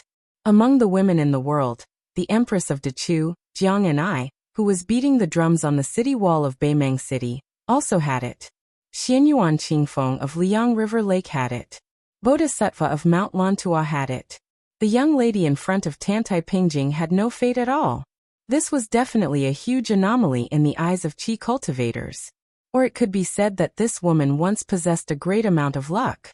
Perhaps she should have been the empress of Beimang, or even the next empress of the grassland. But for some reason, her luck was integrated into the luck of the Su family in the end, and then it was taken away by someone in Beijing City. The Qi refinement grandmaster who was originally rushing south to the South Sea sect was just passing by Liangzhou City. After seeing the strange phenomenon here, he could not help but rush over. Staring at the little girl who was full of confusion, Tantai Pingjing thought for a while and understood. She asked softly, Are you called Huyan Guanyin? The young girl nodded. Big sister, who are you? Tantai Pingjing smiled and then asked with a frown, Did Su Fingnian beg you to do this? She hurriedly shook her head and said, Young master only knows that I've returned to the grassland tribe. He doesn't know that I've been staying in Tide Listening Pavilion all this time. It was Grandpa Su who secretly told me those things before he passed away.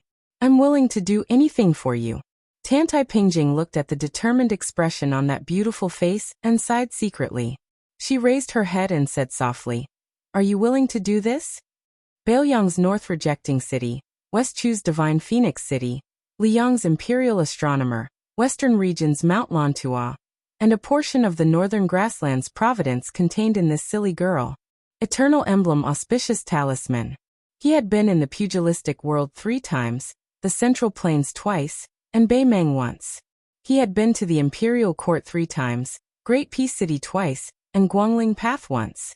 Everywhere he had been, he had gained something. The providence he had obtained in the end was more than enough to be the emperor of the Central Plains, let alone the king of a territory. Why are you still unwilling to judge the situation? Take a step back, and wait for an opportunity to take action.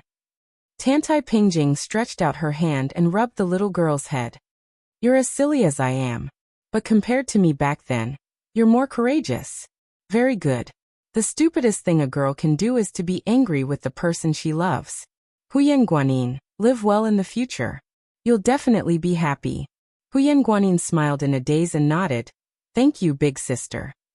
Tantai Pingjing smiled knowingly. Big sister? Me? I'm an old granny. The girl was at a loss. The tall female chi cultivator had disappeared. Huyen Guanyin, who had finally seen the light of day, from Tide Listening Pavilion, sat down on the edge of Tide Listening Pavilion's platform. She raised her small fist and waved it as if she was encouraging someone. Young master, you must win this fight. The grass grows next year, and the geese go and come back. Su Fingyan took a small step, just an inch or so. Such a small step was simply negligible. But at this moment, the Beimang military god who had clashed with the young king dozens of times actually began to move more than 10 steps in an instant. There was actually an unstoppable edge in the world. On the battlefield, there was probably only the great snow dragon cavalry. On the court, there was only Li Yang Zhangjilu. Now, it was this young man who had abandoned all burdens. Even if he was facing more than 300,000 Beimang soldiers, and an immortal Beimang military god who was already a celestial being. Dressed in white, his sleeves swayed in the wind as he swept forward. The snow-white python followed Su Fingyan's white clothes and rushed out of North Jebei City. Tuoba Bodhisattva began to retreat. At the same time, he constantly flashed and disappeared in various places on the battlefield.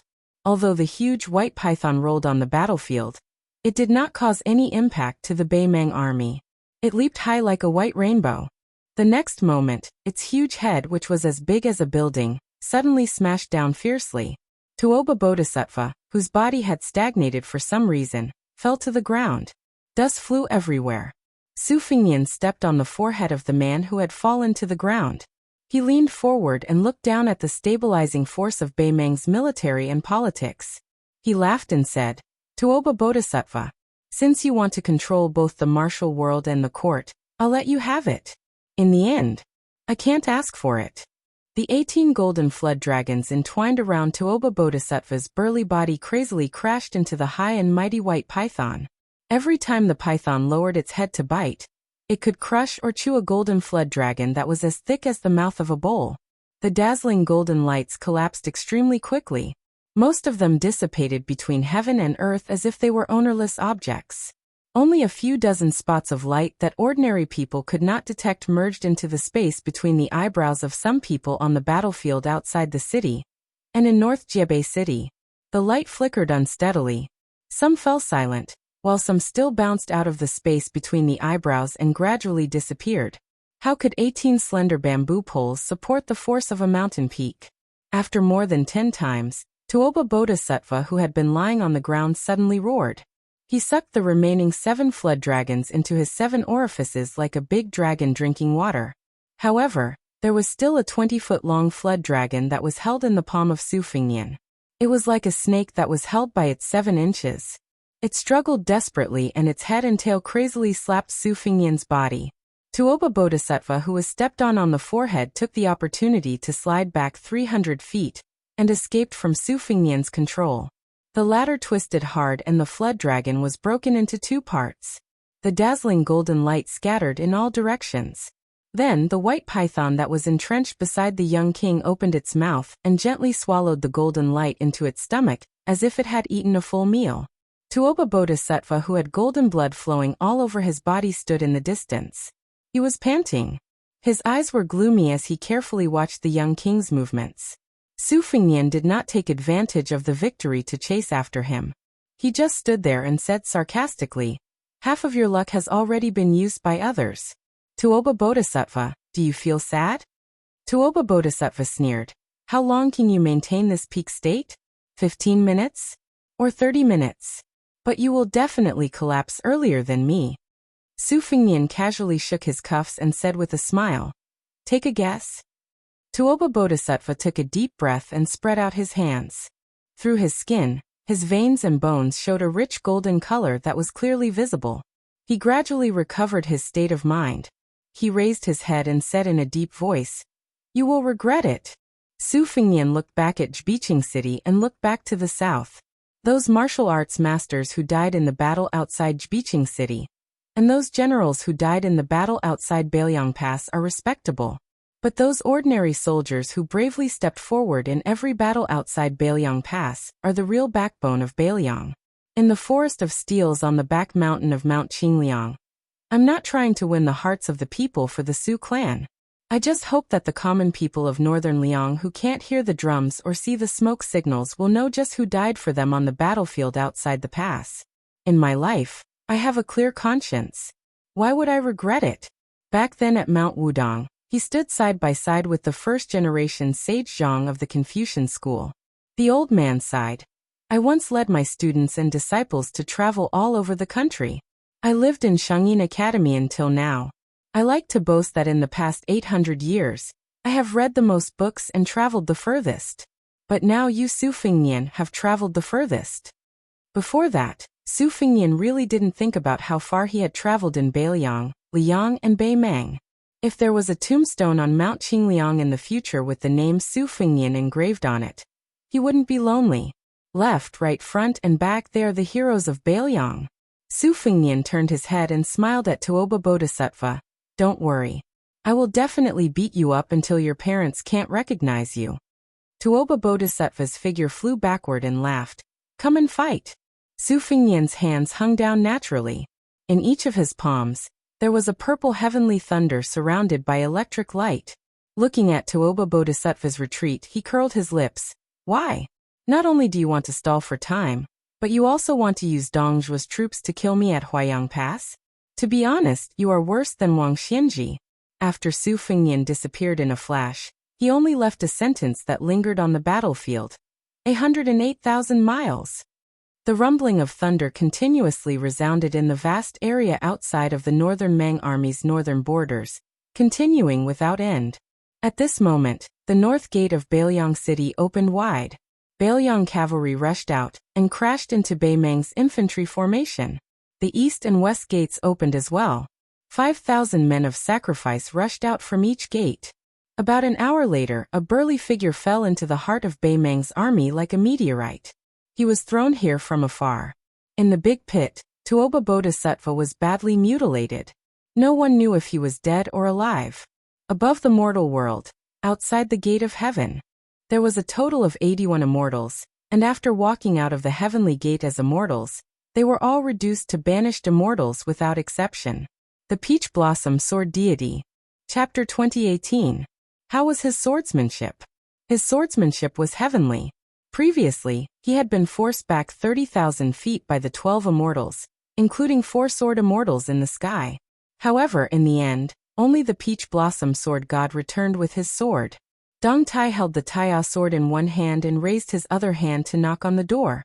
He smiled and asked, "The guest has arrived. What should we do?" Finally, there was no movement from within the glorious gate of heaven. At this time, Groom Yu had already returned to Beimang City with the head of Zhongliang from Beimang. Su Yambing asked for a horse from the Bailiang Frontier Army, and left the city with his spear. Sword attendant Suehua left behind the young Wu family sword crown with heavy internal injuries. She wore armor and carried the ancient sword Su of Gojoseon on her back. She opened the path for the right-wing cavalry of Beimang City. Red Robe Suing and Lady Hihi rode on the same horse and hid in the left-wing cavalry. The grand battle of North Jiebei City's defense had finally begun. Ending Chapter 1. There is no Central Plains. The third year of Xiangfu. The end of autumn.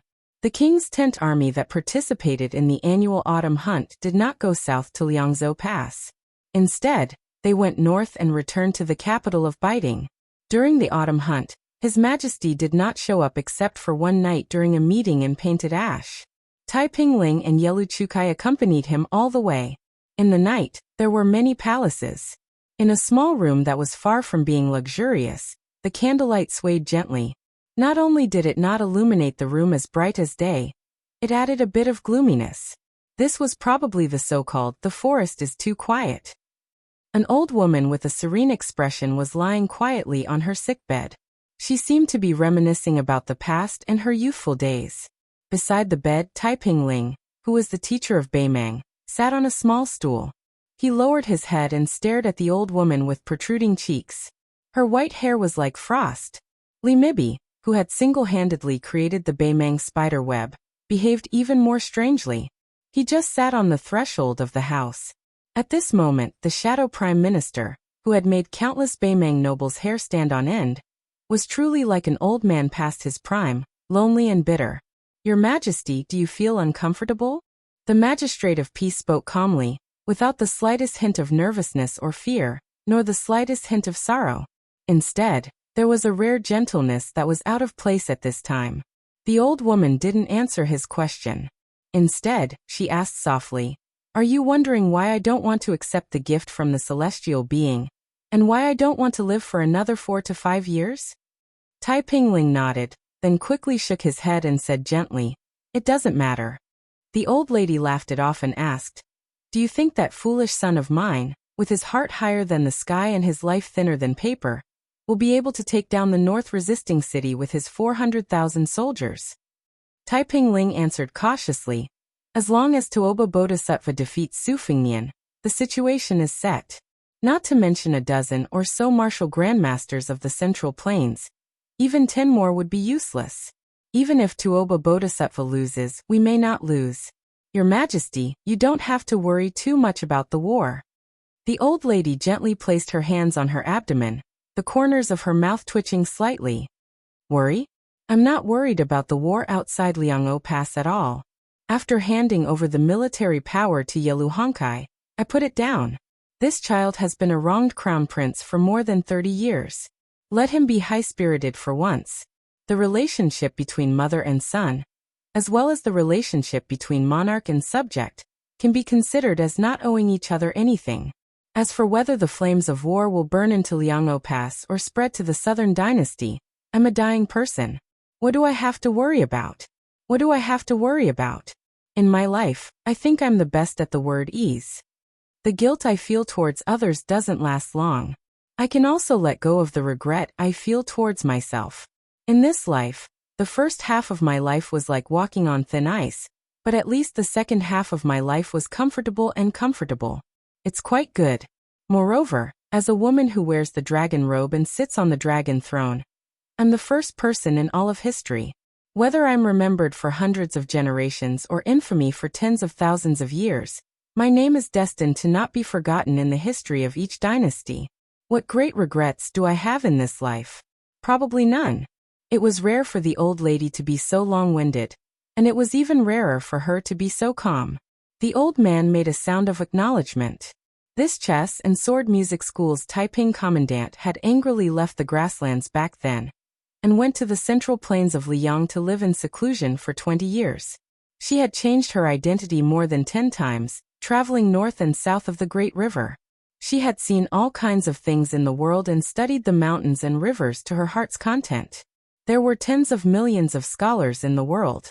Perhaps only the great demon Huang Sanjia, who had caused chaos in the spring and autumn period, was more, read 10,000 books and traveled 10,000 li, than this Beimang imperial tutor whose real name had long been forgotten. The old lady took a deep breath and asked, "If Zhao Bing and Qin Jibao work together, will they be able to fight their way north to the outskirts of Tai and city?" The old man nodded and said, "Definitely. If nothing unexpected happens, the 2 rebellious kings will purposely hold back their troops and wait for the battle between us and the Beiliang frontier army to be over. Otherwise, if they take the capital of Liang too early, they will be worried that we will retreat back to the grasslands. They are even more worried that we will simply abandon the territory of the southern dynasty and decisively retreat to Norland. Then, it will be the awkward situation when the Zhao clan of Liang unified the central plains. With the temperament of Yan King Zhaobing, he will not let his efforts go to waste. At that time, Su Fengnian will really be the next Beiliang, and Beiliang will still be the powerful Beiliang. It is not worth it. The only variable in the central plains is Gu Jiantong's Liang frontier army. He has 300,000 elite soldiers openly and secretly. If he grasps the right opportunity, he may become the Su Shao after the Battle of the Western Wall. Furthermore, Gu Jiantang will not let go of this opportunity. After all, Liang no longer has the wise old Emperor Zhaoli. The world today is no longer the world of the past. At that time, Su Shao ruled by drawing rivers and was unpopular. However, once Gu Jiantang successfully takes over Tai and city, he will comply with the will of the heavens. It will be very different. The old man saw that the old woman's spirit was still good, so he tried his best to be concise and to the point. The Central Plains is in troubled times. Among the generals, Liang's Lu Sheng and Su Gong are few and far between. They are outside of the storm and still have the opportunity to choose a tree to live in. Tang Taizuang and the others who are in Tai and city will most likely end up in a more miserable state. As for the civil officials in the imperial court, the short-lived Emperor Zhao Sun won't say much. Zhao Bing and Zhao Zhu, father and son, no matter who usurped the throne, would be willing to treat those scholars well. Only Chen Wang, the regular attendant of the left scattered cavalry, has an unfathomable future. The key is whether the new emperor is truly magnanimous or not. The old woman mocked herself. I gave up the chance to live for 4 or 5 more years, just to not see that magnificent scene. Am I wrong? The imperial decree of peace said softly, "If your majesty." The old woman seemed to know what the imperial preceptor wanted to say. She smiled broadly and said, "Forget it. There is no medicine for regret in the world. I don't care for it." The imperial decree of peace smiled. "Your majesty is a true hero." The old woman suddenly said something off topic. "Li Mibi, that woman can live, but she must not see the light of day again." Li Mibi, who was sitting on the threshold, was startled. He then said in a voice just loud enough for the emperor to hear, "I understand." The old woman seemed to have remembered something. That Wang Du of the southern court who likes to plant plum blossoms, is he really a chess piece? Li Mibi raised his voice slightly. "Although there is no conclusive evidence, I can still conclude that Wang Du is a hidden chess piece of Bailiang." The old woman sighed. Tide listening pavilion's Li Yishan is truly formidable. The imperial decree of peace revealed an expression of heartfelt admiration. He nodded. "Indeed." Li Mibi asked, "How should we deal with that Dongjubo King Jingchong?" The imperial decree of peace replied, "His 10,000 private cavalry must have already joined up with the Yuzhou light cavalry of Yuluan's saber division. Presently, the southern court's military strength is weak. It's like a house with holes on all sides. Unless we send assassins in secret, we can't do anything to him. But this time, we'll borrow a knife to kill someone. With this Dongju bow, it'll only make the knife a bit faster. It's not a big deal." Li Mibi said indifferently, "If your majesty really wants him dead, I can personally take action." The old woman smiled. "Forget it. The southern court is such a big place. Even if I offer it up with both hands, Bailiang's small cavalry would have to be able to swallow it up. Just let them make trouble." The old woman was clearly somewhat tired when it came to such a major military matter that involved the direction of Liang Mang's war. She also had some unconcealable vexation. She slowly closed her eyes. It was as if she wanted to live a life where the eye doesn't see, the heart doesn't grieve over. She didn't want to be unable to break away from those schemes when she reached the end of the path in the world of the living. The old woman forced herself to take a breath. Her tone suddenly became firm. Her wizened face no longer had the casual expression from before. "I only have 3 things to tell you. Dongzhuo must take Huayang Pass. Yalu Hongkai must die before me. The Morong clan must leave behind their bloodline, regardless of gender." When she said the last sentence, the old woman laughed out loud for no reason. She was extremely happy. Superfluous. Then there are only 2 things left. The old woman turned her head for the first time tonight. She looked at the imperial decree of peace, who worked diligently and wholeheartedly for the country's court. She smiled and asked, "You can be considered a scholar. Then tell me, is it that man proposes but God disposes, or God disposes but man disposes?" The imperial decree of peace said calmly, "It varies from time to time, from place to place, and from person to person. Man proposes but God disposes. In the end, there's no fixed number." The old woman withdrew her gaze. She didn't comment. She muttered to herself, "A muddled account." There was a long silence. The candlelight in the room was still dim. The old woman murmured in a small voice, "It's getting cold, you should all leave. I want to have a good rest." The autumn air was refreshing. If he didn't die now, when would he? The imperial decree of peace stood up gently and then bowed. The old man refused to straighten his back for a long time. He turned and walked out of the room. Li Mibi stood on the steps of the small courtyard as if he was waiting for the imperial decree of peace. After the imperial decree of peace closed the door, the two old men stood side by side. Li Mibi sighed softly. There are still too many things that haven't been explained clearly. The imperial decree of peace didn't comment. Li Mibi suddenly sneered. If you leave too much blank, your authority as the imperial preceptor will grow. In the end, His Majesty didn't even leave a name list for the imperial preceptor. This is indeed what you want. Chapter 2019. As for the Beimang Empress's funeral, it was destined to be kept a secret. When the old woman refused to add oil to the celestial, she knew that she did not have much time left. Thus, she had informed the Taiping magistrate and Li Mibi that if she could not survive the Battle of North Jiebei, she would use the excuse of being exposed to the autumn cold to let the Taiping magistrate handle all government affairs. She had already changed the people in charge of the big and small seals to the Taiping magistrate's trusted aides. When the Taiping magistrate said that she was a true hero, he was speaking from the bottom of his heart. Yalu Hongkai, an old official who had followed the orders of 3 dynasties, was bound to die. If it were not for Li Mibi, who could barely hold back the first master of the chess and sword music school, no one in the grassland could challenge her. It was very likely that the next ruler of the grassland would be in her hands. After all, the empress did not mention who she wanted to inherit the throne. In her last words, she was still very cold to her son, Yalu Hongkai. My descendants are not like me. This sentence had been widely spread in the grassland. Fortunately, the word Shao was not replaced with filial piety. Otherwise, Yalu Hongkai would not be able to eat or sleep. After all, the mediocre descendants were not like the heroic ancestors. Each generation was worse than the last. This could be explained by the will of the heavens. To a certain extent, the reason why Yalu Hongkai could live until today and even control 400,000 soldiers was because of the weak crown prince is not like the iron-blooded empress. Otherwise, how could the cub survive when the 2 tigers fought?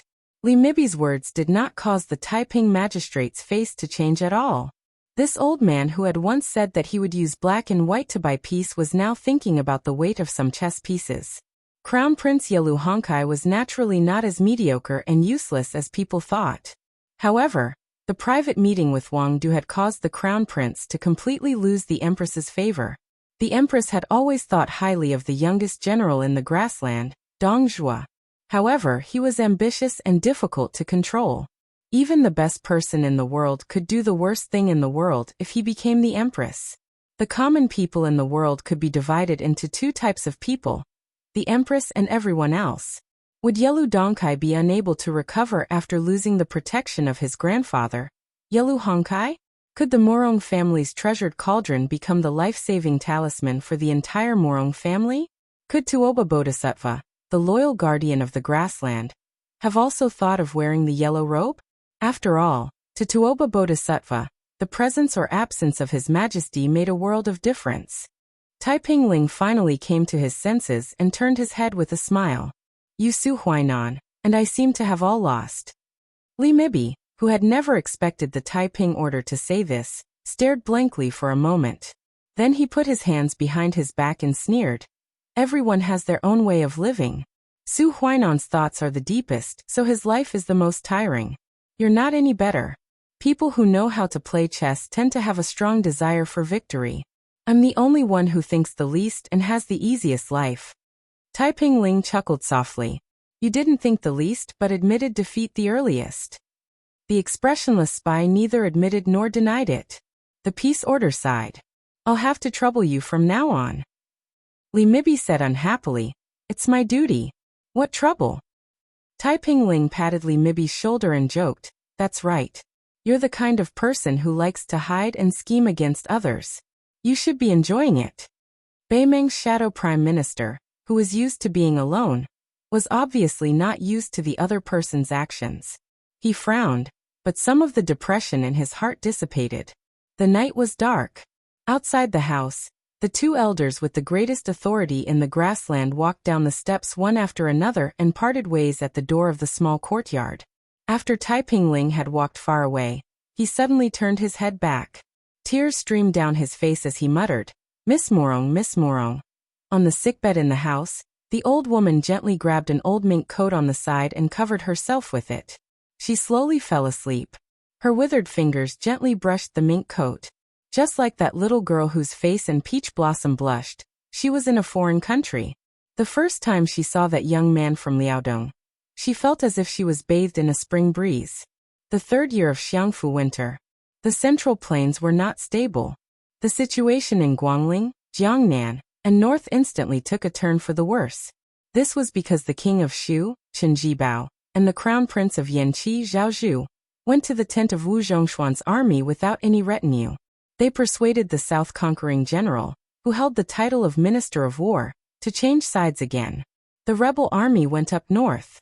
Lu Xingxiang, whose army was stationed in the south of the capital, fell into a perilous situation in the blink of an eye. When the Huangzi officials of the Great Peace Palace heard this shocking news, everyone panicked like ants in a hot pot. Tantanon, who had already resigned due to illness, had no choice but to participate in the court meetings again. Only then did the people calm down. In the middle of winter, the weather was cold and people's hearts were cold. A carriage slowly drove out of the Huan Manor and came to a dilapidated manor just a street away. The signboard had been taken down long ago, and it was an ownerless place. The old man carried 2 jugs of wine and walked down the carriage. He walked up the steps and reached out to tear off the seal on the door.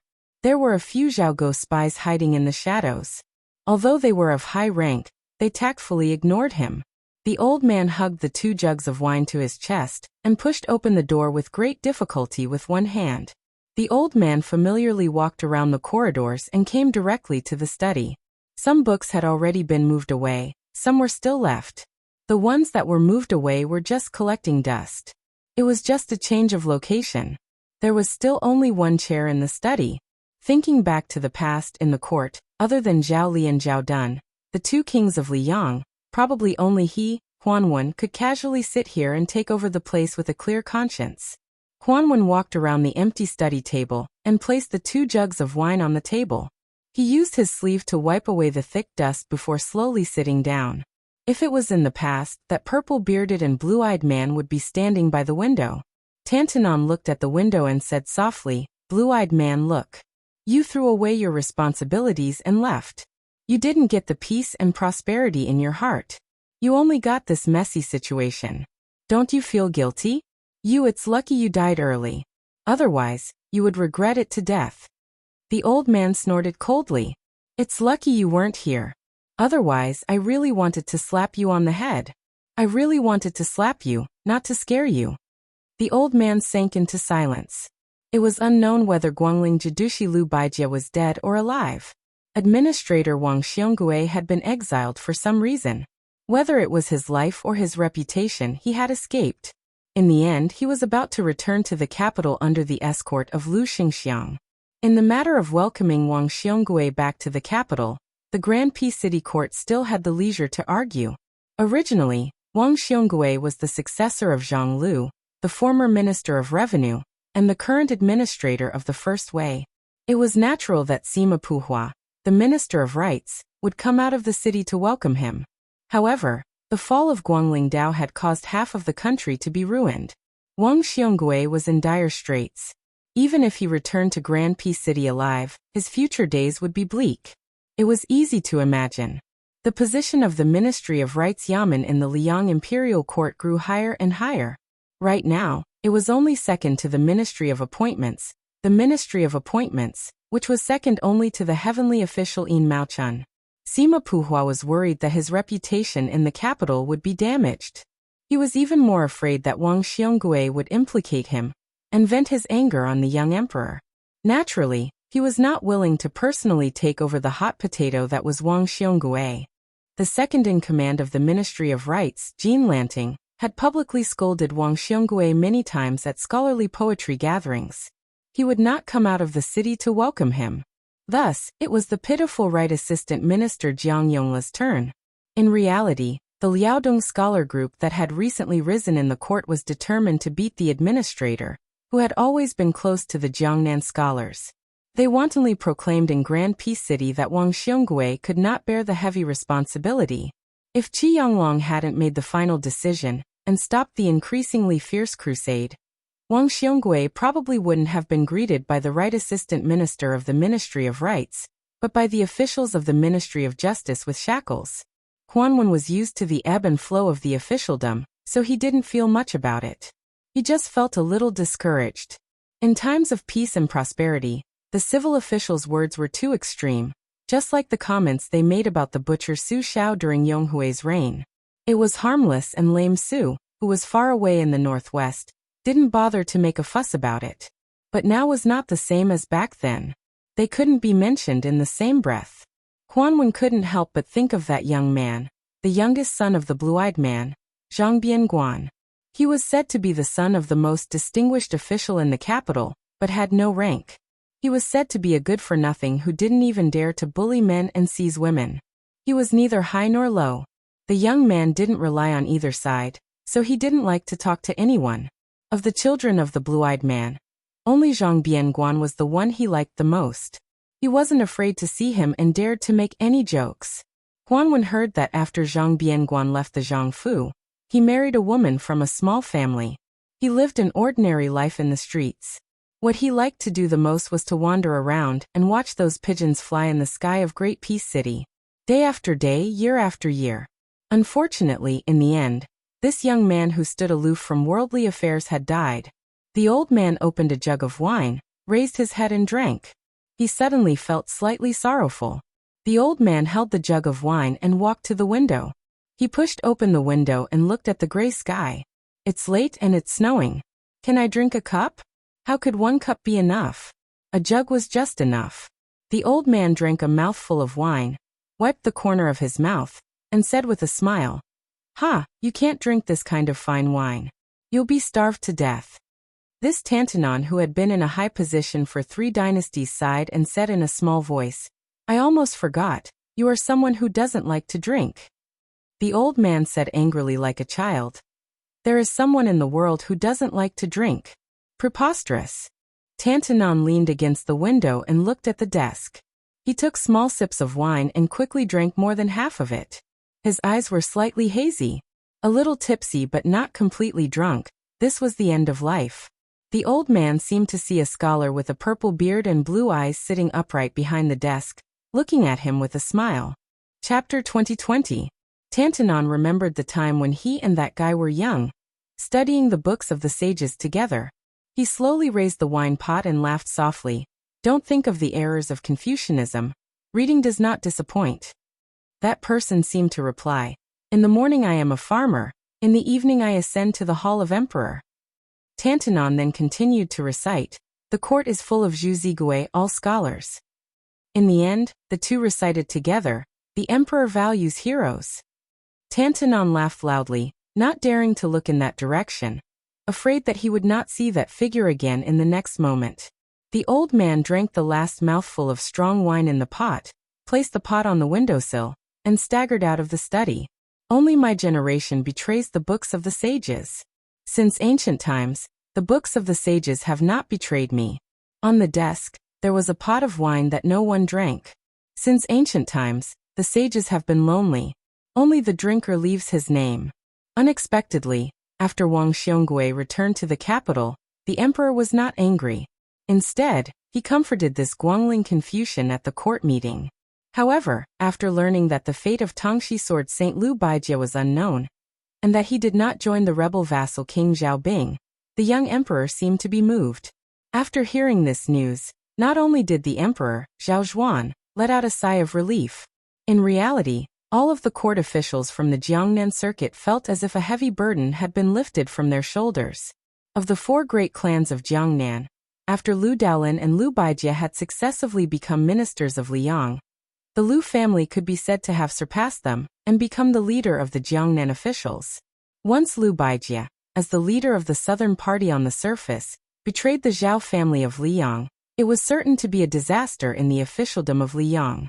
Perhaps the 3 great clans of Jiangnan, who were of the same breadth and branch as the Liu family, more or less hoped that Liu Baijie would rather commit suicide than live an ignoble life of riches and honor. Taking a step back, as long as there was no news of Liu Baijie, it was definitely a blessing in disguise. In fact, after the incident of the spring snow building, The performance of the generals was too disappointing. Jizhou General Yuan Tingshan betrayed them. The old general of the Spring Snow Building, Song Li, who had become a new nobleman of the Liang imperial court by quelling the remnants of West Chu, a general with real power, had rebelled. Qi Shentz, a disciple of one of Guangling Dao's great clans, was a first-rate talent of Shangyin Academy. He had just made a name for himself when he turned traitor. Moreover, it was rumored that the three of them led a cavalry as the vanguard, and were about to force their way into Lu Xingxiang's army south of the capital. It was not that there was no encouraging news. The newly appointed Jidushi Su Gong of the Lianghuai Dao had deployed troops to the south, in preparation to form a north-south defensive line.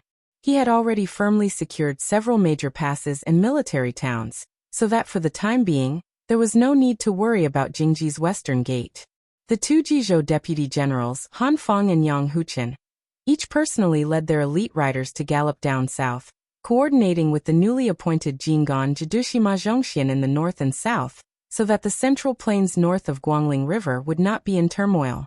The original Jidushi Kai Nan's adopted son, Kai Bai, under the strong recommendation of Administrator Han Lin, was promoted to Hezhou General.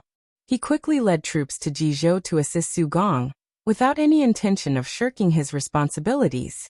They were both local generals who held military power. On one side, there were traders who wanted to help the dragon. On the other side, the wind knew the strong grass, and the board knew the loyal officials. After Wang Xiongui, who was temporarily still the Guangling Jidushi administrator, safely returned to his mansion, he did not accept his wife's suggestion to immediately wash away his bad luck. Instead, he summoned two of his housekeepers and separately invited two people who had not interacted with him for many years. One was the assistant minister of the Secretariat, second only to the current Grand Secretary, Qi Yanglong, Zhao Yuling. The other was Yin Maochun, who was appointed as the Minister of Personnel from the Hanlin Academy. Wang Xionggui's two trusted housekeepers were greatly surprised. It had to be known that not only had their master made it clear that he did not have any contact with those two officials, in reality, although the Crown Minister of Eternal Hui, Yin Maochun, and Zhao Yuling were relatives by marriage, their relationship had always been shallow. After the marriage alliance, they had even less private contact. Therefore, after the two of them left the deserted mansion, they both felt that they had made a wasted trip.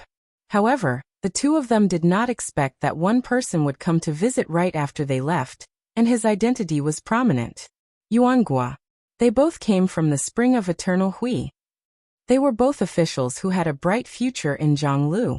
Furthermore, Yuangua's talent in his early years was even greater than the top three in the imperial examinations, Zhao Yuling and Yin Maochun. He had always been the junior that Tantanon favored the most. However, because Yuangua's personality was too lax, his knowledge too high, and his talent too great, he was quickly surpassed by Zhao Yuling and Yin Maochun in the officialdom. In the end, even Wang Xiongui and Han Lin left him far behind. He finally made a comeback after the Eternal Hui Auspicious Talisman, and became the minister of two ministries. Immediately after, because he did not agree with the emperor, he quickly left Graydon City, and was demoted to the Tuliao Roads to be the deputy provincial governor. He did not accomplish much. Regardless of whether it was Gu Jiantang or the prince of Jiaodong, Zhao Sui, neither of them paid much attention to Yuangua. Even the two Liao scholars did not like this Mr. Nice Guy, who became less and less opinionated as he got older. Thus, Yuangua's arrival in the capital did not cause any waves.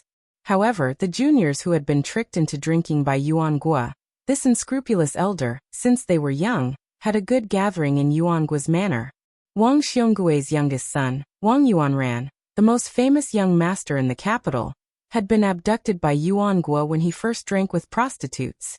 For such trivial matters, the former assistant minister of the Ministry of Justice, Han Lin, who had always been gentle, courteous and thrifty, had completely broken off relations with Yuangua, this old and disrespectful fellow.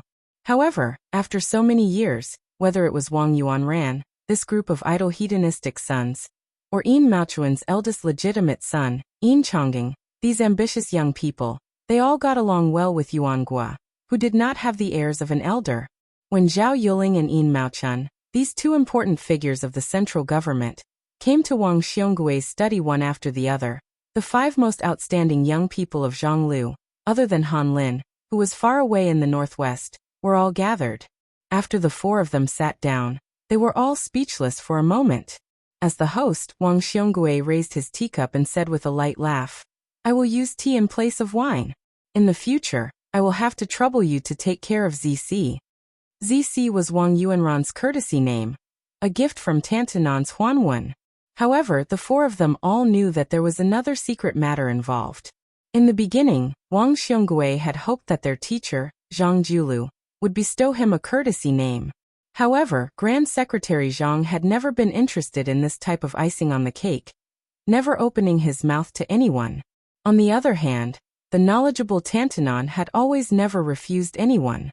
Regardless of whether it was his colleagues in the officialdom or his scholarly friends, he would always accede to their requests. The reason why Tantanan's officialdom didn't collapse was probably because of this kind of bit-by-bit accumulation. In reality, back then, Wang Xiongui had only casually mentioned it. How could he have the extravagant hope that the Grand Secretary would make an exception for him? After all, back then, the young Wang Yuanran's reputation among the children of aristocratic families was something he, as his father, was well aware of. Perhaps not even the Grand Secretary would be willing to treat Wang Yuanran properly. Every year, during the first month of the new year, when Wang Yuanran and his older brothers followed Wang Xiongui to visit the Grand Secretary's residence, each time, they would be like mice entering a cat's nest, definitely not daring to say a single extra word.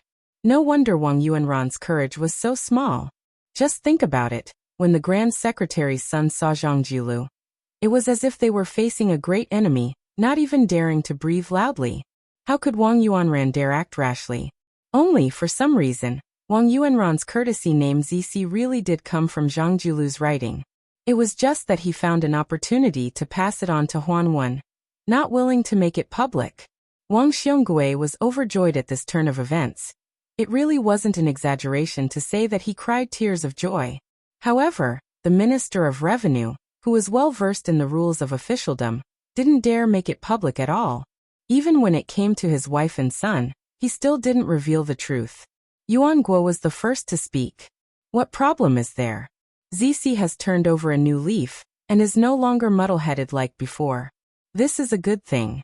As an elder, of course, I have no reason to refuse." Then Yuan Guo turned his head with a smile toward Zhao Yuling and purposely asked, "Sir Zhao, is that right?" Zhao Yuling glared at this fellow, but when faced with Wang Xionggui's almost pitiful gaze, he nodded and smiled. "No problem."